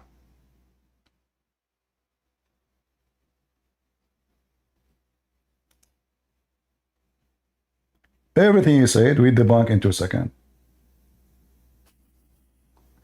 Allah command the Jews to kill the Palestinian. No answer. Muhammad killed the Palestinian. No answer. They are against genocide, but this religion of genocide. Muhammad says, I'm going to kill every single Christian and Jew in the Holy Land. Every single one of them. Muhammad said, time will come and you should kill every single Jew. If a Jew hide behind a tree, even the tree will say to you, and the rock, there's a Jew behind me, kill him. And yet they claim those sons of Muta, they are against genocide. Where's the Jews in Jerusalem? Where is the Jews in Mecca? Where is the Jews in Medina? Where is the Jews in Syria? Where is the Jews in Iraq? Where is the Jews in Egypt? Where? What happened? You are talking about genocide? If the Jews want to do genocide, they can use nukes and finish you all. They can finish all the people of Gaza in 2 seconds. The population of Gaza increased 20 times in less than 50 years. Where is the genocide? Is that how genocide works? Population increase?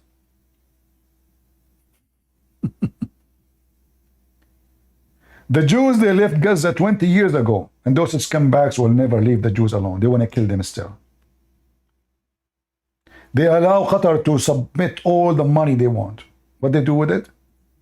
They build hospitals, and underneath of it is the command center of the terrorism.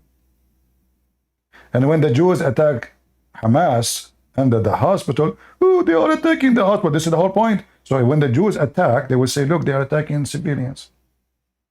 So they shoot you from behind the women. So if you shoot back, you kill a woman. And they say, see, genocide. But they go and rape women, kill women, kidnap women. It's okay. I spit on you. I spit at your God. And your God is not a man, as you said. He don't have ding-ding. He don't even have a vagina. He's an asshole. Prove me wrong. Your God, Allah, is an asshole. I don't like to use this language, but I have to use it.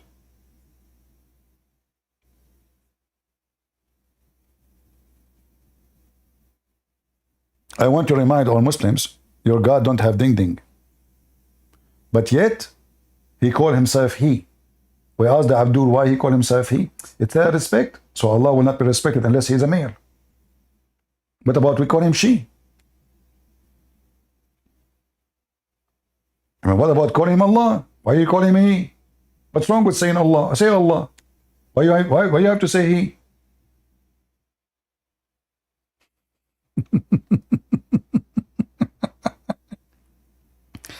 Your God don't have ding-ding. He have one shin and 2 hands in the right side. And he have a physical body. Can you deny that? Who is a Muslim willing to join the conversation? He will not shout a lot, make me lose my voice, so we can have a conversation with exchange of fire.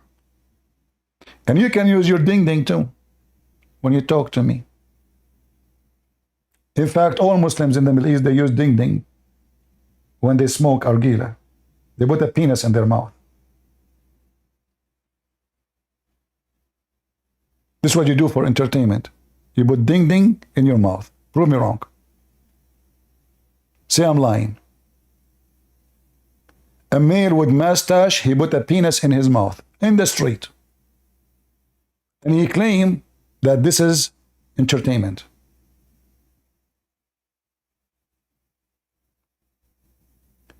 Anyone from the religion, you know what? From now on, this is what I will do to you. From now on, when I say Allah, I will say that God without ding-ding. Huh? Are you happy? Let us love together. You will wish you never mentioned this again. You would wish. Who is a Muslim who believe in the God who don't have ding-ding would like to join us? Anyone?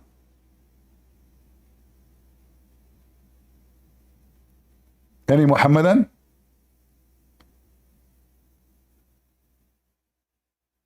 Any Abdul?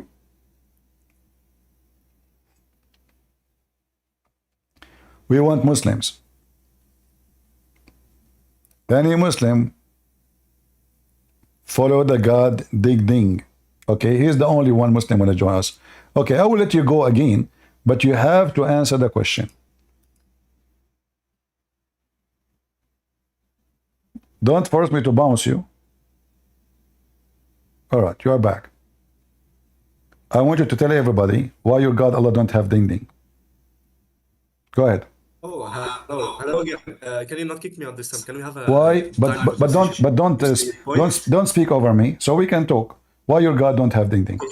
Fair enough. Fair enough. because my God is not a human. Your God is not a human? He is not a human? Yeah, he's not a human. Okay. He doesn't have a So how he have the Yeah. image of Adam if he is not a human?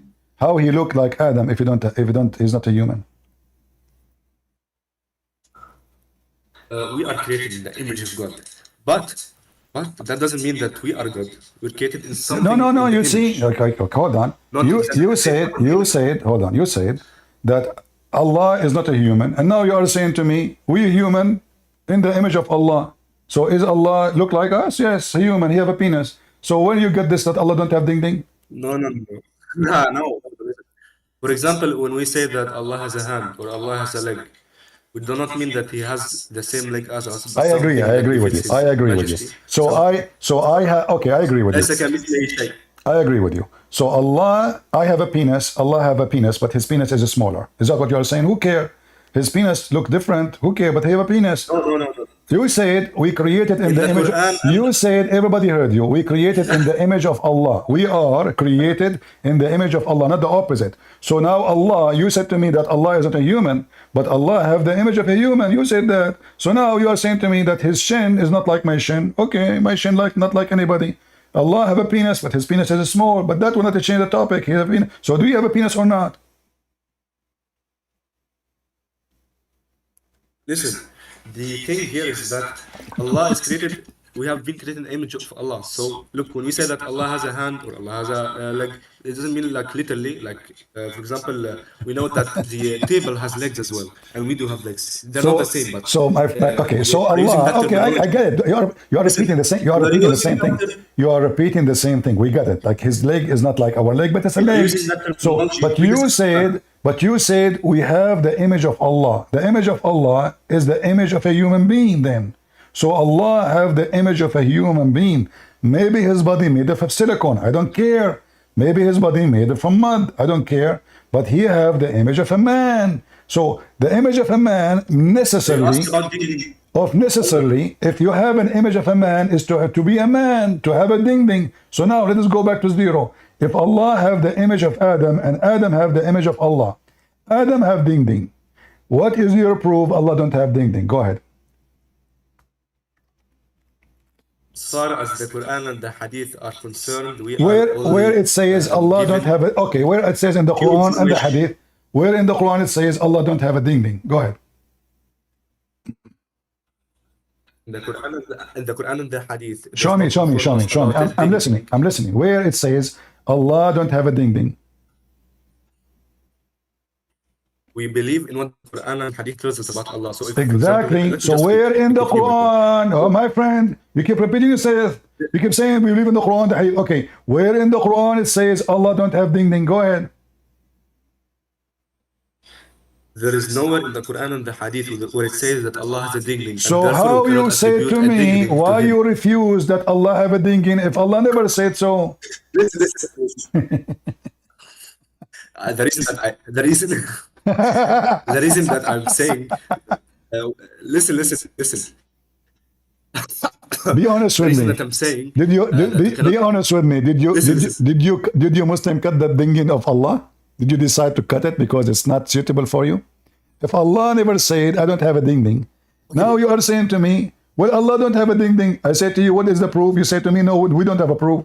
So I'm asking you now, in the front of me, and you agreed with me that we are created in the image of Allah. According to you, okay, I am created in the image of Allah, and this explains why Allah is ugly. Look at me, I'm so disgusting. So look at this.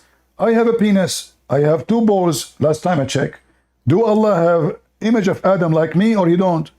Do you have one penis and two balls, or you have one penis and three balls?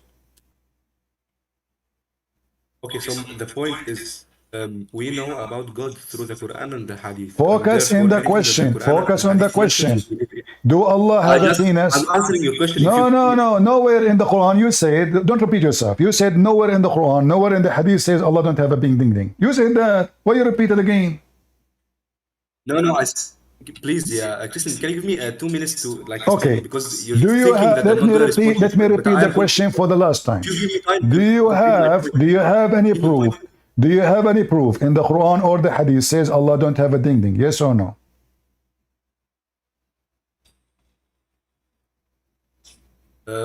Okay.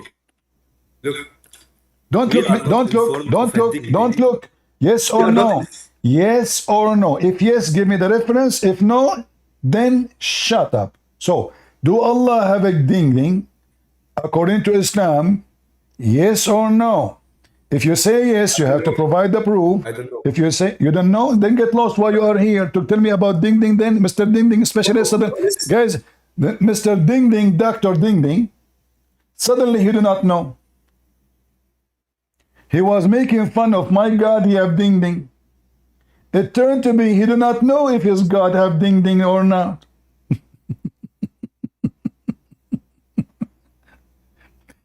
Ding ding ding ding, oh Allah. Ding ding ding ding, mashallah. Ding ding ding ding, so small. Ding ding ding ding, no balls. Ding ding ding ding in the high. Ding ding ding ding, bing bong. Your God don't have ding ding? Are you serious? Is that like after Aisha she ate it or Muhammad he hit it? What happened? Like somebody did cut it? What happened? Do you have raccoon? Oh boy, raccoon, they eat eggs. They maybe thought this is a sausages with it. He is so proud his God don't have ding ding. You see how silly, stupid, awkward, backward, hypocrite, dummy? Potato. Tomato. We make you shish kebab. Who is a Muslim, his God don't have ding ding, would like to join us? Any Muslim from the religion of God who have no ding ding, yet they call him he. Imagine he have no ding ding, but they call him he. He's a fake ding ding. He's a transgender. He's a female acting like a male. He don't have ding ding. He said, there's no proof that Allah have ding ding or not. And he said, we call him he because of respect. This is a transgender guy. This is Fatima. She think now that she is a male. She went to Columbia University and they taught her in school, you are a male. Since then, Fatima, she speak like this. My name is Fatima. I have two boobs, but those are testicles. Breast testicles. Chapter 86, verse number 6 and 7. Allah said in the Quran that women, they have a breast testicles. And since then, I feel them. What? Yes, in the Quran it says women, they have a breast testicles and they have semen coming from the ribs, the upper side of the ribs. Do we have anyone from the generation of ding dingless? Who is a Muslim here? His God is ding dingless when they join us. I will wipe the floor with your God from now on using the same term you told me. Just to show you how to try to make fun of Jesus. Is that fair, Christians? They try to say such a method in order to disrespect Jesus, supposedly, correct? This is the whole point. Your God have ding ding, your God have... Well, my God, he have ding ding because he came in the shape of a human, but he can raise people from death. Can your God, who have no ding ding, raise anyone from death? Can he make the blind see? Can he make even Muhammad read? Allah, he squeezed Muhammad 3 times, keep saying to him, read, read, read. The donkey could not read. Guys, listen. Muhammad, he claimed that Allah, who? Allah. The God with no ding ding. Oh, okay. Say it to him, read it 3 times. Muhammad, he said to him, I cannot read, you idiot. Allah, he squeezed him and he said to him, read. Muhammad, he cannot breathe no more. He told him, I told you I can't read, you couldn't know what you are squeezing me. Stop being homosexual. Allah, he held him again and he squeezed him for the 2nd time. And he told him, read. What the heck? Muhammad now is getting really, and like he's getting really upset. What's wrong with this God? What's wrong with this God? I keep saying to him, I cannot read. Allah, he squeezed Muhammad for the third time. To the point, Muhammad, he cannot breathe. Still, Muhammad cannot read. So imagine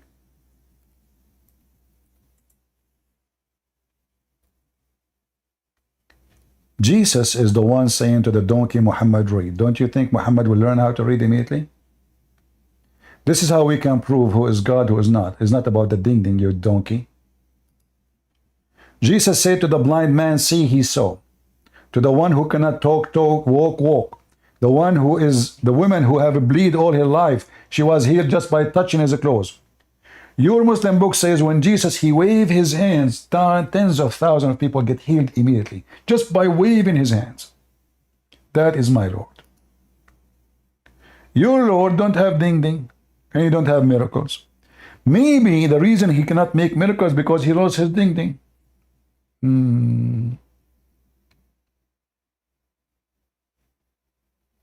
I'm just thinking about the reasoning. Excuse me. Because it turned to be that Jesus, according to Muslims who have ding ding, he can do all kind of miracles, but Allah, who don't have ding ding, he cannot do them. So why Allah cannot do them? Obviously, he lost his ding ding. Maybe he was gambling in Las Vegas and he put his ding ding on the table. He said, this is the last thing I have. The guy, he told him, like, what the heck? This is useless. You can't even have babies. You're Allah. What you will do with it? He said, give it to Erdogan. He put it in the table in Las Vegas. He lost. Talking of losing, your God, he made 124,000 Quran. According to Muslims, all of them, they are lost except one. What the heck? The biggest loser in the universe. Imagine we give him a library, have 124,000 books. He was able to preserve one book. And then we find that the book itself, they are talking about preservation, has holes in the narrative. And the goat ate it, and hundreds of verses are missing, and the Muslim Shia don't accept it. I mean, you name it. Do we have anyone from the dinging? You know what? I'm going to call Islam from now on, dinging religion. Dinging.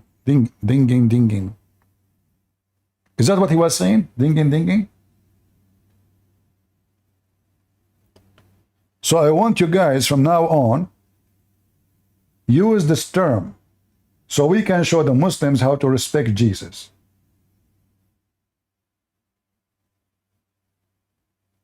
Anyone from the dinging religion would like to join us?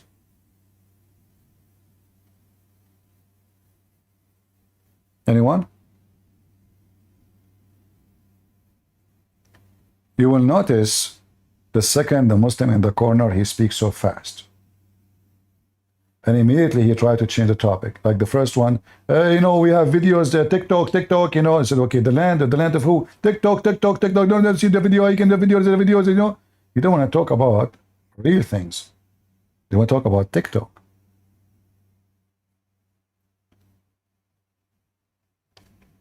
They make fake videos. They put blood on the face of a child. Just, you know, there's tons of pictures in the internet, fake, fabricated, including the war of Syria.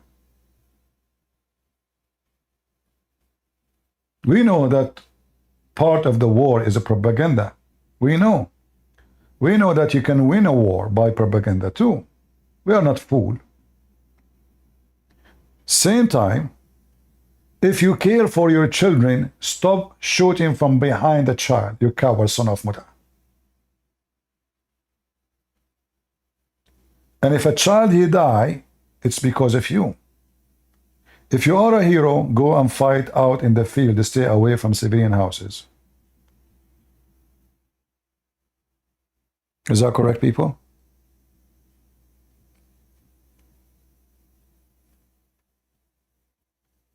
So they throw a rock at you, and then they go inside the house made of a glass.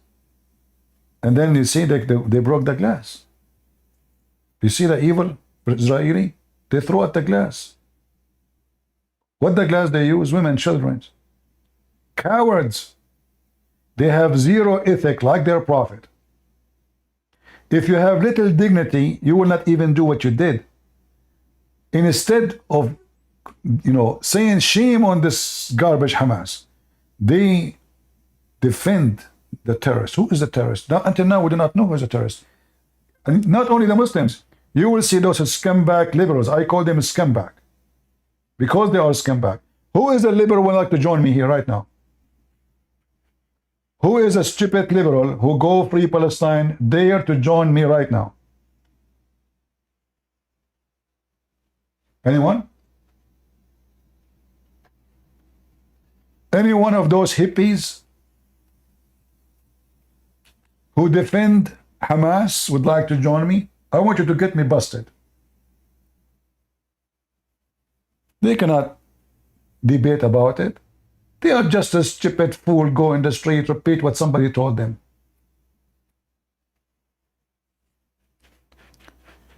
A queer supporting Hamas, but the queer, if you go there, they will kill him. Hey, queer people, how come there's zero queer in Gaza? There is an explanation. Why there is the zero queer? Huh? Any Muslim can tell us why there is zero queer in Gaza?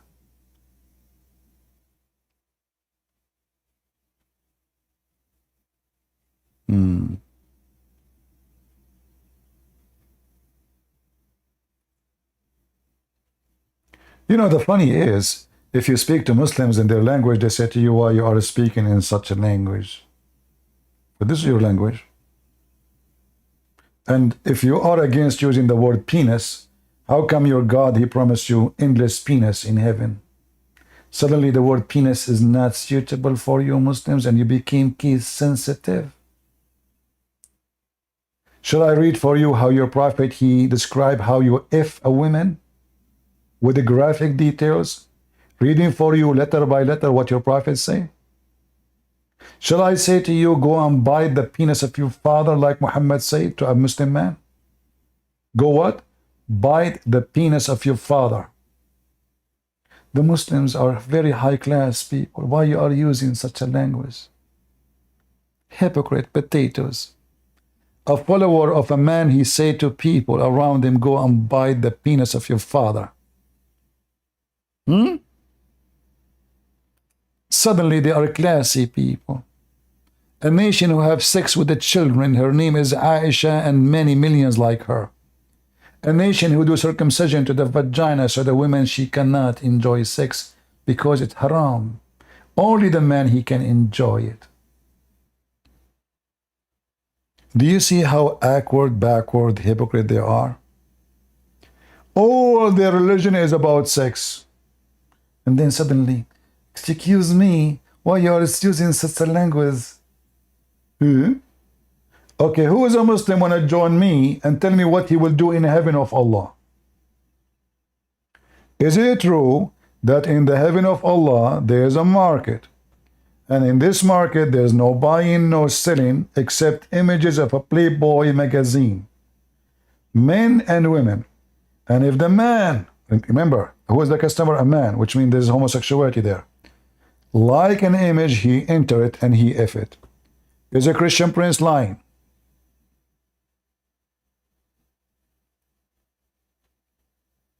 Abdul, is a Christian prince lying?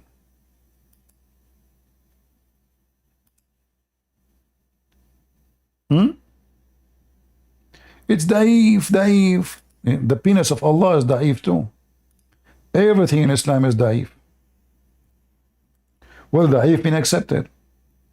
This is why it's there.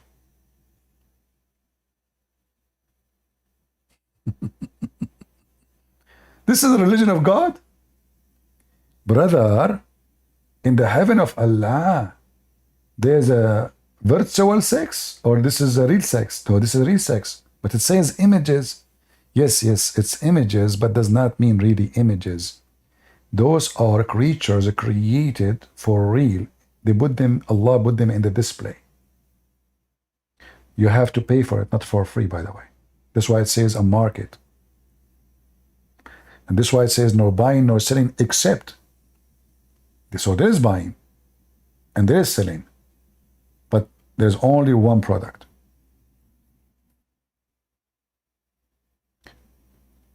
Well, I don't know. The God of Islam don't have ding ding, but look like he is so busy with ding ding promises. Any Muhammadan? Guys, how many of you gave us a like already? I have a request. Don't forget to give us this like. I feel so upset when people give me only like. The sad thing, YouTube, don't show us that dislike. That make me upset. I want to know how many Muslims was here. How I will know if there's Muslims here or not? Those stupid YouTube, they stop showing the dislike. Why? Because some people, they have a stress. But if you have a stress, don't come to YouTube. I like to see the dislike. That will tell me how many Abdul stopped by and said goodbye. And they felt the humility. Do we have anyone from the Ding Ding religion here around?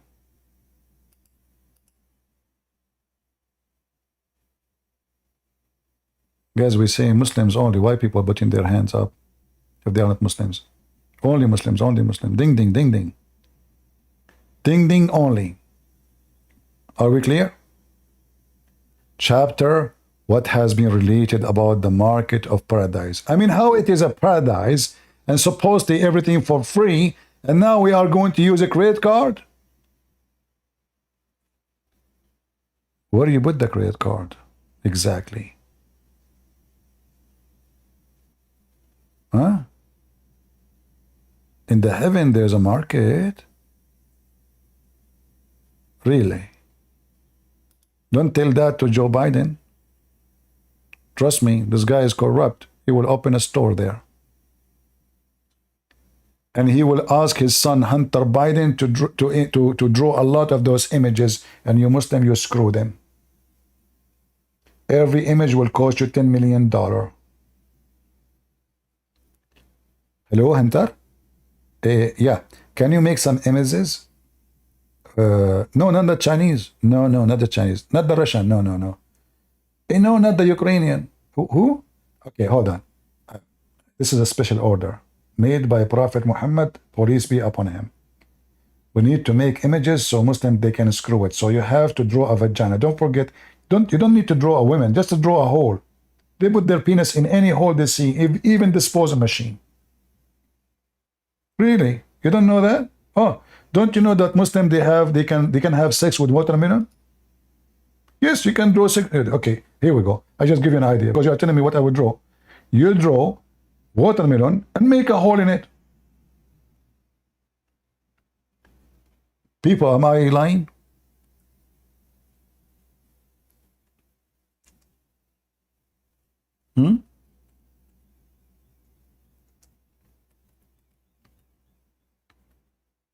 Let me share with you this website.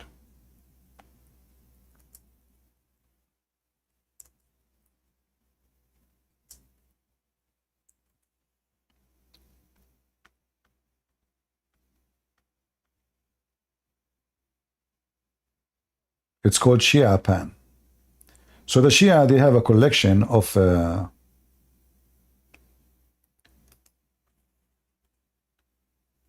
tons of hadith and fatwas and Islamic teaching about what Muslim they do.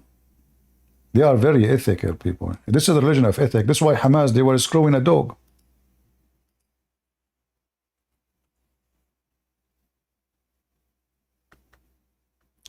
So let us see some of the example of Sunni morality ulama. Rule in masturbation. I will skip this one. You know what? Let me search for the watermelon. So Hunter Biden, he can use it because he is confused. I was talking to him. Third example of Sunni morality. Scholars have ruled on permissibility of having sex with watermelons.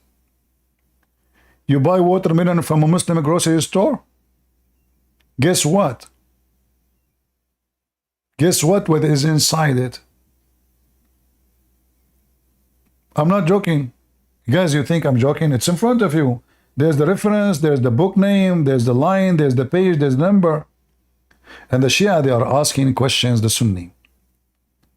all Muslims should certainly be grateful to Ibn al-Qayyim, which Fifi and Muhammad Hijab and Dawah, they keep quoting them. Ibn al-Qayyim has offered his advice on the easiest way to masturbate. And clearly Ibn al-Qayyim has done a lot of personal research in this issue. In his ruling in the saved sect, those are Muslim Sunni, contracting temporarily marriage with women is haram, because Shia, they practice that still until now. But contracting temporarily marriage with watermelon is halal. Can you believe it?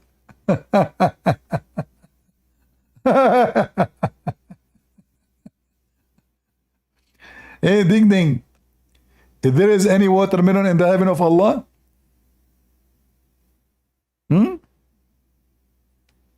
Muslims, what is this?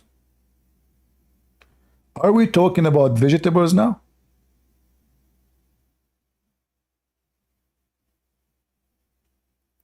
The only religion in the world who have sex with watermelon is the Abdul. And then they give you speeches about ethic and what is not ethical.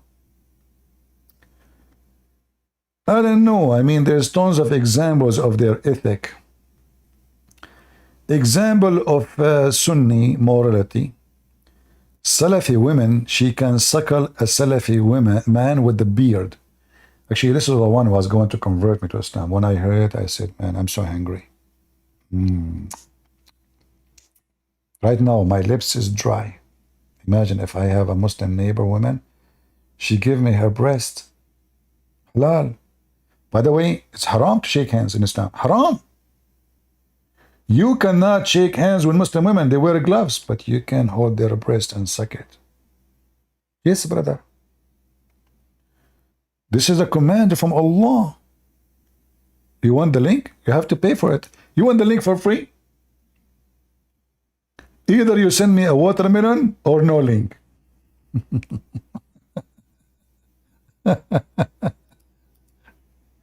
We accept watermelon as donation. Oh boy, now they will say Christian Prince is a single guy. Now we know what he is doing in his rest time. Shopping for watermelon in Walmart.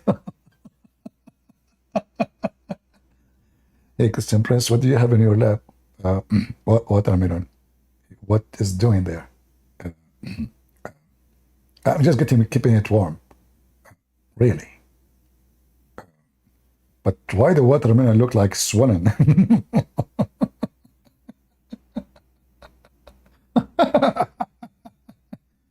And listen, we are very conservative religion. Women, they have to wear burqa. But I will not allow my wife to go in the bus unless she let every man in the bus suckle her boobs. Immediately. And they have to do it 10 different times until each one of them is satisfied. There's an interview, TV station, the woman, she said to the sheikh, so I'm working here in TV station with all those engineers, light engineer, electric engineer, photographers. Are you saying I have to suckle them all? He said, yes, you have to do so. This is not my statement. This is the Prophet's statement. This is why I say it's really fantastic religion.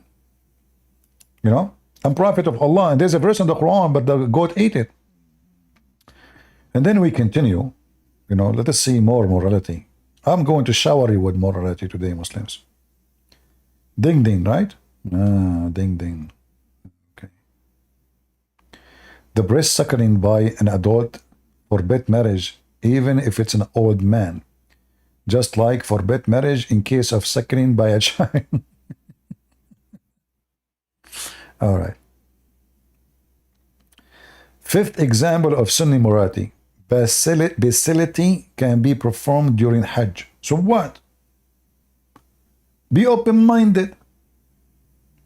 Ask the hippies of California.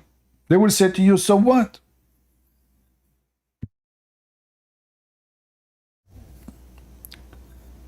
And this is true. Muslim Sunni, they go around the Kaaba and they do Hajj, right? But if they do have sex with an animal, it does not make their prayer or their ritual invalid, as you see. Pedophilia. I mean, this religion is full of a treasure. And by the way, imagine all of this is in a Muslim website. This is not a site made by the Christians. Mohammed Noor, you want to call me? Put your hand up. You make a request to talk. I will add you here.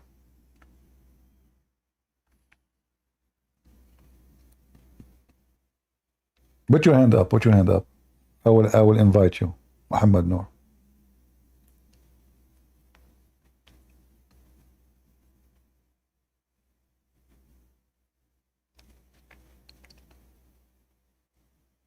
The morality of Sunni, possibility of a praying behind a drunken person. All right, Mohammed Noor. You hear me? Yes. Are you a Muslim, my friend? Your name is Mohammed. I assume that you are a Muslim, correct? You have to push to talk.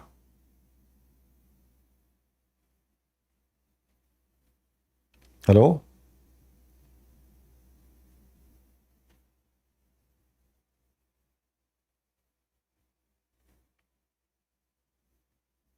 What happened? Are you there, Mohammed?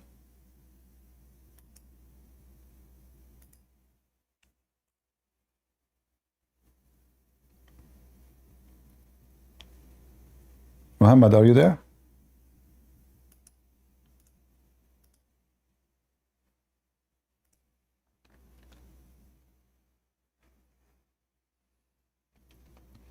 I don't know what happened to Mohammed.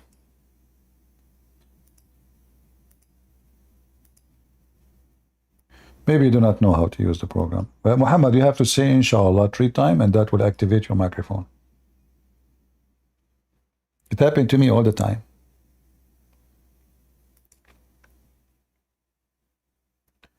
Do you remember the guy who he have a channel, it's called Don't Convert to Islam? Anyone know this guy? He called himself Brother Ishmael. Anyone know him? This guy, when he was a Muslim, obviously he was really naive and so silly and stupid. So he made a video trying to convince us why he converted to Islam. And he said, I made a video about it.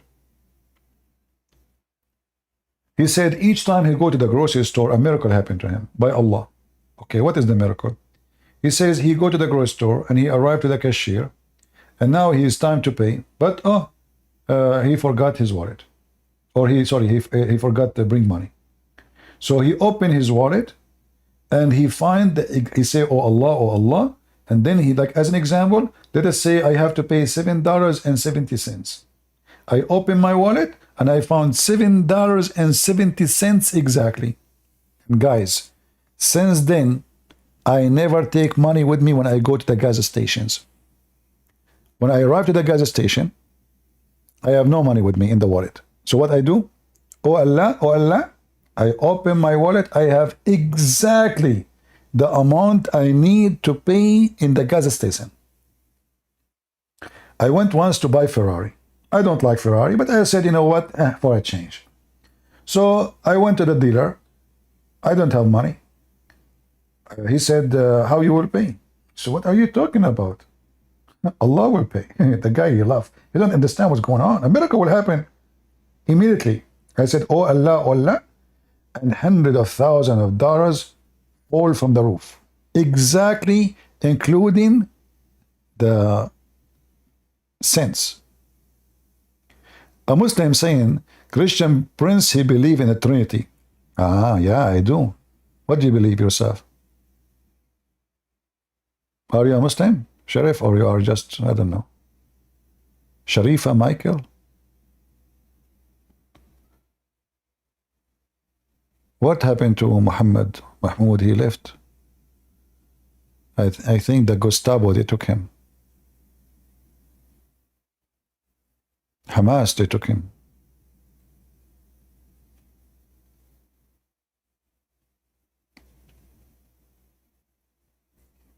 Any Abdul?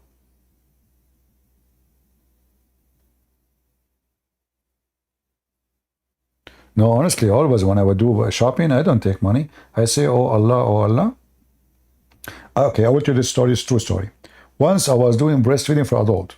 A Muslim woman, she have her breast coming because it's Islamic tradition, you know, as Allah command.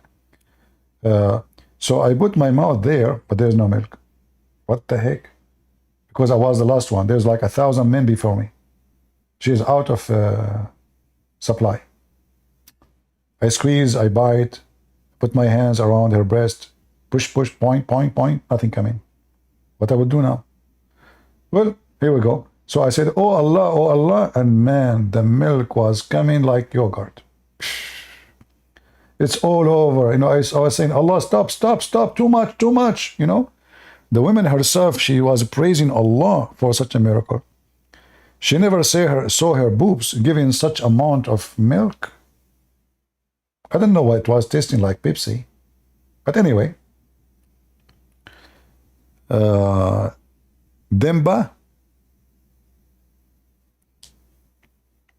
Go ahead, Dimba.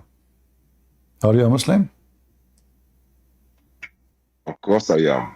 You know who I am, right? Yes, you are ultimate fart. So ultimate fart. Did Allah give the land to the Jews or he give it to the Hindus? To the Jews. So why you Muslim says this is your land now?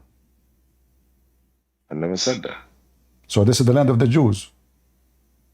It's the land of the Jews, but the Jews lived there with the Palestinian. He said you gotta live with them, treat them nicely. Did he say that too? In the Quran it says you will live with them there? Yeah. They said enter the land. They said we will not enter till they leave. No. They refuse. Okay. Listen to the verses. No, they refuse. No. He says go and fight them, you coward liar. Kill them. No, yes, he said, "Go you and Allah fight them." That's what the Jews said. No, the Jews said to Moses, no. "You Moses go and you and Allah fight them." Okay. Why they say Allah it? said, "Enter the Why land." they say it? Why they say it? Go and Allah fight them if Allah did not command them to fight them. Go ahead. No, Allah didn't command to fight them. They said, enter the land. Why are you lying? Okay, hold on. So Allah did not. Okay, hold on. Allah, He did command them. Read it. Allah, He did not command them to fight. So why they say to Moses, go and you and your God fight them? Because they don't need to fight. They wanted the other people to leave. Okay. Listen to me. Okay, hold on. Okay, just to You ask show a question? Hey, the potato. Just You to ask show. a question? Did you ask a question? Okay. Read for me verse number 23. I can read them all. You cannot I can read it from there. Yeah, okay, read it. Okay, read it. I read it from. No, I'm going to start verse 23. I'm going to start verse You 20. said, What are you running from? You said you should not attack. I'm going to read the whole context of You the said thing. Why you should not attack. You want to hide the truth, son of a bitch? You said they should not attack, right? What a little bitch. You want to hide the truth? You're son of a whore. You start insulting my mother, you son of a whore. Guy, does it say go and assault them? Does it say that? Hey, potato, do you see why I don't even keep you in the stage? You are just a son of a whore, and your mother is a whore for sure. Because if she is not, she will not make a baby like you going around calling the other mothers whore, so they will call your mother a whore. Does it say in the front of us, assault them through the gate? Does it say that? They said go and live with them peacefully. Go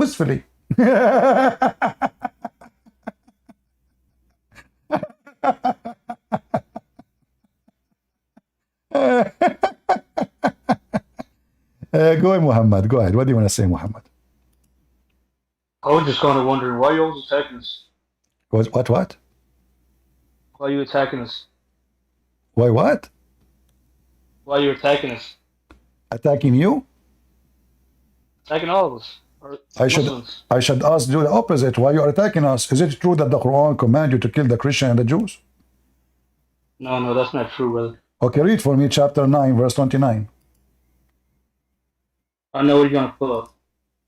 No. Read me. You said to me, why you attacking us? So you kill us, you take our land, you kidnap our women, and then when we fight back, you say, why you attacking us? Are you mental? Read the Quran.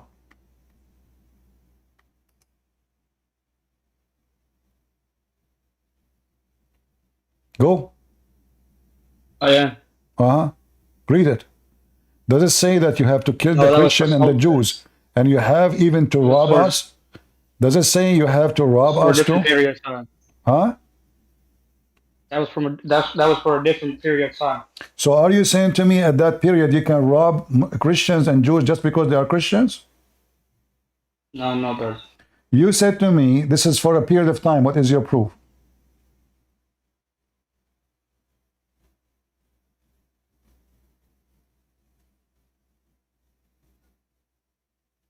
Do you want to call a sheikh to join you so we can laugh? What about you call your sheikh right now and let him join us and challenge Christian Prince? Tell him, Christian Prince, he says this is a command. Enter the day of judgment to kill all the Christians and the Jews and even non-Muslims. What do you think, guys? If I say to him, call your sheikh, I'm being fair? And if you bring me a sheikh, I promise you, I will treat him so nicely. As long as he's not insulting, I will never be insulting. If a person speaks to me nice, like now, you speak it to me, you're not insulting, I will not insult you.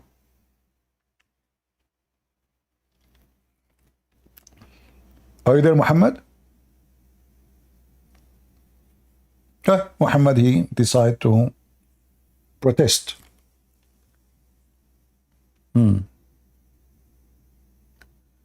Do we have any Muslim sheikh from the religion of Sheikhism? Who their God don't have ding ding? I'm really so proud of Allah. They call him he, but you don't have ding ding. It turned to be as a fake he. Imagine you marry a guy and they call himself he. And then you go to with him in the bed. Like, what is the he? What? What is the he? What he? You don't have ding ding? Yeah, but I call myself he for the sake of respect. Really? Ding ding. Mohammed, he is gone. He took a hike. I don't know what happened. They are very case sensitive. Why you are attacking us? Go ahead, Jay. Brother. Hey, brother. Are you a Muslim? Yes, brother. You are a Muslim and you are calling me brother? Oh, wait. Sister. Okay. So are you really a Muslim? Or? Who are you, sister? Are you good, sister? Well, we will see who is a sister. As long as you want to go in that direction, let us go. Is it true your prophet, he wear his wife clothes to receive Quran? What? Is it true your prophet Muhammad, he wear his wife clothing so he can receive Quran? Alright, bro. Why are we going to... Okay, anyways, sure. No, sure, No, what sure? You are the one who tried to insult me. You call me sister. Hold on. You go open a topic. You cannot close it. Is it true? You are a sister. No, Okay. Let's see who is the sister. Is it me or your prophet? I want you to give me the answer, correct answer. Who put eyeliner on his eyes 3 times a day? He wear... eyeliner. Okay, eyeliner, okay. And he wear women clothing, and he wear women, and he wear women clothing. Okay, one. Listen. So listen. So now you agree. So now you agree that your prophet, he put your prophet. It's okay. Oh, Let me speak. Can I speak? I will let you speak. Your prophet, he wear eyeliner for what reason? Your prophet, he put eyeliner for what reason? Yes, tell the audience. Has health benefits. You can search this up if you in your free time if you have. My friend, why you're a prophet? Are you going to answer or not? It's you. It's you who mentioned it. Kohala's health benefits. I already answered. All right. So guys, it's a health benefit. Why you Muslim don't put it then now? As long it's a sunnah, your prophet he practiced. Shouldn't you, all of you Muslims, walk in the street with eyeliner in your eyes? So can you open your camera and show us yourself? Listen, if you are not ashamed, you're so gay. Look at you. You want to see man? Of course you want to see. Let us see who is the gay. Let us see who is the gay. Go, son of Mata. Go.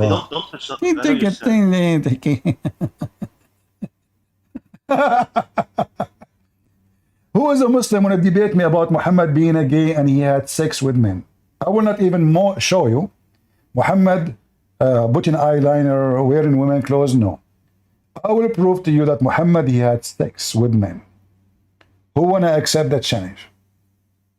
You see, wherever you go, we will get you busted. I have the laundry of your faithful prophet, all of it, including his condoms.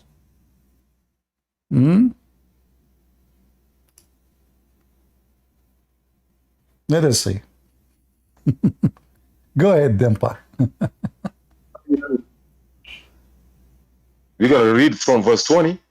Again, you know, does it say assault them or not? The Jews said, No. go you, no, Moses, no. you and Allah. Those are the Jews said good. that. Abdul. Those are the good disciple of Allah and Musa. They said assault them in the gate. They said enter. They was told. Let's read it. Can we read it? Okay, who is the one who's talking? Let's read it. Who is the one who's talking? Who is the one who's talking? Who is the one who's talking? The Jews said, Allah said to the Jews, enter the land. The Jews said, we will enter till the people that are in there, they're so powerful, they gotta leave. And who is Allah, you Moses? And who is the one who said? And who is the one who said? Who is the one who said assault them? The Jews said that. The Jews said, you Allah and Moses, go you Moses, we are sitting here. Does it say that two, does it say, coward, does it say that, does it say that two Muslims, that Moses said to his people, does it say that two good-fearing why men, are you afraid of reading the book? Two good-fearing men, they are the one who said that. They fear Allah. Be reading the book, no? Just what are you afraid of? Son of Muta, coward. Guys, two men who feared Allah, those are the good ones. The rest are not, because they refused to fight the Palestinians. Two men who fear Allah. Does it say that? They said, whom Allah had bestowed His grace. Why He bestowed His grace? Because they want to go and assault. They are the real Jews. They said, let us assault them through the gate. Do you see how silly, stupid you are? Read. You know, you're afraid to read. So Allah, He confirmed that those are the most decent people, two men of the Jews. And Allah bestowed His grace on them. Why Allah bestowed His grace on them? Because they said, assault them through the gate. The rest of the Jews, they say, we will not enter it. So there's only two Jews and one Moses. They obey Allah. The rest of the Jews, they refuse. Do you see how silly, alternate thought, how stupid you are? I don't want to waste my time with you, sorry. You're just a kid, stupid kid. Don't forget to record it, put it in your channel so people can laugh at you. And anyone can open the interpretation and read it. You will see everybody will laugh at you. You're a donkey. In the best scenario, you are a monkey. I hope you clean the wall behind you. This guy, he opened the camera for me once. Man, I saw the wall behind him. Literally, I mean, that is a shitty hole. So excuse my language. I never saw a shitty hole like this. It was like Picasso, but he was using no paint, only shit. Like the first impression when I saw the wall behind him, I said, no shit, what the heck is this? But sadly, he turned the camera off before I was able to record it. Oh boy. Read, Christian Prince. Are you afraid to read? It's in front of you. Allah, He bestowed His grace on them. Those two men who fear Allah, what they said? Are they disobeying Allah when they say, attack them and assault them? If yes, why Allah, He says they fear Allah and they obey Allah? Yes, John. Guys, we said only Muslim. Why we have Christians? What do you want, John? I just want to tell you I'm listening to this with my friend, teaching him about the evil of Islam, so we can fight it when we talk with Muslims. Thank you very much, CP.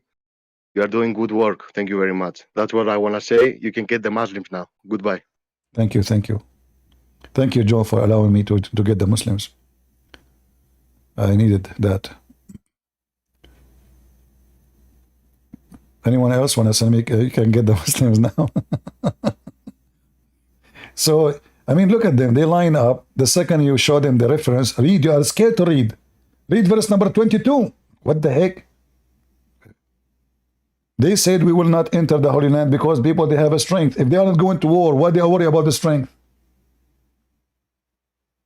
Do you see the stupidity? We will not attack it because they have a people of a great strength. And by the way, this is not about those Arab. This verse is speaking about people who they are giant who live there. Giants. Not those Abdul. Yasser Arafat is not even in the size of my shoes.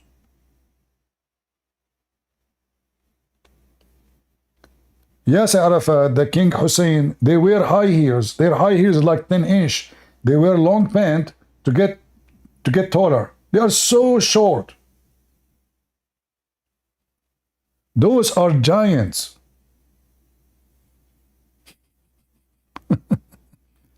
When David he fought who, guys? Did he fight a giant?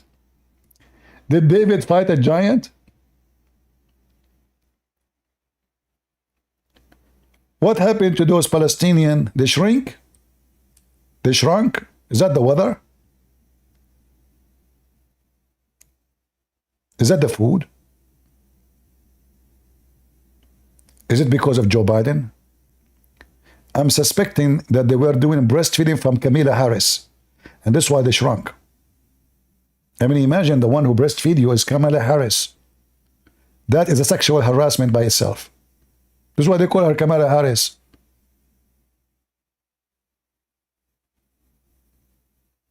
Any Abdul? I mean, you put the reference in front of them, and they dare to say it doesn't say that, CP.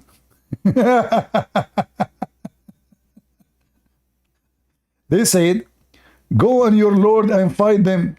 He said, Musa, he said, my Lord, I cannot do it myself. I have no power, only over myself and my brothers. Allah, he said, it's forbidden for you for 40 years.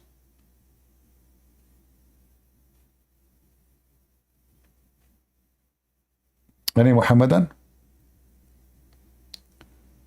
There's an Imam, his hand is up. I don't see anyone. Imam Khan, I think he is not a Muslim anymore. I don't know. Let's see. Yeah, I think you finally read it. You expose yourself. You read it, right? So you read it, right? Did Allah says those two fear men, they want to fight for the sake of Allah? Yes Allah or no? said enter. Did Allah say go fight? Allah Okay. say enter. Okay. Refuse to enter. All right. Okay. You read it yourself. You okay. exposed yourself. Okay. Okay. You whooped yourself without me being there. Okay. Okay. So You took me down. You okay. Hold yourself. on. So Abdul, those people, they fear Allah, and they are Allah. He put a grace on them because of what? I said, listen. Am I right or are you right? Why? Hold on. Why you are keep repeating yourself, you idiot? Those two men. I said, did I say exactly? Why Allah he praised them? Why Allah he praised them? Is that because they said? Is that because they said we will assault the Palestinian, or because they refused to assault the Palestinians? They refused to enter the gates. No, the gate. Abdul, the two men. They said, you read it. They said, powerful Abdul, people living there, they're going to leave. Abdul, the two men in front of you, there's two men. Allah, he praised them. You're talking about two men. Yes. I am talking about what Allah says. I'm talking about what the two men say. I'm talking about... Get lost. Coward son of Mut'ah. Those two men, they are the best of the people of Israel after Moses. Allah praised them. They are the one who obey Moses, and they say, let us go and assault them. The Jews, you donkey, they refuse. And now if I say to him, can we read the interpretation? He will say, I don't accept interpretation. Okay, what if I show you what your prophet said? I don't accept what my prophet said. Read it, Christian Prince, read it, get you busted. Read it. It says the Jews, they said we will refuse. Why they will refuse? If it's going to be a peaceful picnic trip, why they will refuse? Why they say there's people with great power there? Because simply they will kill them. We cannot fight them. And here it says, look guys, read with me what verse number 21. It says, and don't turn back in a fight. Do you see it? Even the Muslim translation, they make it clear for you that this is a war. Do you see it? Do you see why nobody respects your ultimate part? You have a very bad mouth, very big fat liar. People, they can notice that you are a big mouth, big liar in 2 seconds, and yet you have no shame. You keep coming back.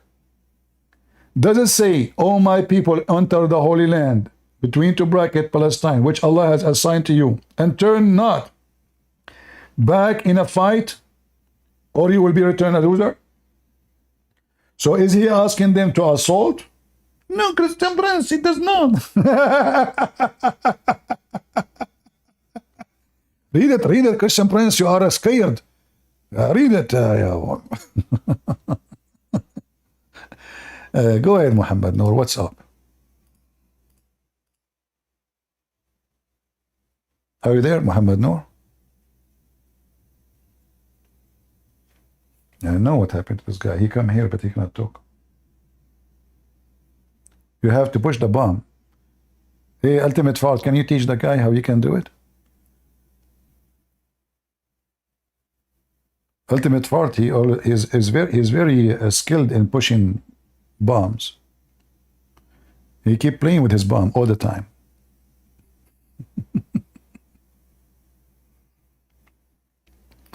Any Muhammadan? I mean, look how silly, how stupid this guy is. It says in the front of you, enter in a fight, kill them. They said we will not enter because those people, they have a great strength, which means we are no match. We cannot fight them. Then 2 men who Allah bestowed His grace on them, they said, let us assault them. Until now, there's no fight. And then it says, if you read here, from those who fear Allah, they said, let us assault them on the gate. And if we assault them, we will be victorious indeed. Who is the one who is saying that? Those who fear Allah. Christian Brand doesn't say that. Potato. Any Abdul? Hey, James from the Philippines. How are you doing, brother? Do you people still have a drought in Philippines? Or you have rain? Those poor people in Asia, many countries, they are suffering from severe drought. Philippines, Thailand. This is very dangerous, you know. Especially this season is very, very hot season. Their hottest month is now, you know, March, April, I think, May, something like that.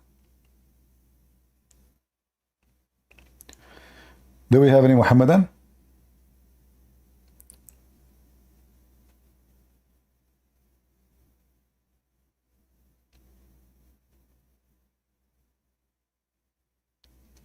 So do you see the Muslims, they have a very low ethic, they lie to win an argument.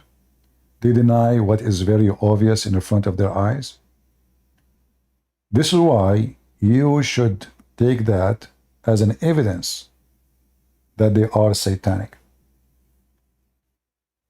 You know, a person who believes in true, he have a true belief. He will not deny his faith, stating something else unless he is satanic. Why a person will lie? Unless he is really satanic. If somebody says to me, your God, he said in the Old Testament, go and fight and kill, I will say, yes, God, he said that. I will not deny it. The Muslims, they do that because they knew Islam is shameful. This is number one.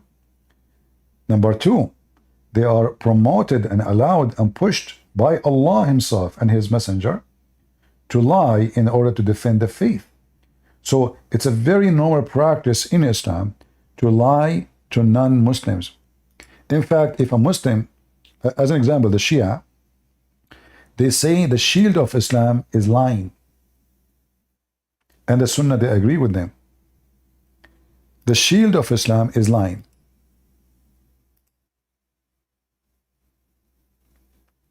A Muslim, he will say to you, you are my friend.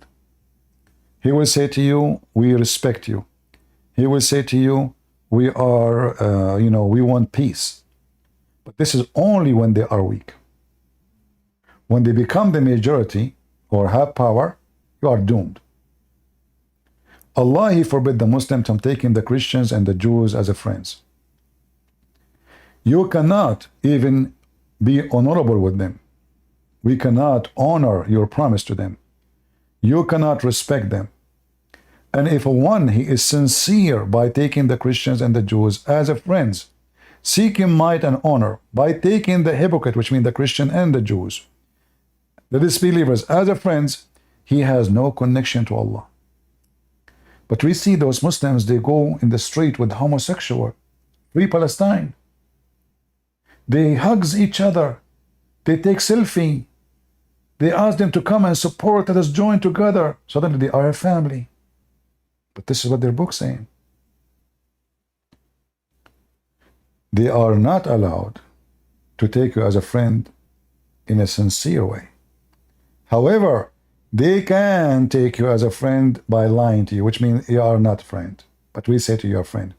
And if you take them as a friend and you are sincere, look what the Quran is saying. He has no connection with Allah. He has no honor, which means Muslim can rape your women. You're apostate.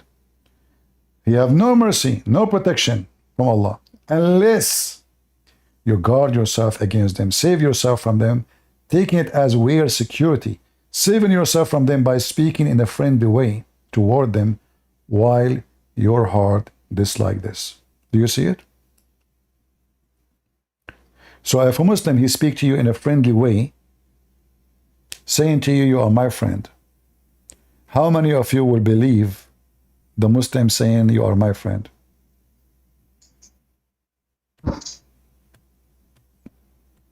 Anyone will believe? Can you trust the Muslims to be sincere with you? In order for a Muslim to be sincere with you, that means he become apostate. Like apostate prophet.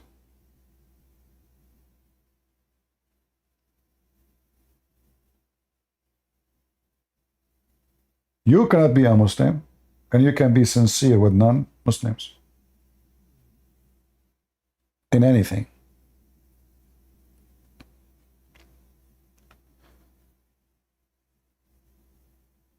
Any Muhammadan? Guys, don't put your hand up if you're not a Muslim. How many times we need to say it? Any Muhammadan?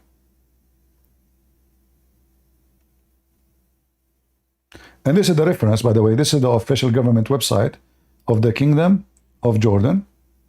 The King of Jordan, who keeps saying about friendship and relationship, and we are with, this is the King of Jordan. And this is the link. I just posted in Ramble. And the admin posted in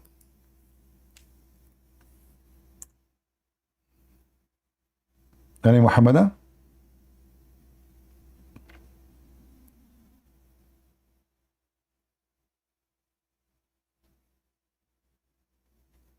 Muhammad Noor, he is saying this is a weak hadith. Hey, Muhammad Noor, we are showing you Quran, Abdul. This is not a hadith. It's a weak hadith. You know, the Islam is a weak religion, by the way. I mean, they keep saying to us, Islam is a preserved, Islam preserved. But look, the teaching of Muhammad is not preserved. They keep saying to us, this is weak, this is authentic, this is not authentic. They are so confused. So how Islam is preserved if the religion of Islam is in the hadith, not in the Quran? 90% of the Islamic teaching cannot be found in the Quran. It can be found only in the hadith.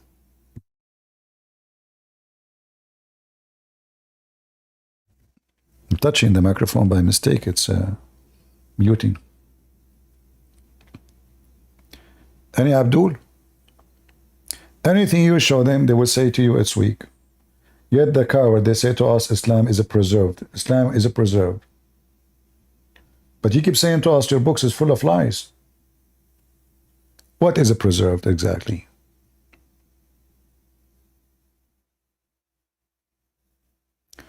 Muhammad Noor is asking why I don't debate Zakir Naik.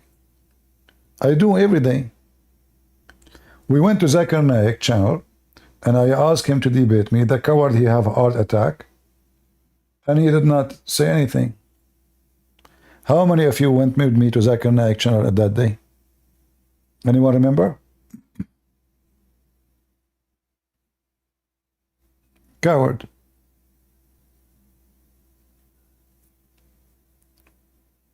All right, we have a strawberry. Strawberry is a Muslim. Particular tafsir attributed to Ibn Abbas, it's classified as an unreliable and forged hadith. You know, the funny is, yesterday, when I show a Muslim, Ibn Abbas, you said to me, Ibn Abbas is reliable. It's you who corrected the Muslim. Is that true? Yeah, I agree. But, yeah, but there's so how Ibn Abbas is reliable and now he is not? No, so there's Ibn Abbas and there's like verses where his tafsir has an authentic chain of narration, but this one, the one that you posted, the name of it, I've looked it up and it says almost every scholar that I've looked at has said it's a weak chain of narration. This particular tafsir.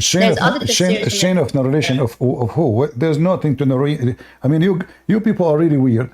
First of all, if it is weak, why it is in your website and why it's in your book and why it's taught in your university? Same time, can you give me the explanation of the verse according to the scholars who you agree upon? Because we want to see if Ibn Abbas. You don't know which verse we are talking about? No, but that's there. I know it's weak. No. You see how he is weak if all of them they agree with Ibn Abbas. Okay, let us make it simple for you. Name for me one scholar disagree with Ibn Abbas about what he said here in this page.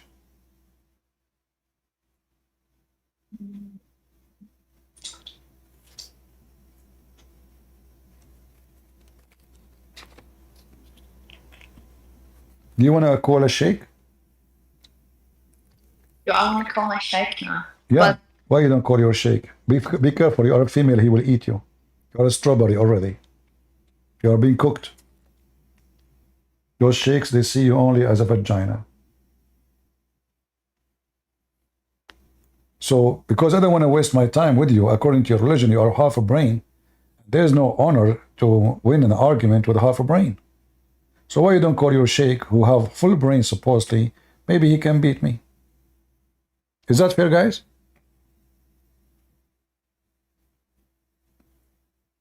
If I win an argument with this poor female Muslim woman who hear God describe her as a half a brain and she agree, where is the honor here? I mean, to win, it's like imagine you are fighting a child. But that's stupid. So can you bring me your sheikh? And we will read the same verse. And I challenge you to say he don't agree. no, not on Discord, no. Okay, let me ask you. Can a Muslim be loving to his parents if they are not Muslims? No. He cannot, right? No, yeah. So what's the problem with this then? You cannot be friend to the Christian, to the Jews. So if you cannot be loving to your parents who they are not Muslims, how this is fake now? Which one is more important? To love your mother? Do you hate your mother now because you said you convert to Islam, right? Yeah. Do you hate your mother? No. Shame on you. You are disgusting. Sorry? You are disgusting. You are disobeying Allah. Didn't Allah, He says you should not love them?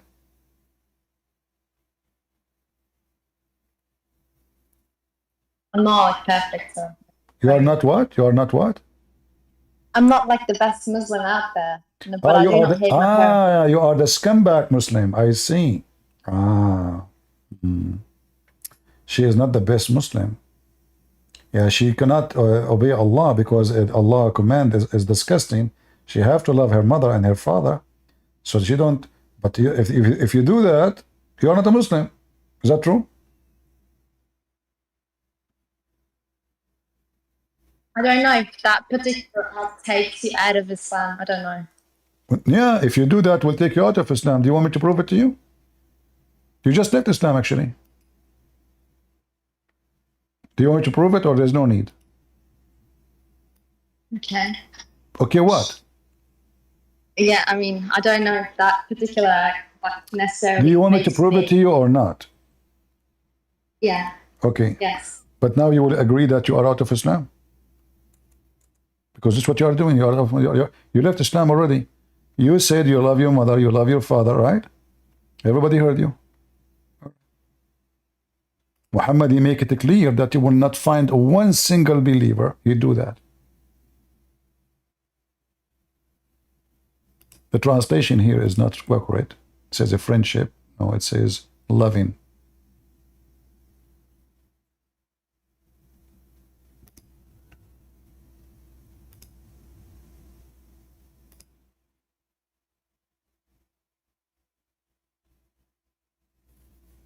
You see it? You will not find any people who believe in Allah. You don't believe in Allah.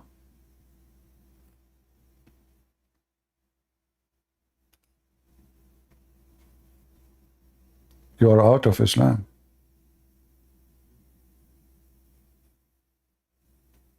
Congratulations. You love your mother and your father. And Allah, He made it clear. You will not find a single believer in Allah doing that.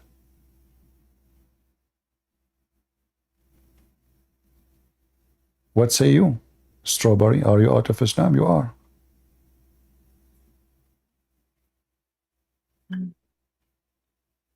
Huh? I did not hear you.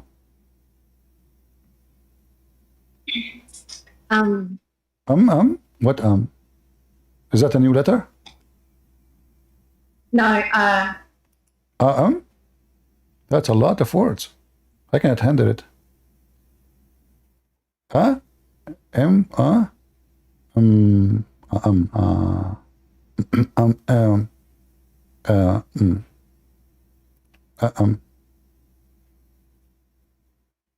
What? I'm going to make a book about it called the AM wave. I don't like the FM.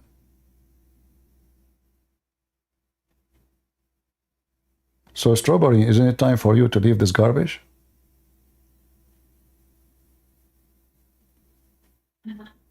Huh? well, I'm not going to say that right now, but I need to, maybe. Maybe. No, not leave Islam. Maybe Ah. read. I'm not. Obviously, I'm not like the best Muslim out there. I don't know everything about Islam. So No, hold on. It says that a person who do this is not a Muslim.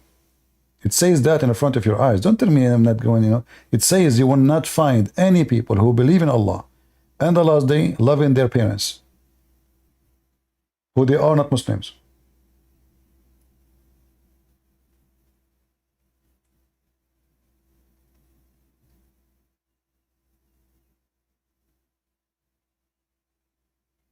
Do you have any mental issue, Strawberry?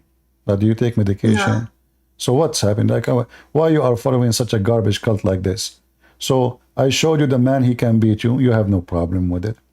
The man, he can have 4 of you. You have no problem with it. Muhammad, he said you are half a brain. You have no problem with it. You are 6 toy in heaven. You have no problem with it. You hate your parents. You have no problem with it. What's wrong with you?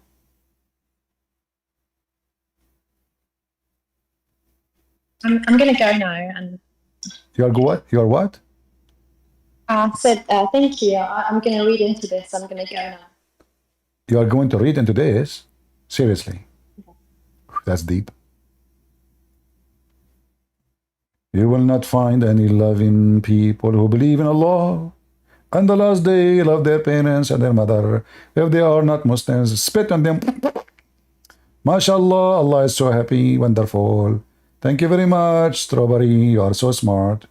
And may Allah, He make you the strawberry of every Muslim in heaven, so you will be their sex toy. And they will bury you and rent you and grab you and lick you. and torture you. You are just a stupid fool.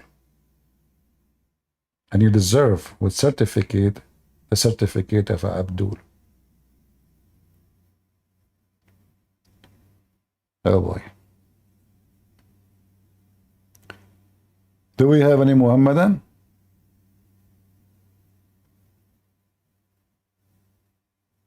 By the way, I like to have 4 wives, to be honest with you. And I will tell you why. I mean, okay, now I want to cut the grass. I mean, it's not even fair. If I have 4 wives, they will cut the grass. They will, you know, I mean, that's, you know, what the heck? Hey, honey, can you do, did I call you honey? No, not you. I have 4 honey. You stupid, what's wrong with you? You thought you are the only, are you an idiot? I use it only just because, like, you know, being polite, but you don't, just massage my feet. Just, yeah, here. My feet, this is your nose. My wife, her name is Strawberry, sorry, she's so smart. She doesn't know the difference between the feet and the nose. They look the same. They have something coming out. I mean, how in the world anyone accepts such a garbage cult as a religion? You have to be literally mentally ill. There's somebody say to me, I like your tactic. Tack and ticks? Is that kind of an insect or something? I heard there's an insect called ticks. Oh boy. Don't go there. I hate bugs.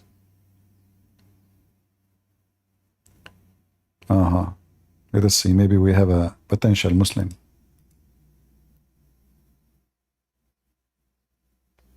Go ahead, Samso. It's Zamasu, my friend. Your name is what? Zamasu. Zamaso. Okay, are you a Muslim, Zamaso? Oh, yes, I am. Oh, yeah, yes. So that's, I like that. So what do you like to say to us, Zamaso? I heard that the Muslim, they have, they have like, they put kind of criteria to define who is God. And they say there's 5 criteria. Have you ever heard of this before? Depends on the terminology used. What criteria are you referring to? Referring to names and attributes? Okay, let me play for you the video so you can hear it yourself. Okay. Give me a second. I'm opening the video. I have a question for you. You just give me a second. Hold on, because I want to open the video. Yeah, no problem. I don't know why there is no sound. I just had a little question. It's very quick. Okay, no problem. Just give me a second.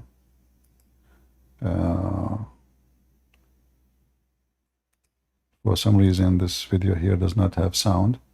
Let me try the other one.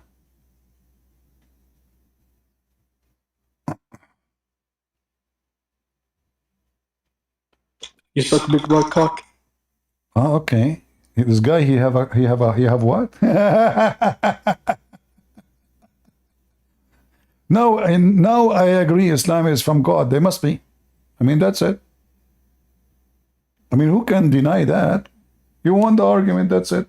Hey, Strawberry, this is your brother. He got a job for you. This is your religion. This is your brothers in the bed.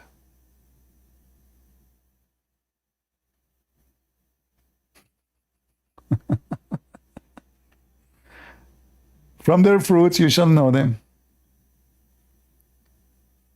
Yeah, but there's no Abdul. I was going to play it for him. I thought he is like, you know, a smart individual. He want to have a good conversation. But yeah, it's come back like he's a prophet.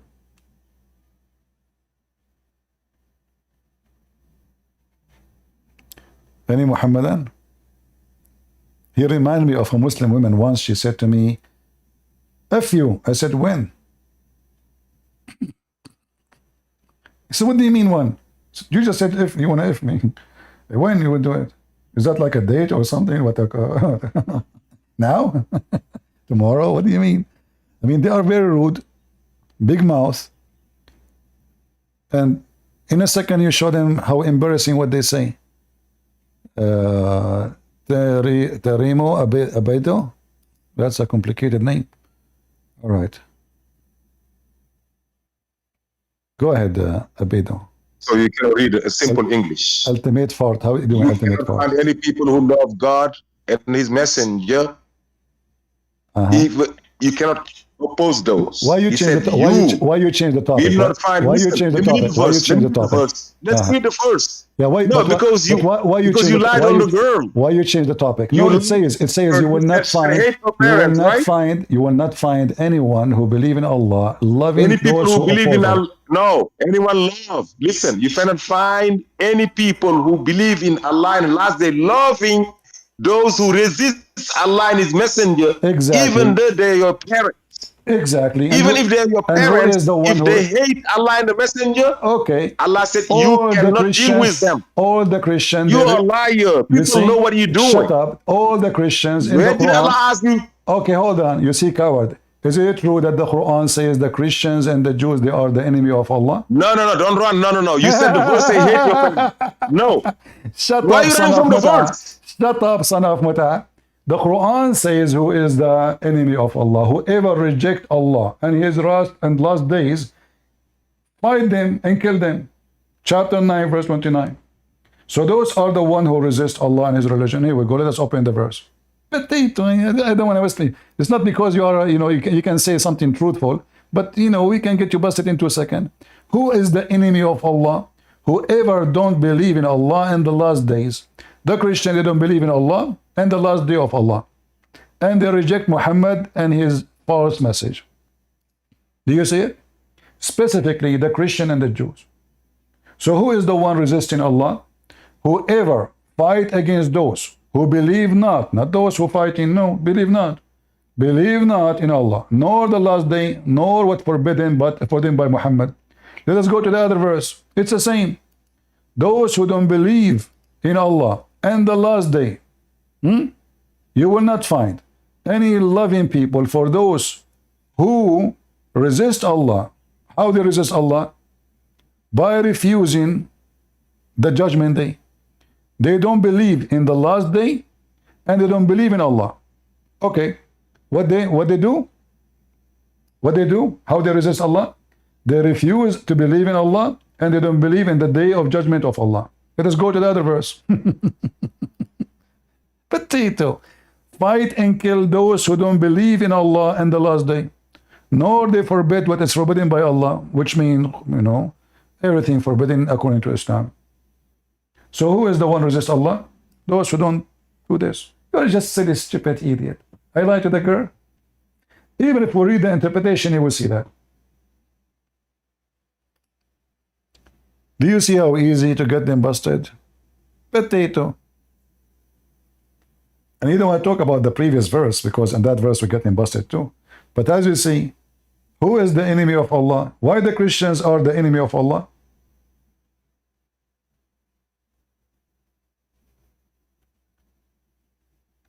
And even the Quran made it so clear that this enmity is going to stay until the day of judgment.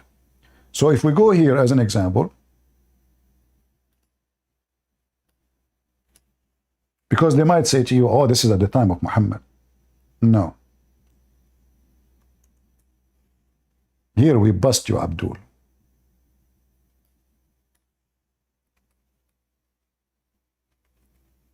Those are the enemy of Allah until the day of judgment. This is why Allah, He targeted them as a Satan, and He spread enmity and hatred between us until the day of judgment. He mentioned that about the Christians, chapter 5, verse 14. Allah will spread hatred and enmity between the Christians until the day of judgment. Why? Because they refuse Allah. Okay.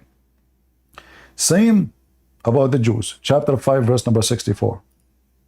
Allah will spread hatred and enmity between them until the day of judgment. Why? Because simply they refuse Allah. All the Quran speaking about who is the enemy of Allah. Anyone who refuses Islam is the enemy of Allah. The Christians are the enemy of Allah. Why? Because they say they have a wrong belief. They don't believe in the true belief. They believe in the Messiah.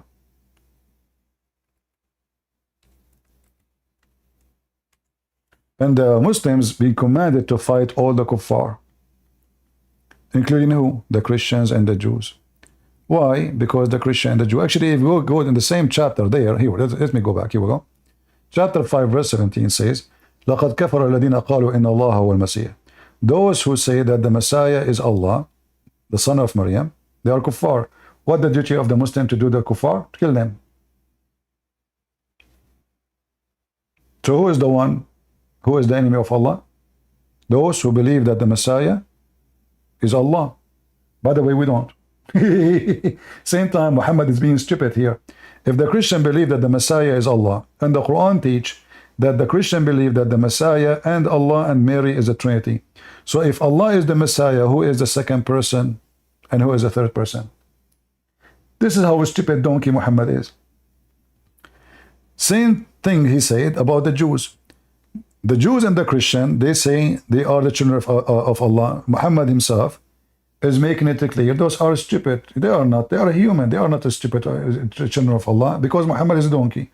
He think when we say we are children of God, we mean that we are not human no more. So Allah will punish them for their sin. Why Allah punish? Just we believe in, yes, because you believe. So who is the one who resists Allah? The Christian, the Jews. Each time we send them a scriptures, they refuse him. Read it. Those are the one who resist Allah and His Messenger. So who is the one who is the one who resists Allah and His Messenger? The Christian, the Jews.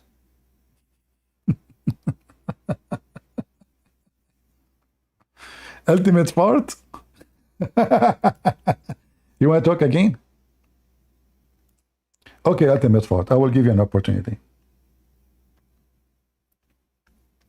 You will not. You will run like a cow. Okay, let's see. Did your prophet, he says... Let's first read. Let's finish. Let's deal with one subject. Did do you your want to prophet... talk about the Jews, Israel, or do you want to talk about this verse? Pick. What? Make a choice. What? Do you want to talk about this verse about the parents, or do you want to go back to our subject, Israel and the land? All of them are connected. Why Allah prophet, he want to command to kill the Christian and the Jews? Give me the reason. Listen. Okay. Just let me read the verse. Listen. No. Give me Can the I read answer. the verse? Give me the answer. Why Allah he command to kill the Christian and the Jews?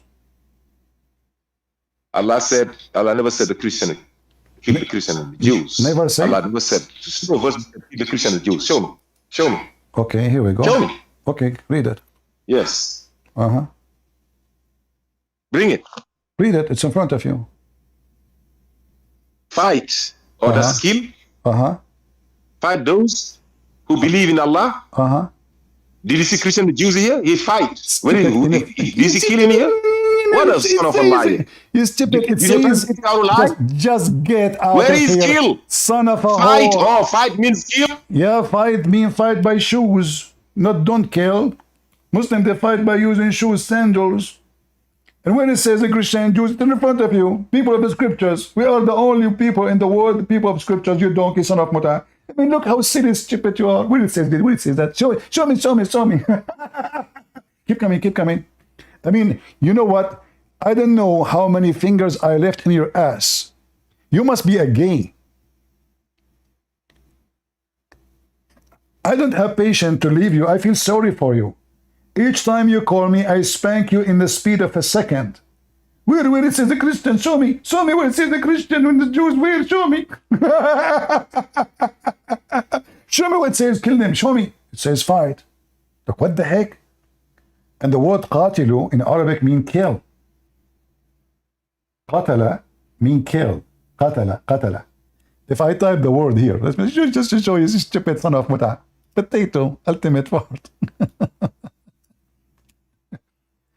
So if I type the word qatala, which is qatilu, what we will find? The Quran is so clear about it. I can go to the hadith too. I type the word qatala or qatilu. Qatilu is a command for a group. Qatala, or like it's describe an act of killing. So if I say qatala, What قتل mean? Killed. Do you see it? The one who killed for defense of his religion, he is a murderer. Islam need people to defend Islam. So if somebody insulted Islam, we have to kill him because he is a murderer if you kill. What the word is used here? قتل. قتل. قاتل. This donkey, he does not speak Arabic. He's not Arab. He's from Senegal. And yet he want to school us about what the word means. And this is when the Muslims, they go and they made invasion into all the way to Syria. He says, that doesn't say that, CP. And you know, if you read the verse easy, you will find that they will force you to pay jizya. Okay, anyone will do it voluntarily? No. You force them to pay jizya with submission and feeling themselves subdued. How you can make that happen if you are not using weapon? How you can make somebody subdued to your feet and give you money unless you are using weapon? You are a silly scumbag. You have no shame. Ultimate fart. And we can open every single page of interpretation. You will see all of them, they will agree. All of them.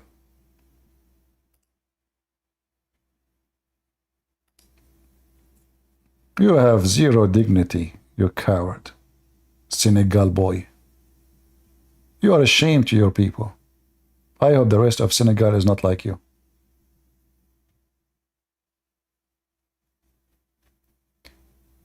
So if you go here, just to show you.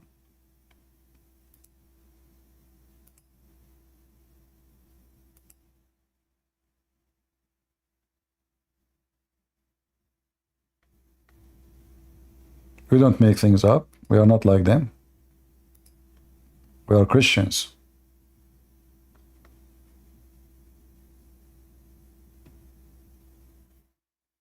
So Allah, He command the believers, the servant, what to do?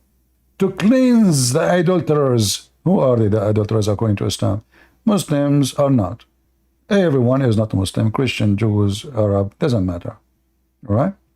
It is not allowed. How you can perform that? By war, occupying the land. The Quran says, وَإِنَّمَا الْمُشْرِكُونَ النَّجِسِ. Those who they are not Muslims, they are filthy. They are what? Filthy. Who are they, those filthy? To prevent the Jews and the Christians from entering the masjid. Do you see it? Verily, the mushrikeen are filthy. And now it's time to prevent them from entering. It's in front of you. We are not making things up.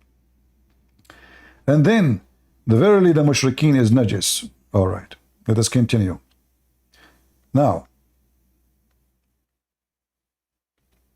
and this is the verse about killing the Christians and the Jews. He said, where it says kill, where it says fight, you know, how we can accomplish the point that we make the Christian and the Jews pay us money so they can live. Read carefully.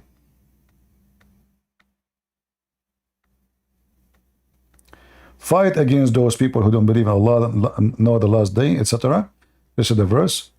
And here it says,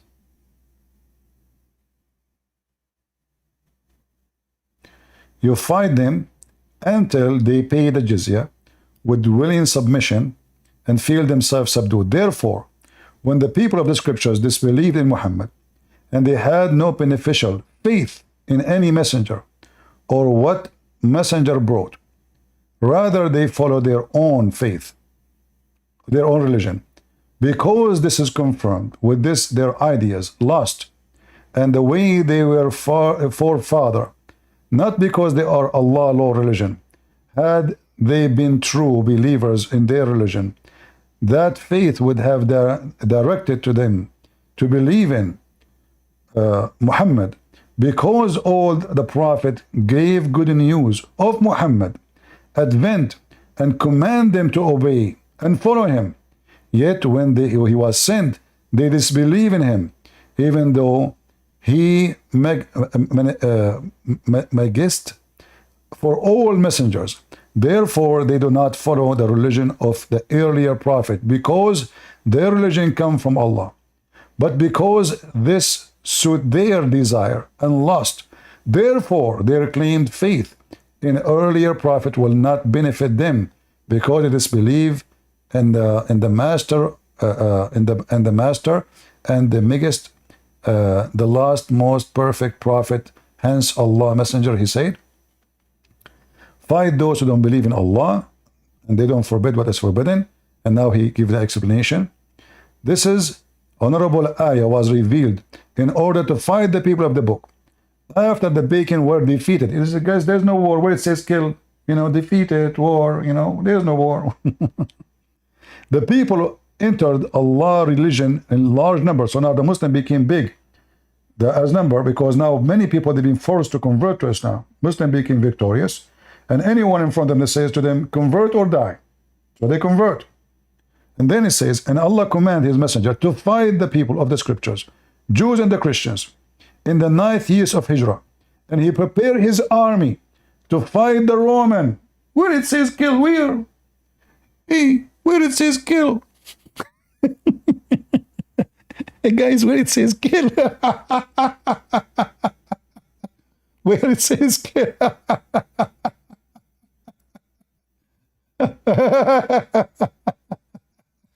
So Muhammad, he prepared an army not to kill.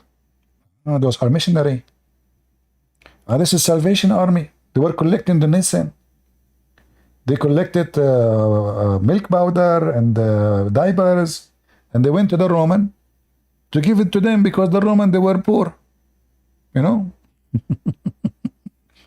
now what he will say to you, he will say, I don't accept the scholars, they are a scumbag, like your prophet. Change your name and come back. Come on. Let us laugh more.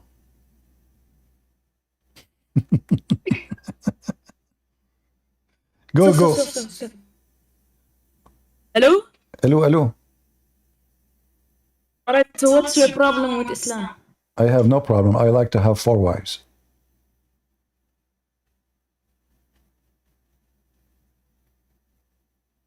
Hello?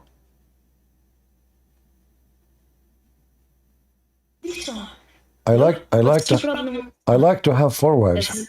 How I can have 4 wives? Can you tell me? How I can have 4 wives? Alright, so this is easy to explain, because in the times of war, there were men going to the battlefield, and men didn't come home. Their wives, they were widows after that. So they allowed people to have 4 wives. So the women could have care, because in that time a woman couldn't go and work. That was impermissible.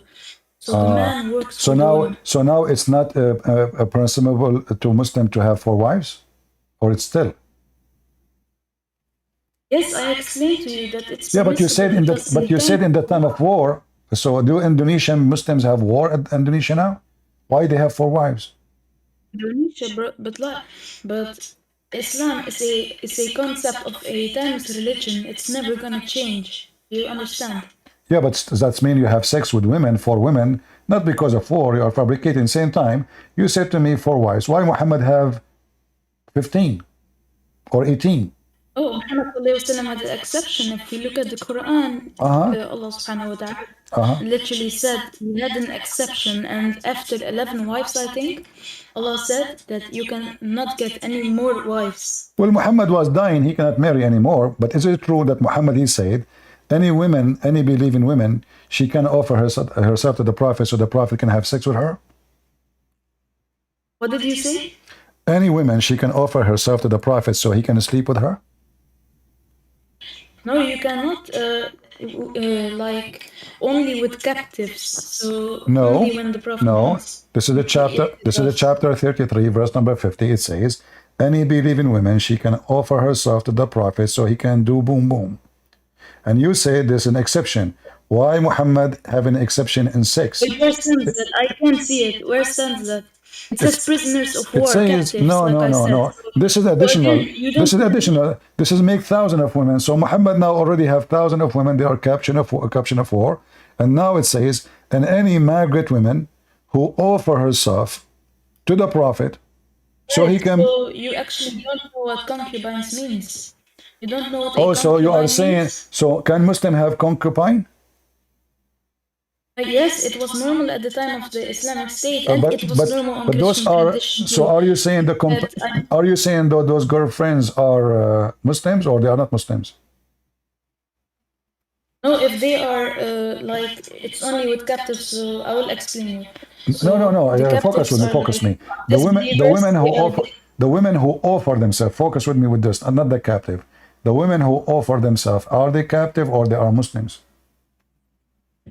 Free women. well, I don't know. I'm not knowledgeable in this, but I don't think It's in they the are front of you. captives. No, it's yeah. They can present themselves, Yeah, but they they can are not present captive. Okay, themselves in all cult leaders, they have special privilege. All of them, they are about sex. Is that true? What? Cult leaders, they have a privilege. All of it is about money and sex. Why Where stands Muhammad? that? Why is that? Why is that Why supposed to be my Muhammad? Why problem? Muhammad have a privilege? Is he a Muslim? If he is a Muslim, he should follow Islam. Islam says you have 4 wives. So why Muhammad don't follow Yes, but Islam? again, no, Christian Prince. I thought you were much knowledgeable than this, but again, the Quran literally says that Allah subhanahu wa ta'ala made an exception for him. So can you like Why? stop repeating yourself? This is why I'm asking you why Allah made exception to Muhammad about sex. Isn't he a Muslim? He was the prophet, and So what if he's a prophet? So what if he's a prophet? A prophet, he should be busy praying to Allah, promoting his religion, not having sex with more women. So if he is a prophet, he can have more women in his bed? What kind of logic this logic is? I didn't say that Muhammad asked to have more wives. We don't know the reason, and I don't care about the reason. Why should we care about the reason? Okay, Because if you're a prophet, if you're a prophet, okay, is your prophet a decent man? Or he is he's a decent man, he was busy worshiping Allah, or he was going after women? He was not going after women. The woman presented him to Muhammad sallallahu alaihi wasallam. So Muhammad sallallahu alaihi wasallam, maybe sometimes he asked for marriage, but mostly all the women asked Muhammad sallallahu alaihi wasallam for marriage. If Muhammad is saying, are you married? I'm not married. All right. If you get married and your prophet, he visited you and he like you, is it true that your husband should give you to the prophet so he can sleep with you? That's not true. Again, there was, I think, I don't get the exact surah, but if the wife doesn't want to have these intercourse, then you don't need to. I'm not talking about. Give you the surah. I'm not talking about the husband. I'm not talking. Listen. I'm not talking about the husband when I sleep with you. I'm saying you're a prophet. He visited you. He like you, and he decide to sleep with you. Is it true that your husband must divorce you so the prophet can have you in bed? No, it's not true. You can do intercourse if you want to be a concubine. Okay, so are you saying it is haram? Are you saying it's haram for the prophet to sleep, to force a Muslim man to leave his wife so he can take her? Is it forbidden for him to do that? What did you say? Is it forbidden for Muhammad to take a married woman from her husband, force the husband to divorce so he can sleep with the wife? No, that's not permissible, and that never happened. So if this is not permissible, that's mean this is a great sin in Islam, correct? I don't know if it's called a sin. I'm not very knowledgeable in that. So if I force a man to divorce his wife, if I force a man to divorce his wife because I like his wife when she is married, isn't this is a sin? If I force, I don't know. What do you mean no? So what your religion teach you? I know your religion. So your religion teach you that a man, he can go to his neighbor and he can knock at the door and say to him, "I will give you 5 minutes to divorce your wife because I want to sleep with her." Is that okay in Islam? I don't know. Show me the hadith because I'm not saying anything. You see, you are scared now. You are scared because you know that your prophet is a bad man. So now you don't want to say yes or no. A second ago you said it is not permissible. Guys, did she say it's not permissible to do that? Did she say that? You said that. When did I say that? You say, I ask you, is it allowed for a Muslim, for a man to force a woman, she is married, to leave her husband, to force the husband to divorce her. You said no, that is not possible. You said that. Oh yes, that's not possible to force the wife. So if no, I'm not saying force the wife, force the man, force the man, force the man. Man and women, they are married.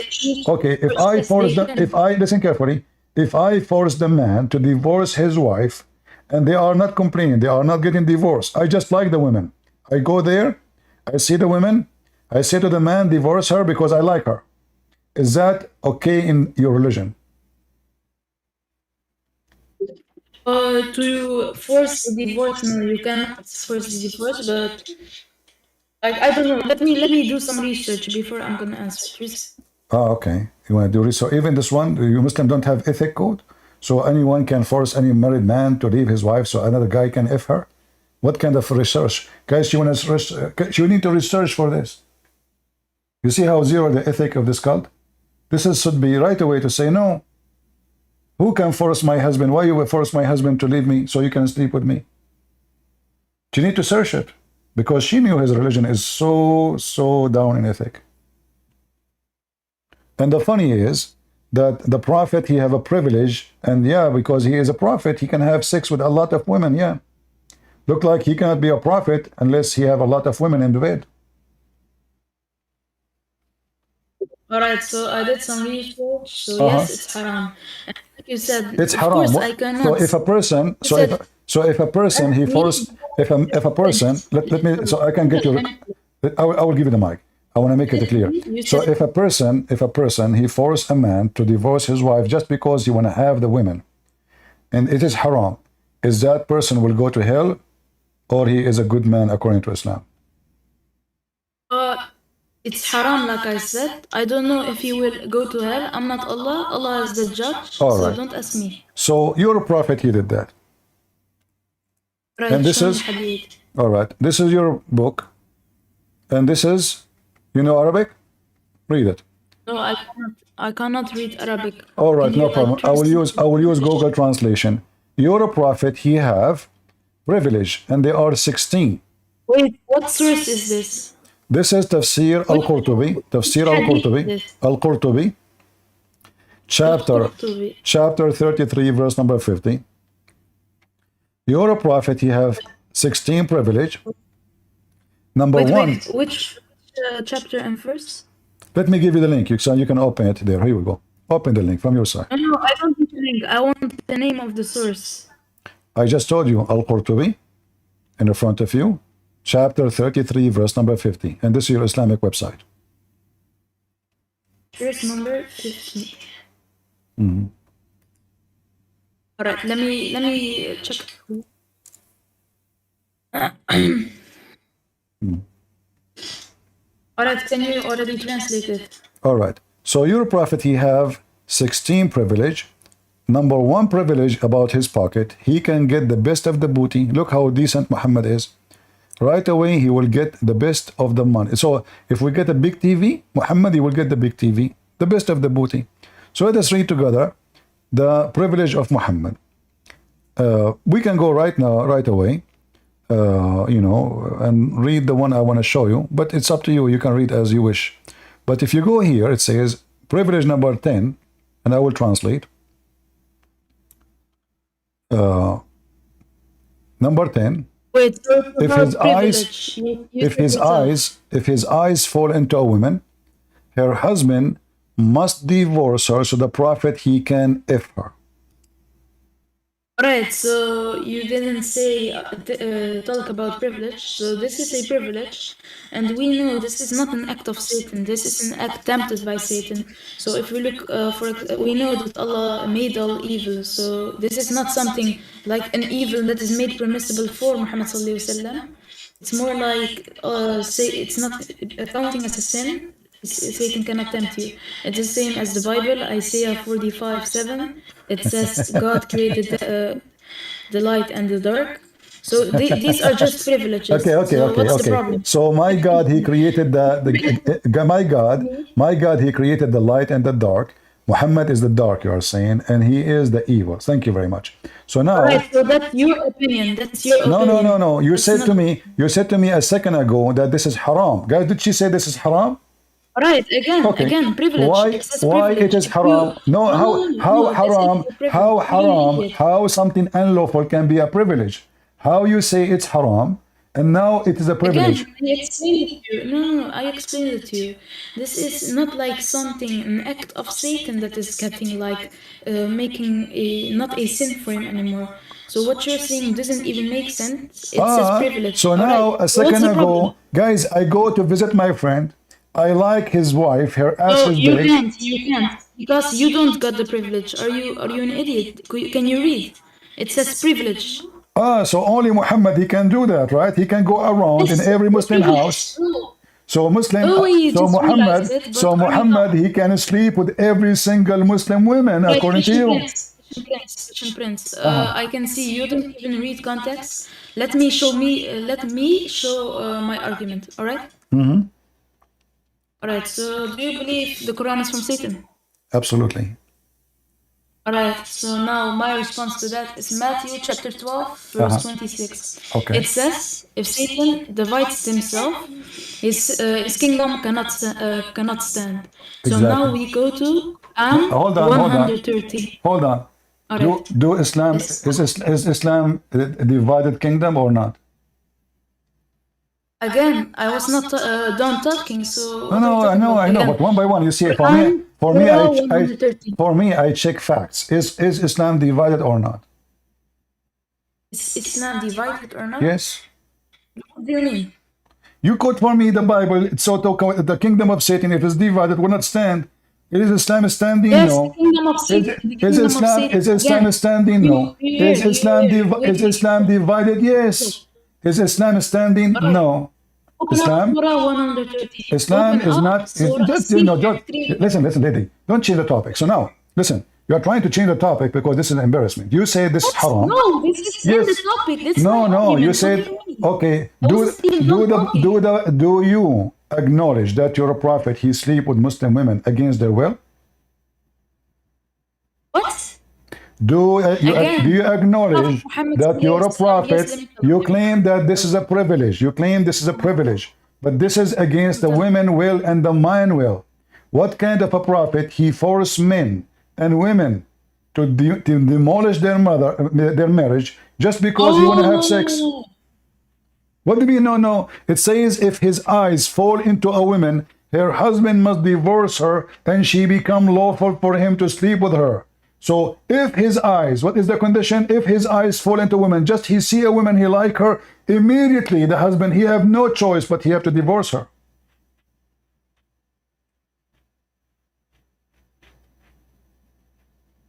And you say this is a privilege.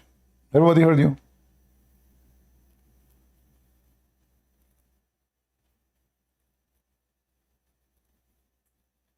Hello? Why you mute yourself?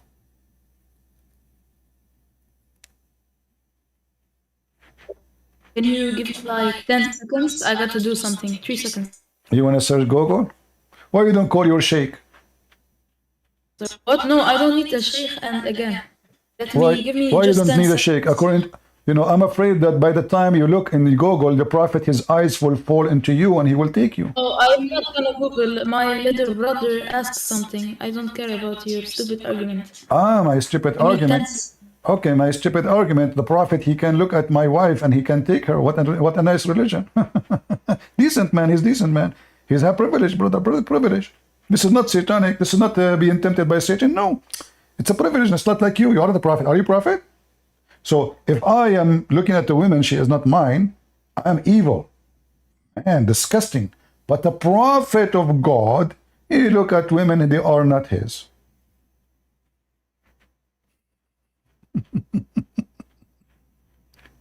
And the Muslim immediately he have to give. I mean, the Muslims are pimps. Who in the world will accept? The Right, wait. You're an idiot. Shut up. Again, the define Muslims. privilege. Hold on. Fine. Prove me wrong. Prove me wrong. If a man he agree to, if a man he agree, if a man he agree, hold on. If a man he agree to give his wives to a man, is he a pimp or not? So what does that? I don't know what that means. Pimp mean a person who is renting his wife, a man who have no honor. So if the Prophet, his eyes fall into a woman, the husband must divorce her. How in the world he is a prophet of God? What this have to do with Allah? Why the man have to divorce his wife? How that can serve Allah? How that can serve Islam? How that can make Islam a religion of God by making me taking the wife from her husband? Explain to me.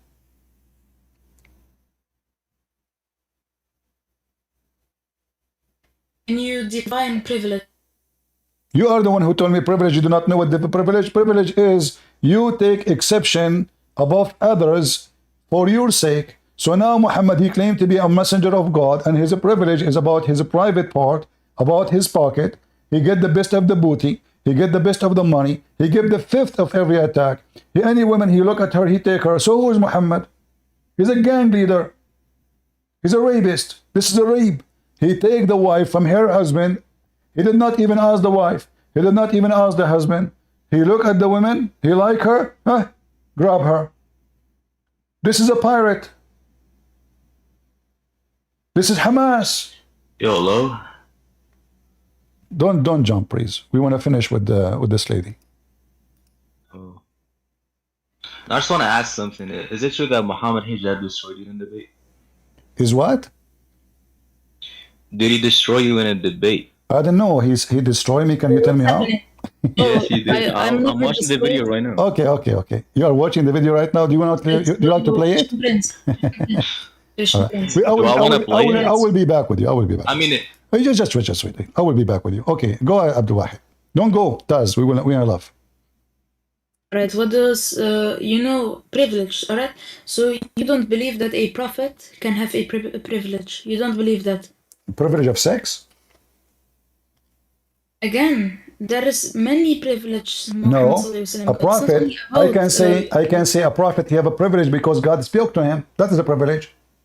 But this is about serving God. The purpose of it, the purpose of it is serving God. When you're a prophet, he see Abdul, and he like his wife, and he forced the Abdul to divorce his wife so he can have her. What is the purpose of this privilege?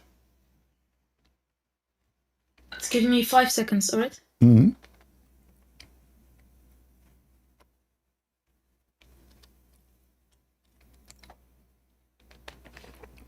Your Mimi Hijab, he hung up me 7 times. He did not dare to answer anything. He did not even allow me to talk. I got him busted. He said to me, did you say to the women, suckle me? I can play the video for you. The women, she was saying, Jesus, he played with his mother boobs, you son of Muta. Your Mimi Hijab, he was defending a whore. She said, Jesus. What's happening? Right, shut up. Okay, go ahead, Abdul. Right, 1 King. 1 Kings. 11:3. Okay. It says, he had 700 wives. Okay. Who were princesses and 300 concubines, 300 sex slaves. Okay. Can you show me where Allah? Right? Can you show me where? Okay. Is it true that the God of the Bible condemned him for having? Isn't it true that the God of the Bible says, "Don't multiply your wife"? So God, he condemned him, and not only that, he killed his son. Oh, you want so listen. Oh. So you are making big difference.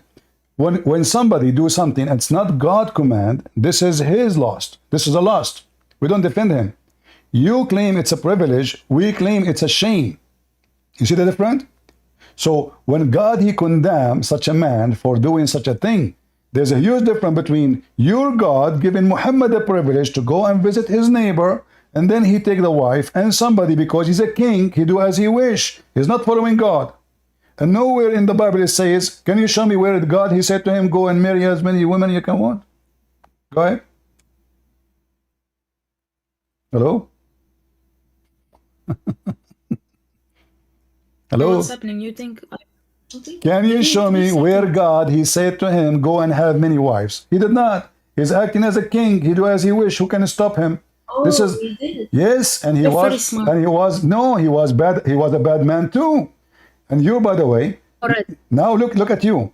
We are not even talking about taking women as wives. We are talking about taking a wife. She is not your wife. She is already married. So you're a prophet is taking a woman. You're a prophet is taking a. Hold on. Did your prophet take a woman? She is not his. She is married. Yes or no? Again, this is an exception. This is No, a no, no, privilege no. of You see, you Muhammad mentioned to me, you mentioned to me from the Old Testament, a king, he have a lot of women. Did God say that to him? No. Did he say God said that to me? No. Did he say this is a privilege from God to me? No. I am showing you, you're a prophet taking a married woman from her husband. He's a Muslim. You're a prophet, you Muslim, you claim that he's not a king. And he is following, obeying the command of Allah. He is a servant of Allah. So why the servant of Allah? How that will help Allah to be happy if a man divorce his wife so Muhammad can have her? How that can help Islam? Go ahead. Alright, so if I show you a verse where Allah subhanahu wa ta'ala gave Muhammad sallallahu alayhi wa sallam the privilege to have multiple wives, will you stop this argument and we will go on to your King James? Isn't it forbidden for you to marry a married woman? What? Yes, it's forbidden for me, but okay, but like she is married. Muhammad sallallahu alayhi wa sallam Guys, privilege. look at this fornicator. Look at this fornicator. She keeps saying to me privilege. So it's forbidden for a Muslim to marry a married woman, but not for Muhammad. Muhammad, he can marry a married woman. It's a privilege. It's a privilege. Again, privilege. All right, shut up. All right, so if we okay, can you tell me what? Hold on. I will go with you guys. It's recorded. Everybody will die laughing. So listen. Okay, what is the purpose? What is the purpose of this privilege? How that? What do you mean? How that help Allah? Is Muhammad serving Allah? No, okay. There is nothing like no. There is nothing like how is this helping Allah? What you're saying is not making sense. So what does have to do with Islam? What does have to do with Allah? No. If Allah is the one who gave him the privilege, Allah gave him this privilege for what reason? Give me the reason. Why Allah gave him the privilege? He can marry the married woman, take her from her husband, steal her from her husband. What is this privilege about? What is the purpose of it? What do you mean? What's the purpose of it? Everything have a purpose. So when Muhammad, he take a woman from her husband, what is exactly the purpose? All right, what's the purpose of King James having 700 wives and 300 sex slaves? He wanna have sex. He's an idiot. he's being a king. Oh, so hold on. You see, I agree. This is his loss. This is not okay. You see, when I showed you, when I say to you, listen. God, he condemned. God, he said, don't multiply your wives. And then the guy, he go and multiply his wife. So he commits sin. God did not approve it. God created Adam and one Eve. So now I'm asking you, what is the privilege? What is the privilege of why Muhammad? What is the what is the purpose? You a contradiction in your own Bible with this. What you just said is so wrong. Again. All right. So did the Bible says? Okay, hold on. Did the Bible says you can marry as many women you want as a privilege to a prophet? I'll answer you. So do you agree with me that King James in your Bible is like not good at his fruit? Wait, let me get first. 3 seconds. What do you fruit? Agree? Listen, Abdullah. The Bible tells us about the sin. Hold on. Okay, what? This is what Matthew chapter 12, verse 16 to 20. Jesus says, by their fruit you will recognize them. Exactly. So people like that have a good aura or something. Exactly. That don't do bad things. Exactly. King Solomon. Okay. Did he have a good fruit? Is King Solomon a prophet? You refuted yourself. You just said in your book he's a prophet. Can you tell me the name of can you give me the name of the book of Solomon in your Quran? What do you mean? I'm asking you, what is the name? He said he's a prophet. What is a prophecy? What? You said Solomon is a prophet. What is his prophecy? Again, wait, 3 seconds. What? You said Solomon is a prophet. What is his prophecy? All right, I'm back. All right, what did you say? You said Solomon is a prophet. What is his prophecy? He's a prophet? No. Look, this is in the Bible. I know in the Bible. I know in the Bible. So yes, Jesus said, from their fruit you shall know them. So the Bible condemned the fruits of evil men when they do evil, and that goes for everybody. So Let me help you. No. You see, no. You see, there's a huge difference between condemning the act of an evil person or doing evil or committing sin, rebuking him and asking him to repent, and defending the sin. You Muslim, you defend the scam of Muhammad. You did. You just said it's a privilege. You said it's a privilege. You said it's a privilege. I said, listen. You said when Muhammad he take a married women in Islam. When Muhammad, hold on. We can't talk in the same time. You said when Muhammad he take women in Islam, he is having a privilege. Do the Bible says that when a king he have many wives, this is a privilege to him from God? Go ahead.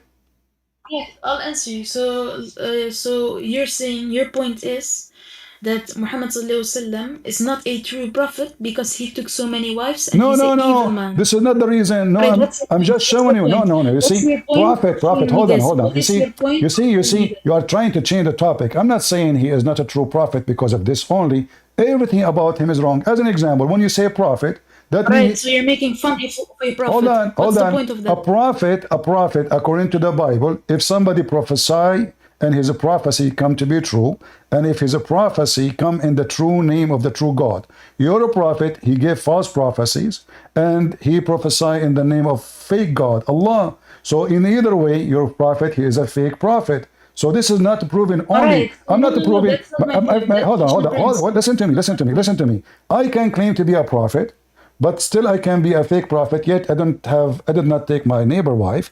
I did not have sex with the children. I did not even commit a crime. I did not steal. But still I can claim to be a prophet. So how you can prove to me to be I'm not a fake prophet is not by the crimes I did only. There's other things. As an example, fake prophecies. Now, if I ask you in the front of everybody, can you give me one prophecy or prophet? He said in the Quran, it's not stupid and it's not false. Alright, again, you're changing topics. You're running away it's now. You who said to me. It's you who said to me. Are you saying? It is you who said to me. Hold on. It's you who said to me. Are you saying that my prophet is not a prophet because of this? So I explained to you. It's you who mentioned that prophecy. Right. No, my point is, what is your point on showing this? What is your goal? My goal is your God, your God is the creation of Muhammad. Aisha, she said that Allah, he ran into sexual desire of Muhammad. Is that true? What? Aisha, she said, I see that your God, he rushed into your desire, Muhammad. Is that true? Where's I don't got the whole hadith in my head, so you can show me. Okay, no problem. Let me show it to you. Give me a second. Here we go. And I got so Aisha, she got Muhammad. Aisha, she got Muhammad busted. She said to him, I see that your God, he rushed into your desire, Muhammad. Talking about what? Sexual desire. Let us see. Alright, wait. You didn't answer me, Christian Prince. What is the point of you making fun of Muhammad sallallahu alaihi wasallam? What's the point of it? I'm not making fun. I am getting him busted. I am getting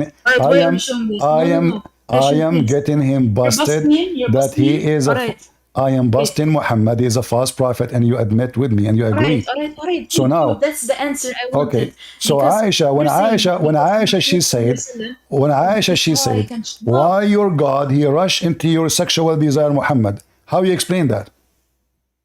How Allah? Where stands that? You didn't show me. Here we go. It's in the front of you. It's in the front of you. Abdul. Right.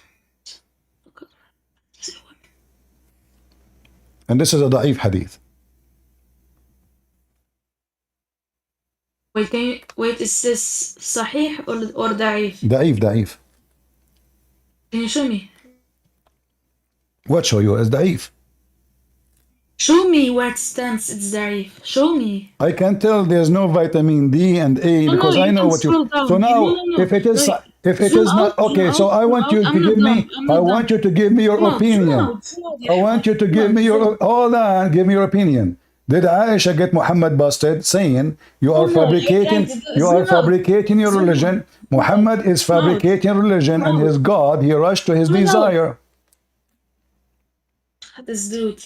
Alright, so you're trying to make fun of this again? Alright, let me read it. Read it.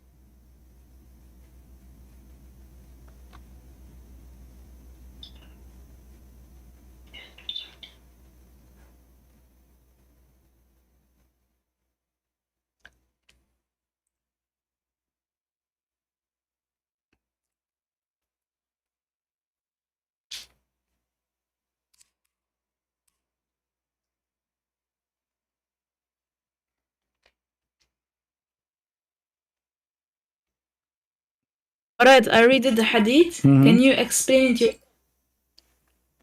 Can I what? Make a short summary of it. Summary of it? What you just said is false. Really? So make a short summary. Yes, Did, make a short summary. Did Aisha said, it seemed to me that your Lord hastened to satisfy your desire, Muhammad?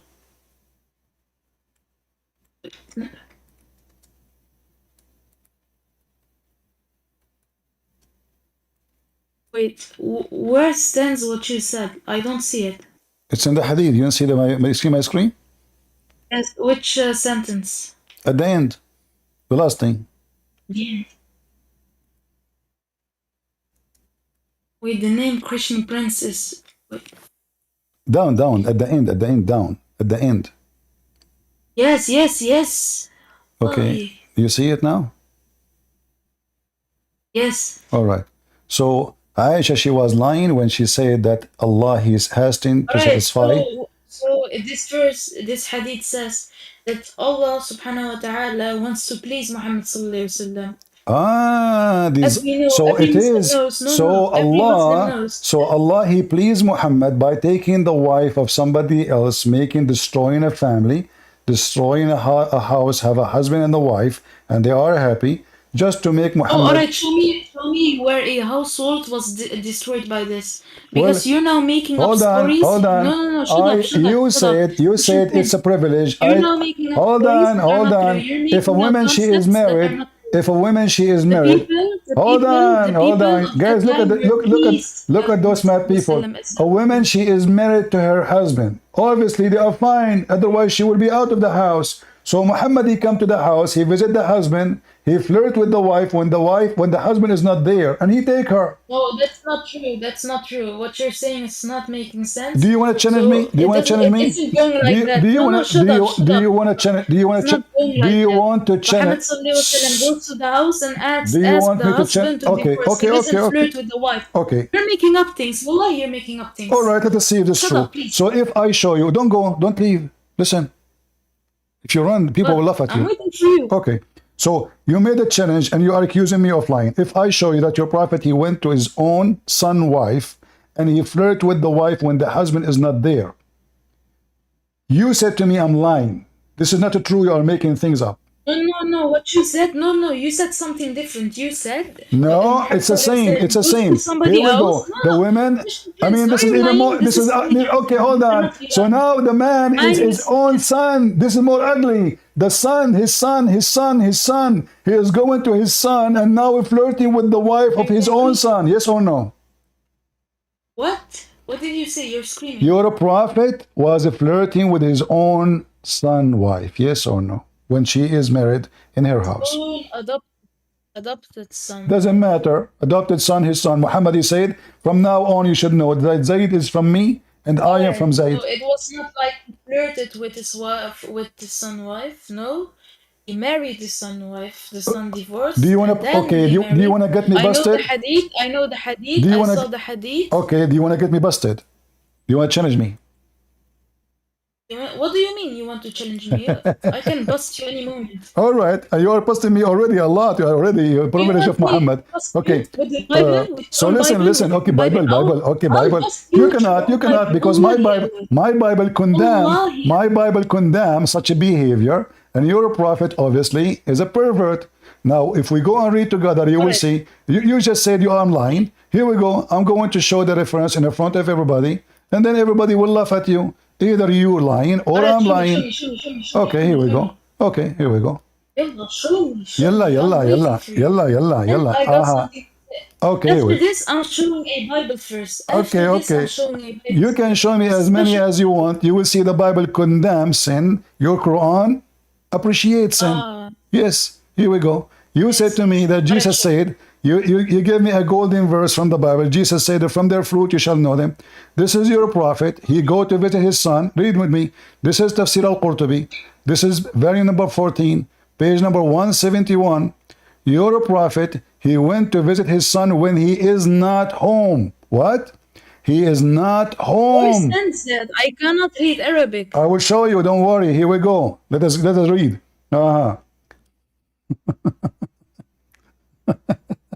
Read with me. I cannot read Arabic. Are you idiot? Idiot. You worship a God, you do not know his language. How you pray to Allah in Arabic? Then you must be stupid too. So you pray to our language. So now you are saying to me that your God Allah, he gave you a religion. It have to be in Arabic, but yet you do not know Arabic, and you are calling me the idiot. You should call. Why you want to shut up? You should call your God idiot, not me, because you do not know Arabic and you need to pray in Arabic. Now read with me. Here we go. Let me play Google so everybody can hear it and laugh at your prophet. Here we go.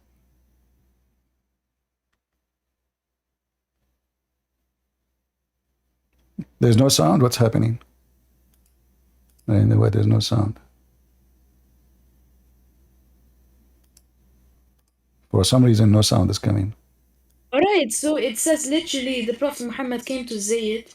He asked Zayd for marriage. So what you said? No, you are an idiot like your prophet. Your prophet, he said women are half a brain. I have to agree with him that Muslim women. Hold on. The prophet, he married Zainab to Zayd. You're an idiot. The prophet, he married Zainab to Zayd. So he planned for it. So he married the man to this woman so he can go sleep with her in the house when the husband is not there. So look what happened. He married her to his son. And then he come to Zayd when Zayd is not home. And he saw Zainab standing. She was white and beautiful and big. And then he said, one of the most perfect women of Quraysh. Read for me what it says here in the translation. Are you there? Yes, alright. So what does this verse say? Muhammad No, read for me what the translation saying, what the translation saying, what the prophet did to your Alright, Christian Prince, can we talk like honestly? Because if you're going to talk through me when I want to explain something, we can't debate anymore. But you said to me, you are not debating, you are just an idiot kid. Listen, I don't debate idiots. I get them busted. You said to me I'm lying. Guys, did she say I'm lying? The prophet did not do that. Did she say that? Did I say that your prophet, he go to the house when the husband is not there and he flirt with the wife when the husband is not there? She said you are lying. The prophet never do so. So apologize. I didn't say that. And you said that. It's recorded. It's recorded. We are in YouTube. It's recorded. People, they are going to take the video, post it everywhere. You said that. You said I'm lying.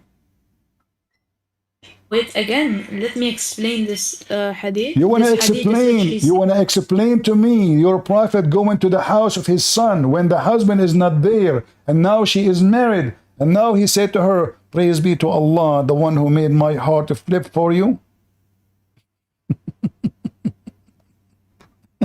You want to explain that?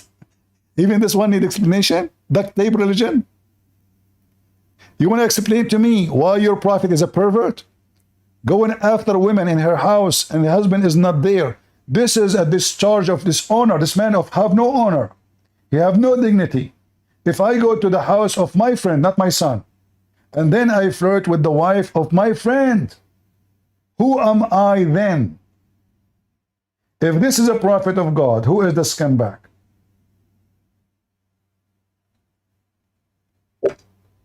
back. So you All want right, you want to let me explain to me why your prophet is doing? Explain to us. Go ahead. Alright, so we can see that Prophet Muhammad wanted to go to the husband and ask the husband to marry Zainab. So what's The the prophet, problem? guys, hold on. The prophet, he went to Zayd and he asked him to marry his wife. What is that for love? Are you drunk? Alright, again. That is nothing weird to laugh at. What's that to laugh at? You are saying to me in Islam, you go, okay, Solomon. So Solomon, he went to the husband and he asked him to sleep with his wife. Is that what Solomon did? Yes. And then Allah, Alright, so Allah, he said to him, "Hey, bless you. Yeah, it's for you. Take her. Is that what happened?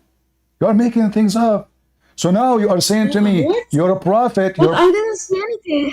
Okay, but you said your prophet, he went to ask Zayd so he can marry his wife. Are you sure? What? You said that the prophet, he went to the house of Zayd because he want to ask him to marry his wife. Yes, he came to Zayd. Zayd is a man. Okay. He came to Zayd asking for him.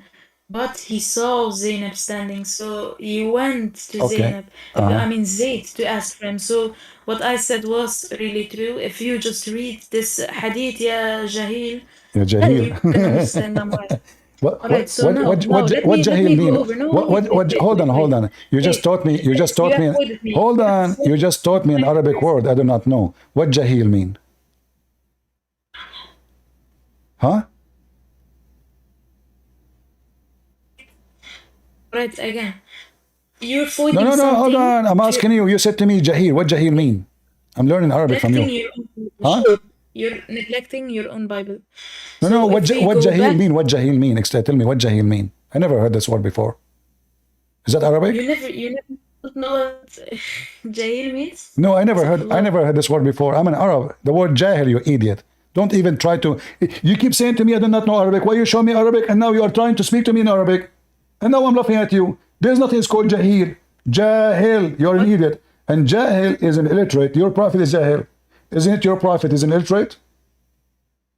Your prophet is Jahil. All right, Matthew 7. Don't change topic. So now focus with me. Matthew 7. Don't touch the Bible. Don't touch the Bible.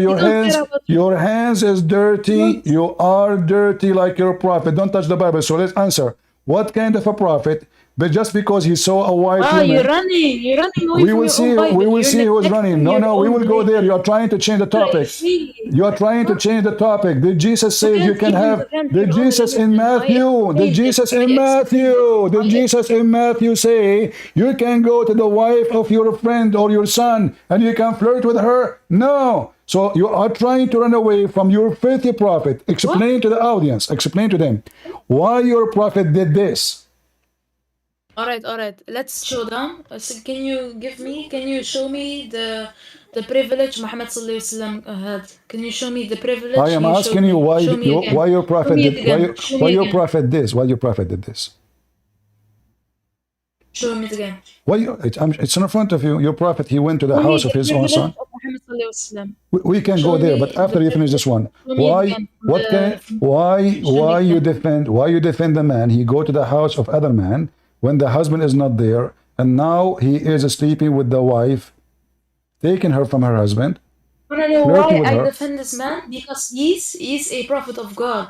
So what? A prophet of God. So are you saying that a prophet of God in Islam is somebody have zero ethic? Is that what a prophet? Is that what make him prophet? What? You said they're defending him because he's a prophet of God. So a prophet of God. Yeah, you said that because. Okay, is it? Am I a good man? Am I a good man? To show the hypocrisy. When I ask you, is it okay for a Muslim man to go to the house of other Muslim man and flirt with the wife or sleep with her? You said no, haram. So how that make me a good man and I'm prophet of God by going to my own son wife house, and when the husband is not there, betraying the trust of the one who I called him son, the one who opened the door for me, the one who allowed me to come when I am not home. Let me ask you, is it allowed for a Muslim man to enter the house of a woman when her husband is not there? Alright, I can refute you with a Quran first. Okay, give me a Quran verse. So if we go to Quran, wait. It must be strong. Right, Quran 33, 51. Yeah, this is talking about Muhammad. He can if. Okay, the verse there says Muhammad can if any women. Screenshare it. Huh? Quran 33, 51. It's easy to screenshare it.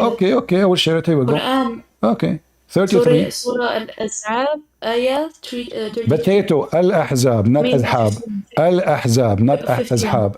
Al-Ahzab, learn. Not Azhab. Okay, so chapter 33, verse number 51. Okay, tell them what it says there so we can love together. Go ahead. No, we can love. Okay.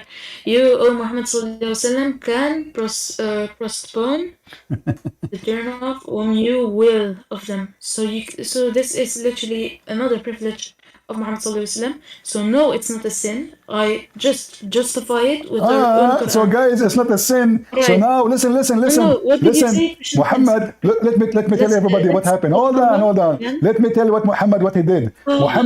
When Muhammad he said, every woman she can offer herself for me I can F her, old women they start coming. So Muhammad now he said to himself, what I did, I'm not asking for old women or women who they are not good looking. So he made this verse so he can get away from the promise. So now he said to me, Allah, he told me, yes, the women they start lining up, women who they are poor, they cannot afford it to live by themselves. They are old, they have no husband, they start coming lying up in the front of Muhammad's house. Muhammad look at them, they are ugly, they are not good looking, they are so old. So he said, okay, Allah, he told me, I can postpone upon any of you, or I can take you cute one, young one. Yeah, come here. This is another privilege proving that Muhammad is a false prophet.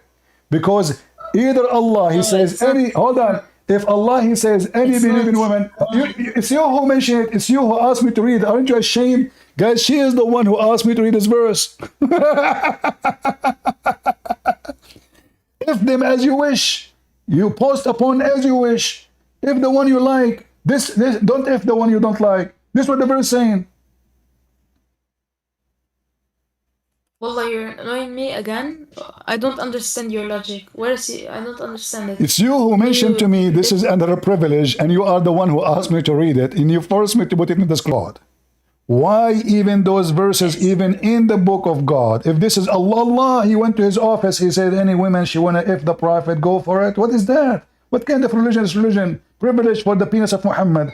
And then when women they line up in the front of the house of Muhammad, and many of them they are ugly and they are too old. Excuse my language. So now, no, listen. Okay, if you read the interpretation, okay, why Muhammad he postponed upon some women? Why? Give me a reason. What? Why Muhammad he can postpone upon some women and he prefer better women? Why he do that? Alright, so you just made your own conspiracy theory. No, it's you guys. It is her who asked me to read the verse. Does it say postpone? Hold on. Does it say you can postpone? Yes, did I say that, or is your Quran? Why Muhammad postpone? Explain to everybody what happened. What? What? Bro. What? Are you drunk? Can you say it again? You are talking about drunk. Isn't it true that the Muslim used to go to the mosque and they are totally drunk, including the Prophet? Are you crying? I can't hear you. No, you can hear me. Is it true? You said to me, are you drunk? Is it true that you Muslims used to go to the mosque and you are totally drunk and you fell apart, including Muhammad? Yes or no? The last sentence I didn't hear. What did you say? Is it true that your prophet and his companion used to go to the mosque to pray and they used to be drunk? Yes, the companions used to be drunk. Muhammad sallallahu alaihi wasallam didn't used to be drunk. So what? So Alex, what? So you, the what? Muslims, What kind of companion, guys? Imagine if Jesus, he is now with his disciple and Matthew, Mark, and Paul. Hey John. no, What's you're going on? making up things. Your shit mind is making It's up you things. just say that, guys. Did she say? Did she say it's not Muhammad? It's only. Did she say not on Muhammad? Only the companions. Those are the best of Islam. They are drunk when they are praying to Allah. Why? So your prophet was busy going after the wives of the Muslims, and his disciples, they were drunk, and his disciple, they were drunk. This verse came down on the behalf of Muhammad sallallahu alaihi wasallam. People came to Salah drunk. Here, you show me the verse. It's in front of you. So what's the problem? So what do you mean? What the problem? So your prophet have time to make verses about his penis going after women who they are married, yet he don't have time to tell his followers, hey, behave. So now everybody start laughing at them. That's why he made this verse. The Arab, they start laughing at Muhammad and his companion. They said, look at them. They are a bunch of a drunken. Even when they pray, they cannot even stand for the prayer. They are drunk. So what Muhammad said to them, did he say drinking is haram? No. He said, when you pray, don't be drunk. It's in front of you.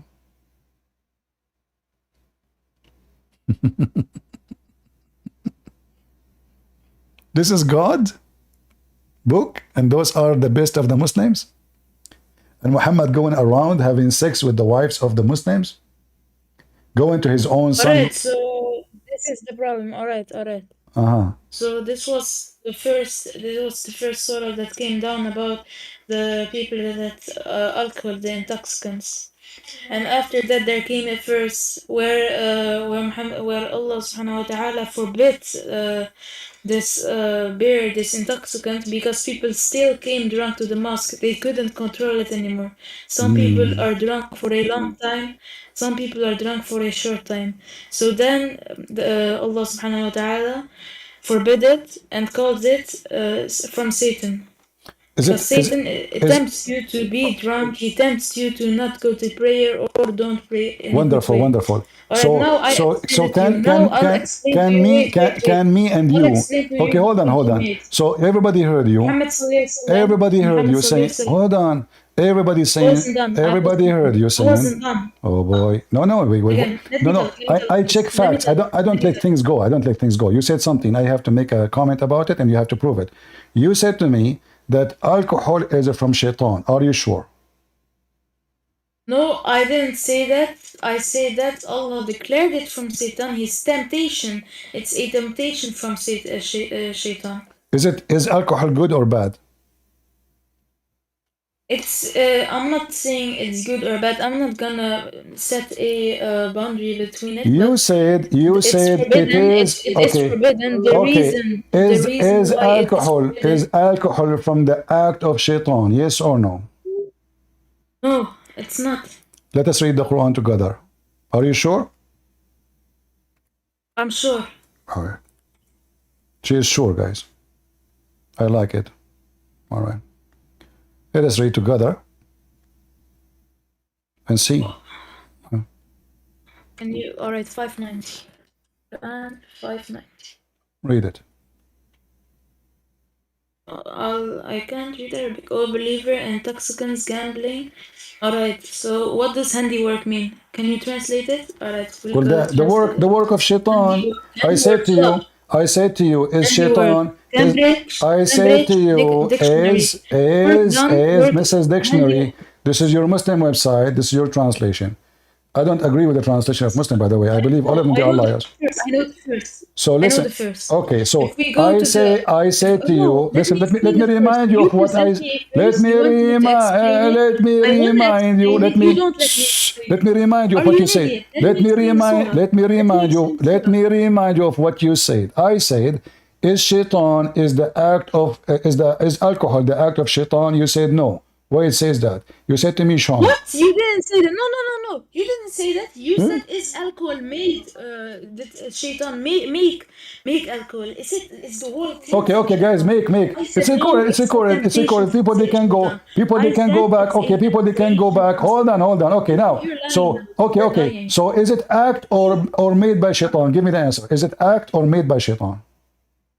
It's an act of shaitan. Shaitan tempts you, but it's not from shaitan, no. No, it says here, min amali shaitan. It is the work of shaitan. And you are stupid. So the work of shaitan. So shaitan is the one who make it. Oh. Yes, I can refute you if you let me talk. Okay. Because if we go to Tafsir Ibn Khatir. Ibn who? Tafsir from Ibn Khatir. Who is Ibn Khatir? I never heard of this guy. Khatir. I don't know how to pronounce his name. Okay, hold on. Is that a new scholar now? He is born in YouTube? Ibn Khatir. Do you not know him? I don't know. Who is Ibn Khatir? What happened? His dad is Khatir? How he's doing? What Ibn Khatir he said? Tell me, guys, Ibn Khatir. Alright, rich of Satan handiwork, meaning abomination of Satan's handiwork, according to Ali bin Talha, who reported it from Ibn Abbas. Sayyid Ibn Jubair said that rich means sin, while Zayd bin Aslam said an evil handiwork of Shaitan. Thank you, so guys. Okay, handiwork of Shaitan. Guys, alcohol is a handiwork of Shaitan. That means who is the one who make alcohol? Right, handiwork. What does handiwork mean? It means he is the one who. It means he is the one who make it. He is the one who make. He is the one who make it. Listen, Balbula, I can marry 4 like you, and I can make you massage your feet. So don't be disrespectful. You are a woman in Islam. You have no respect. You are nobody. Your husband can beat you. Don't tell me shut up. Speaking to a man. Get me your husband so I can talk to him. Otherwise, behave yourself. Now, handiwork of Shaitan. Shaitan is the one who made. Shaitan is the one who made alcohol. Is that correct? No. Okay. What handiwork mean? What handiwork mean? All right, I explained it to you. Work. He agreed. You read for me the interpretation. It confirmed. The interpretation says it is the handiwork. It says it is the handiwork of Shaitan. We heard you saying that in the tafsir. So it is the handiwork of Shaitan. Okay. I'm gonna show it. I'm gonna explain it to you. Even this one needs explanation. Even the word handiwork needs explanation. Right. Handiwork, Cambridge definition. Work done skillfully with the hands. Exactly. So who is the one who made the alcohol, guys? Handiwork mean. Handiwork mean it's a skilled work done by hands. Thank you very much. Hands of who? Hands of Shaitan. Yes, the temptation, the part of the temptation. No. We are talking about the alcohol. The alcohol. Alcohol does not need hands. Temptation does not need hands to tempt you. Alcohol need hands to make alcohol. So now, who is the one who make alcohol? Shaitan. So now I'm asking you, is Shaitan who made alcohol? Yes or no? Based on the tafsir you did read.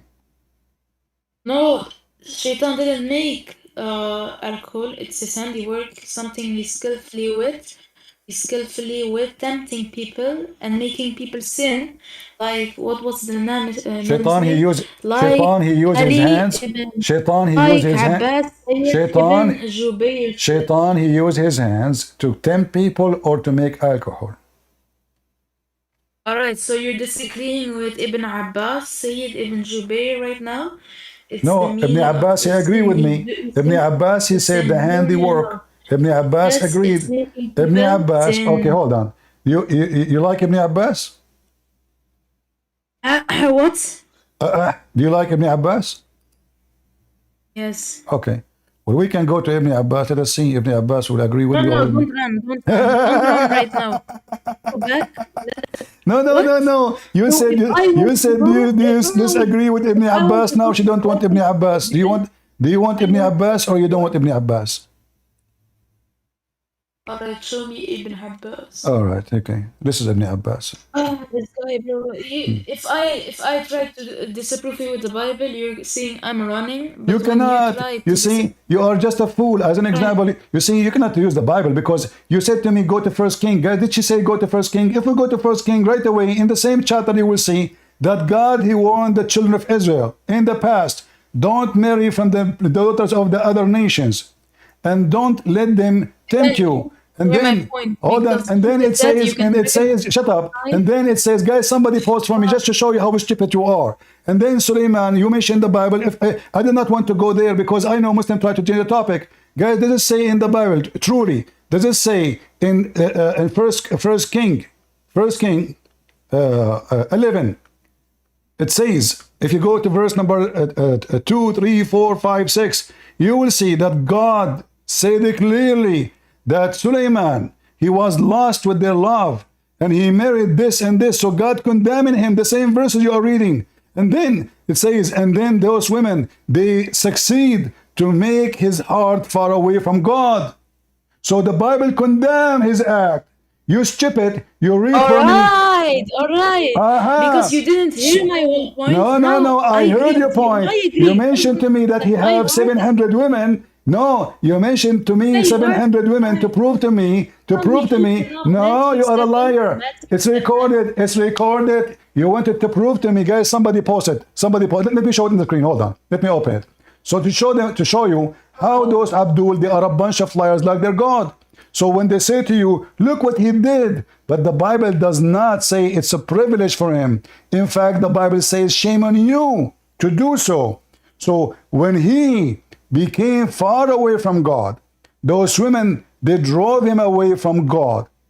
By what? By those women. So God did not say to him, oh, you know what, good for you. No. And his wife turned him away, turned away his heart. From who? From God. Don't shut up. Shut up. We are talking about the Holy Bible. You should respect. This is not the filthy prophet Muhammad who go after children and go to his wife's son and you sleep with her.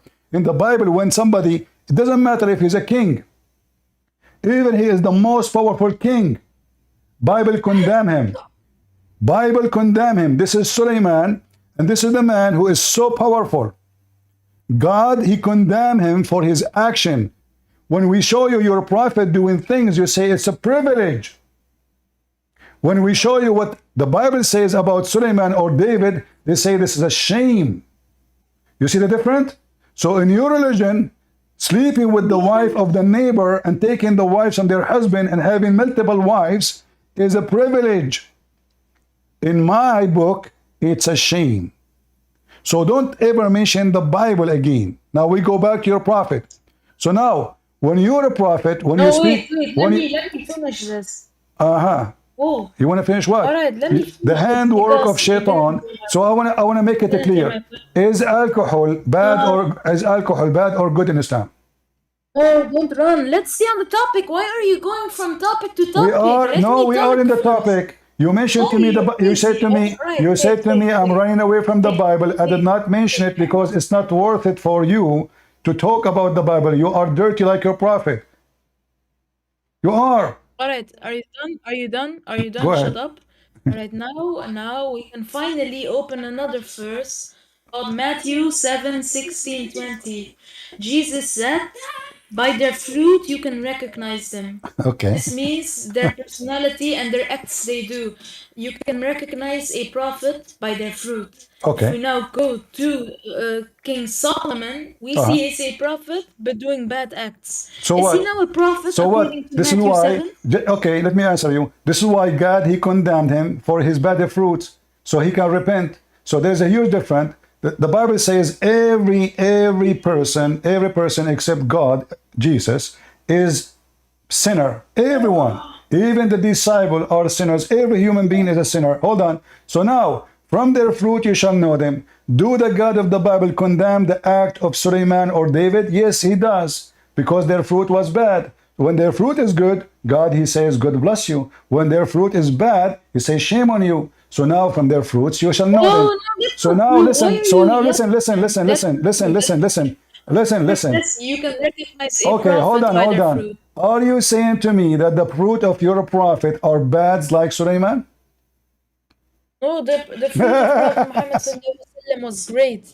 Okay, see the difference? I just showed you the verses from the Bible, God condemning the act of Suleiman. In the Quran. Alright, so my problem here now. Alright, so my problem here now. Our point is, hold on. Our point is, the God of the Bible condemns sin. It doesn't matter who did it. It doesn't matter who did it. Hassan. It doesn't matter who do the sin. God, He condemn him. That how you know the true faith from the false faith. I don't have a friend who I protect him when he do sin, so he said, oh, he's a good guy because he's my cousin. No, if he's bad, I say he's bad. If he's good, I say he's good. So this is what the Bible does. In your religion, I showed you your prophet going around, sleeping with women, taking them from their husbands. And you know what you said to me? It's a privilege. He did not commit. And by the way, what's wrong with it? No. Okay, hold Christian on. Prince, what's wrong with a privilege? What's wrong with a privilege? Privilege of penis. Why God, He give a privilege of penis, taking the wife from her husband? How that can serve God? What are you talking about? Can you be more specific? Specific, I just showed you and you really agreed. He went to his own son as an example. As an example. Why? What is the problem with a privilege? Why is that a problem? This is not a privilege to serve God. This is a privilege to serve his sexual desire. Again. Listen. You said your prophet did not commit. You said your prophet did not commit sin. Are you sure?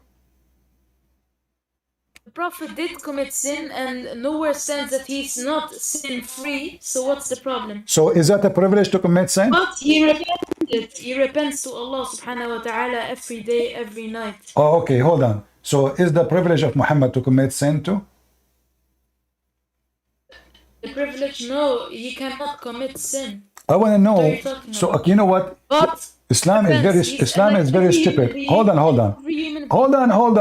If Muhammad sleep with the wife of his own son is not a sin. So what is sin in Islam? Alright, again, if we look, I showed you a verse, Quran 33:51.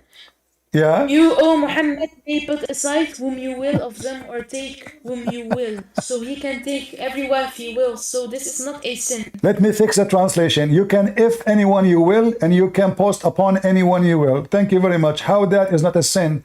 And if this is not a sin, so what is left?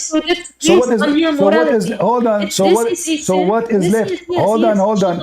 What is left? What is left is not a sin in Islam. If I look at the wife of my friend and I flirt with her, it's not a sin. If I take his wife, it's not a sin. If I say to women, hey, any woman she wanna come and sleep with me, it's not a sin. So what is sin in Islam? Sin in Islam, there are multiple sins. Like what? Name one. Okay, name one. You said Muhammad did sin. Name one. Name one, Muhammad. I'm not saying I got a specific sin in my head. No, he got specific sin. He got a lot of them. There was something with bewitched or something. Muhammad sallallahu alaihi wasallam did. If Muhammad bewitched, that is sin. If Muhammad bewitched is sin. No, there was something with bewitched. Are you deaf? I don't understand. What do you mean? What I don't understand. What? If there's something bewitched, there is something bewitched. What? Say again. There was a topic about Muhammad sallallahu alaihi wasallam being bewitched or something. I didn't hear that topic. It was in a debate with even I think Shabir Ali and Sam Shimon. I watched the debate, and it was about Muhammad sallallahu alaihi wasallam sinning after being bewitched or something. I don't know. I didn't hear the whole context. Okay, hold on. Shabir Ali literally said that Muhammad sallallahu alaihi wasallam can sin. It's not like a privilege he cannot sin. Shabir Ali, he said. Well, Shabir Ali, he ran away from me. The potato, hold on. Shabir Ali is not even a scholar. He is not a sheikh. He can't even read the Quran. Secondly, let me show you what you just said. Guys, hold on. Let me. I will give you the mic. Guys, did she say that her prophet was bewitched? She said that, right? Okay. Now, if Muhammad have a privilege, is that one of them? Oh, I didn't say that. What are you talking about? It's you who mentioned. It said no. The prophet was bewitched. You said the prophet was bewitched. What's something? Okay, hold on. What is something? Is that the coffee table? Okay, what? Hold on. Something bewitched? Is that a coffee table get bewitched or Muhammad? I said the topic was about something being bewitched. I don't get what something be bewitched. Listen, was Muhammad bewitched or not? Was Muhammad or his coffee? Who is the one was bewitched? Muhammad or his coffee table? I don't know, bro. What are you? So you heard the debate. You heard the debate between Shabir Ali and Shamon, but you did not understand that this is the whole. And you said, that the prophet. You said when the prophet was bewitched, he commit. You said when the prophet. Shut up. You said when the prophet was under bewitched, he commit sin. You said that. What? You said when the prophet was bewitched. It's not sin-free. No. Focus with me. Don't try to dodge. Don't try to throw under the carpet the dirt as Muslims they do. They don't clean their houses. They shuffle the dirt under the bed. So listen carefully. Your prophet was bewitched or not? I don't know. You're a Muslim. You're coming to beat me busted. So was it a privilege? Are you an idiot? Was it a privilege? Muhammad, he have a privilege. Guys, Allah is busy giving Muhammad a privilege about his penis, but yet Allah, he gave him other privilege. He was bewitched. Is that true? What? Muhammad was bewitched?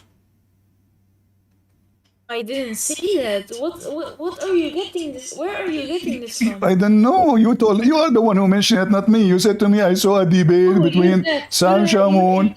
Okay, read with me. So you are denying it. Here we go. It says the prophet was bewitched. All right. Explain to the audience what we are talking about.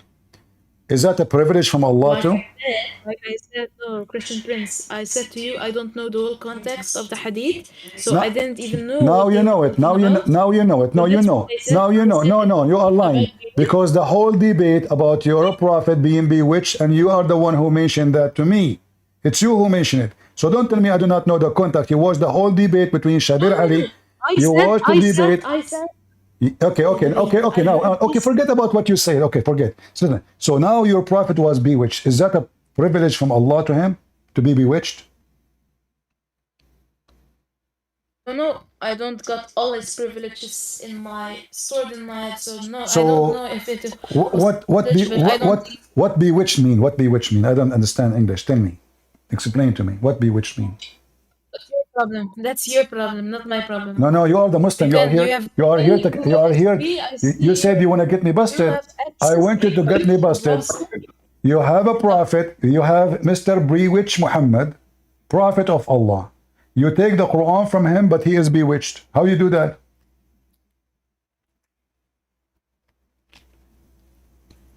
How you take the book of God from someone is bewitched? He's bewitched. Shaitan control him. Bewitched means shaitan control him.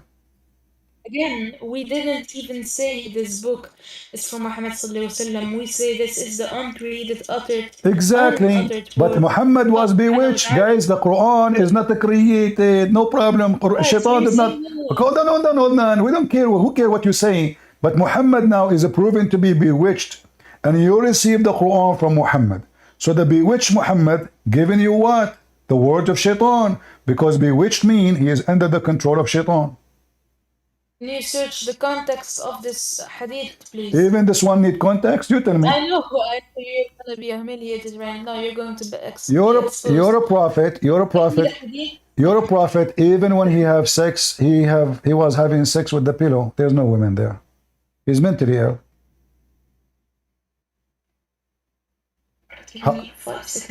How you can trust a man? He is bewitched to be a messenger of Allah. Is that a privilege? Obviously, it's a privilege from shaitan. So one of the privilege of shaitan he gave to Muhammad, beside privilege to his penis, he gave him a bewitched privilege. Because there is no way that bewitched is coming from God. Hey people, do you agree with me? The bewitched cannot be from God. It must be from shaitan. So Muhammad, he received a very nice privilege. He is bewitched. And the Muslim, they want us to believe in the bewitched Muhammad. He bewitchy. Witchy prophet.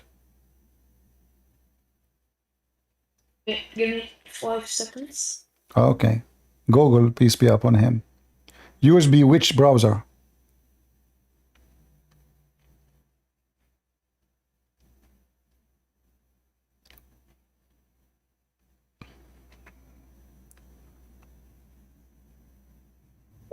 All right, I'm back. So tell me, what happened to your prophet when he was bewitched? What happened? He start making fake Quran? Huh? What? He start making What are you fake talking Quran? about? Well, he start making fake Quran. He's bewitched. He's controlled by. He's Quran? bewitched mean he controlled by shaitan. No, that's not true. Okay, what bewitched mean? Tell us. I'm listening. So if we look at the context of the verse, he was delusional. No, tell me, delusionate? Guys, did she say delusionate? Muhammad was delusionate. Yes, so you have a legal life. Don't laugh anymore. According to the hadith, there is a story that the prophet was bewitched because somebody placed a spell on him, which made him delusional. The spell made him well, I did not hear you, lady. Did you say it made him delusional? Yes, the spell made him delusional. Okay, so now when your prophet, he received Quran, he received it from who? He's delusional. What? What? Are you an idiot? It's you who said the prophet became delusional, guys. Did she say that word or me? You said the prophet became delusional. What delusional mean? Explain. Delusional mean he sees things is not true. So now Muhammad, he sees Jibreel, but there's no Jibreel. It's not true. It's delusional. Delusionate. It's you who said that. All right. So tell us more about the delusionate prophet. Go ahead. The mic is yours. Continue. The prophet became delusionate. Tell them about the delusionate Muhammad. Police be upon him. Delusional upon him. Alright, so again, like I said, so when Allah subhanahu wa ta'ala gives the scripture, it doesn't mean that Muhammad sallallahu alaihi wasallam like changes the scripture or he chooses what's going to stand in the scripture. Allah subhanahu wa ta'ala gives the scripture. Muhammad can't change anything about it since it's the uncreated word of Allah subhanahu wa ta'ala. So even if your point was that Muhammad sallallahu alaihi wasallam was delusional, he was misleading with other beliefs, this still meant that that this word of Allah, this Quran, is still unuttered. Because he was just the messenger. He gave the Quran to the people. That was his only task. Listen. So guys, it's not altered. Who said so? Abdullah. If you just say to me that Muhammad is delusionate and he see things is not there, how you can trust a delusionate person to have a verses from God? Wait, no, you're saying you don't even know what delusional means. What are you talking about? Okay, tell me what delusional means. I don't know. Tell me. I'm learning.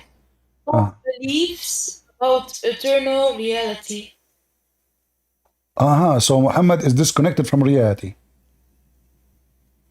Yes, so there's nothing about his belief or about Allah subhanahu wa ta'ala. Okay, how you know reality? Are you saying to me Allah is not reality and Jibreel is not reality, is fiction? I didn't say that too. But you are the one who said delusional is away from reality, and that means anything is reality. And then you're contradicting your own Bible. So no, that's not true what you're saying. Contradicting my own Bible? So Muhammad was bewitched is contradicting my own Bible? Are you crazy? Listen, Balbula, listen. So now the prophet, Balbula, listen with me. Listen with me. Okay, hold on. Let us make it simple. Who is the one who controls bewitching business? Is it Shaitan or Allah? What? I don't know. He was bewitched, like there was a spell cast on him. So I don't know. Who is the one who do that? Who is the one who do that? Again. Let me talk again. So delusional means characterize or holding false beliefs or judgments about eternal reality that are held despite evidence to the contrary, typical as a symptom of a mental condition. Alright, so this means that if you're saying that Allah is not not in reality, He's not something like God. He's not we see that if we compare this to the Father in the Bible, He's the same. It's the same entity. Okay, okay. Listen, It's the guys. same She's life. giving us a speech about mythology. Listen, look what you said. Look what you said. Look what you said. Look what you said. Did she say that the one who is delusionate is suffering from mental illness? Did she say that? She said that. We heard her. So your prophet is suffering from mental illness. I'm not the one who mentioned it. It's you. Everybody heard you. You said the one who is suffering from this is someone suffering from mental illness. So the bewitched. This is not a mental condition. This is not a mental condition.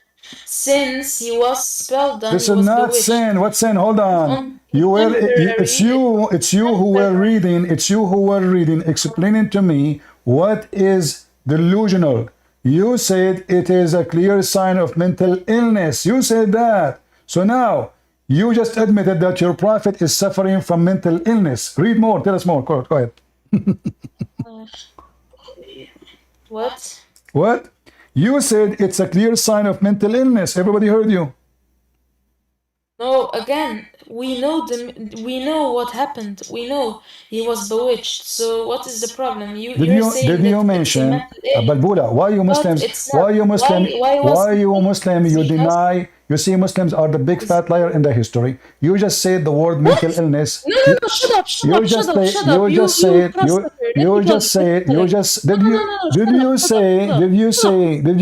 in definition you gave me the word mental. Did you mention the word mental illness? Did you mention the word mental illness? You shut up. You shut up. Hold on. I will convert to Islam. I will marry you. I will spank you. Hold on. Not for brain. Listen. Did you say mental illness, or it's me who made that statement? Did you mention that word? If yes, again, I explained it to you. If there is no clear reason for it, no, shut up, please. So you see how filthy she is. A whore. She is saying the F word to me. She is saying, guys, did you hear? Did you hear? She is saying the F word to me. Did you hear it? Did you hear the holy Muslim women? Did you hear the holy Muslim women? She said the F word to me. What? You said the F word to me. No, you said. You said the F word. You said the F word to me. You said the F word to me. Is that a privilege? Is that a privilege? Let me tell it. Is that a privilege? Again. If we look at the definition, we see if there is no clear reason. Okay, I want you to do me a favor. Read the definition again. The one you were reading a second ago. Read it again. What? What? Again, read what you were. Yeah. Read what you said. Read what you said to me about mental.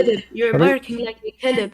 Let me tell it. Okay. So it says, guys, she's saying you are barking like a dog. Hold on. You said I'm barking like a dog. Is it true? Is it true that your prophet last name is dogs?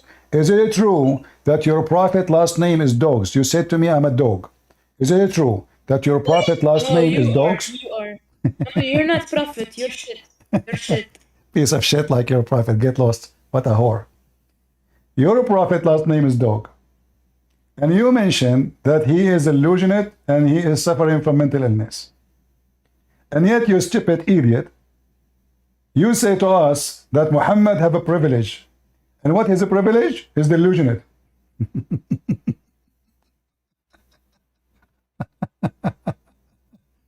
No, I'm not going to allow a whore keep saying it, insulting me, saying the F word to me. If you have a little respect of your religion, you are debating about your religion, you say the F word to me. You are a female. I mean, if it's a male, he said that. I say, Muslims or kids are street boys. But you Muslim, you wear hijab, and then shut the F up. You said that? Everybody heard you. Trashy like your prophet. Go do mut'ah. Do breastfeeding for adult. So the prophet is confirmed that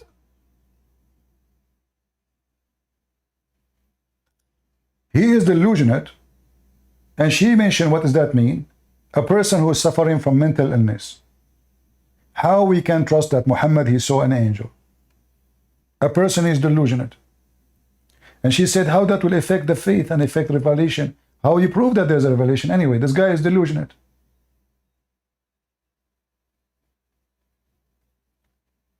Muhammad, he received satanic verses. And this is mentioned in the Quran. Allah will take whatever shaitan he throw on the mouth of Muhammad. How this happened? Muhammad was praying, the pagan, they were with him, and he is a pagan as like them. And then suddenly he said, the three daughters of Allah, their praying to them to intercede is a must. And he bowed down to the three daughters of Allah, Allat and Manat al-Uzza, and the pagans, Arab, they bowed down with him. Few weeks after, and this is their book saying that, Jibreel, he came to Muhammad, he told him, you said what I did not tell you. You said what I did not tell you. Allah is going to take it off now. So we have a true evidence from the Quran. That's why the Quran says, oh, we never sent a messenger before you, but Shaitan did that to them. Shaitan recite revelation in their mouth. Shaitan speaking in the mouth of the prophets. So how they are prophet of God? And if Shaitan, he can do it once, he can do it again. He can do it third time, fourth time.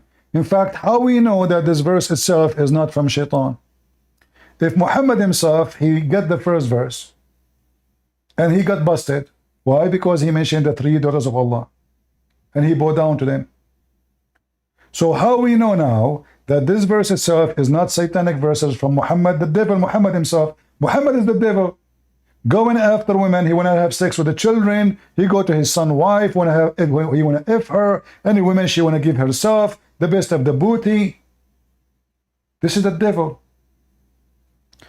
As you said, lady, if I can call you that, you don't deserve it. From their fruits you shall know them. Do we agree, people? From their fruits we shall know them. And this is the fruits registered in your books. The bewitched, the horny, the zero ethic, the rapist, the man who go after...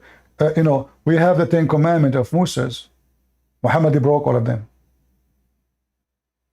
He broke every single commandment. When she mentioned to us the stupid women, she mentioned to us first king. She forgot that if she read there, she will see right away that God condemned the act. He don't bless it.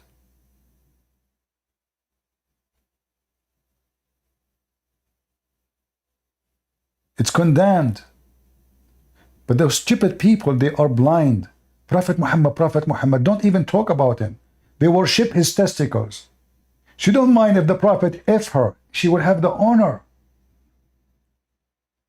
The Prophet, he go to the husband of a married man and he take his wife. It's okay, privilege. So what? He's a prophet. He's a prophet. Do you see the stupidity?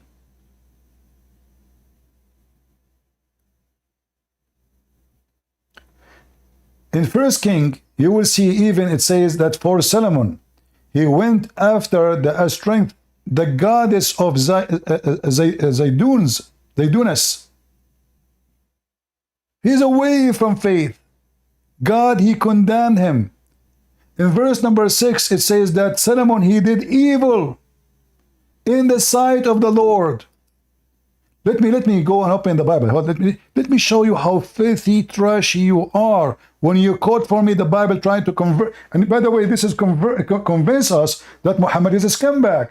They are trying to say that Muhammad is filthy, doing filth. And Solomon, he did same filth. But look what the Bible says. Solomon did evil in the sight of the Lord. What he did? People, am I lying?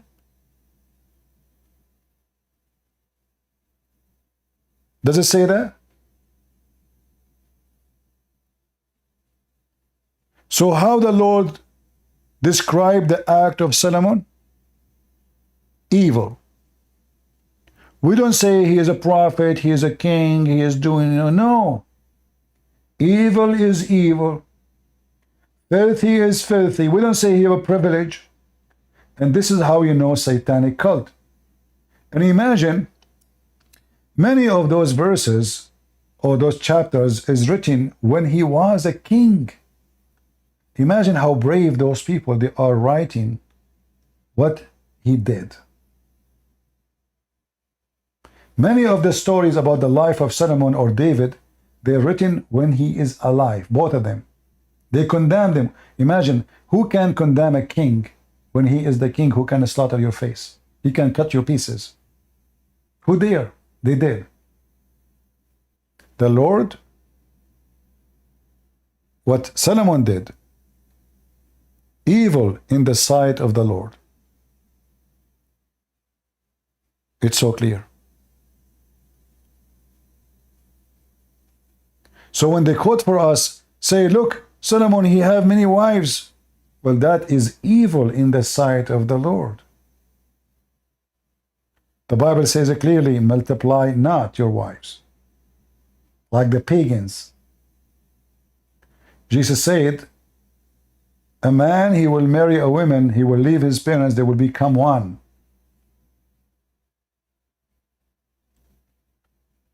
I say to you, the easiest way to know if a man is a false person or not is how much time he gives from his life to serve the Lord. Muhammad, obviously, he is giving a lot of time just to serve himself. He want to invade, not to spread Islam, but to capture more women, to get more rich.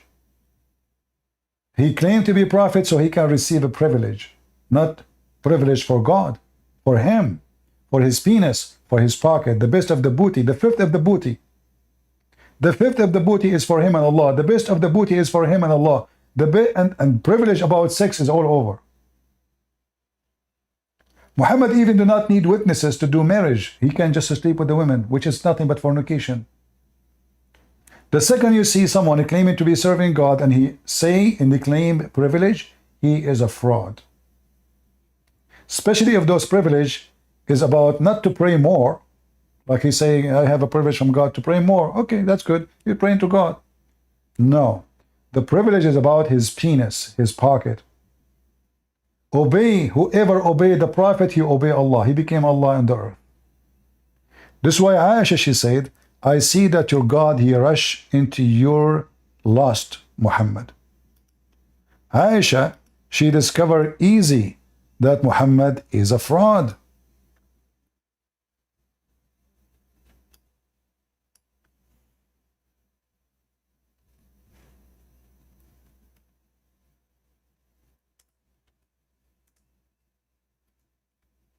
Women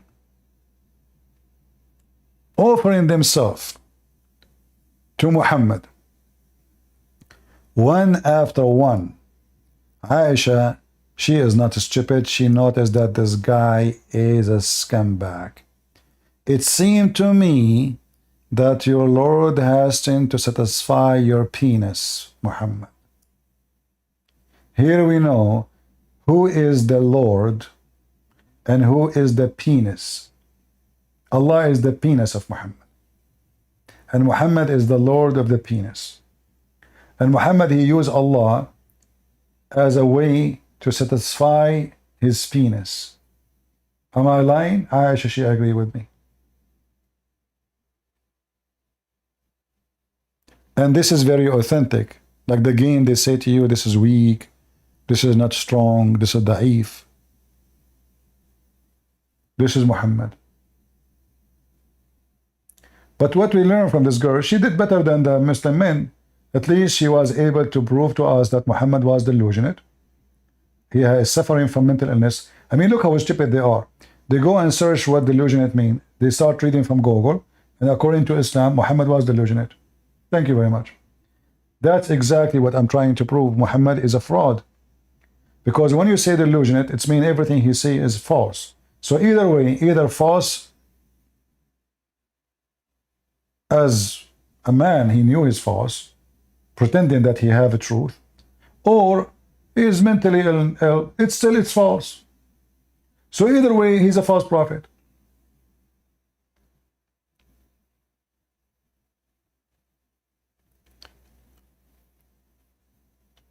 And she mentioned to us a very golden sentence, Jesus said, from their fruits you shall know them. And look at the Muslim fruit. Their prophet was a fraud, scumbag, child molester, thief, criminal, cheat. He go to the house of his son, he flirt there, he sleep with the women, he take the wife from her husband, he if his eyes fall into women, he take her. The best of the booty, the best of the of TVs, the best of women, any woman she is white, beautiful, he take her. And all of this is to what? To serve God. I think I am going to be perfectly fit for this mission in the soon future. I'm going to create a new channel called I'm Prophet Muhammad. And I will make a verse that says, any believing Muslim women, she was willing to give me herself for free. Privilege. And not to forget your credit card and your bank account and your check and your car, your house. It's a privilege. I mean, come on, I'm a prophet. So the stupidity of those Mohammedan, they think a prophet, in order to serve God, he have to have the privilege about his sex and his money. Go and check the prophet of God, how they live. They were poor. Go and check the life of Isaiah. Go and check the life of the disciple of Jesus. Go and check the life of Paul, how rich he was. Go check the life of Jesus. He don't even own a donkey. And here, I have to add one more thing. The Muslim, they insult Jesus, they say he's a Muslim. Well, if Jesus is a Muslim, then he have to have a privilege like Muhammad. Do we agree?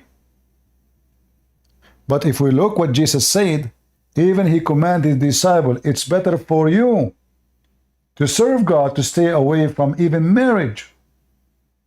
Is totally the opposite of what Islam teach. Muhammad, he says, if each other, for I'm going to be proud about your numbers.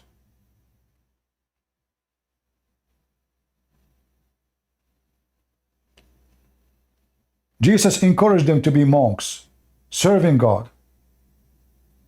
Not priests, monks.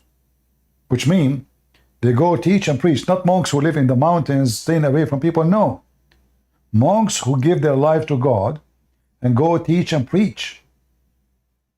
They don't waste their time about making family. This is normal people would do. You are special.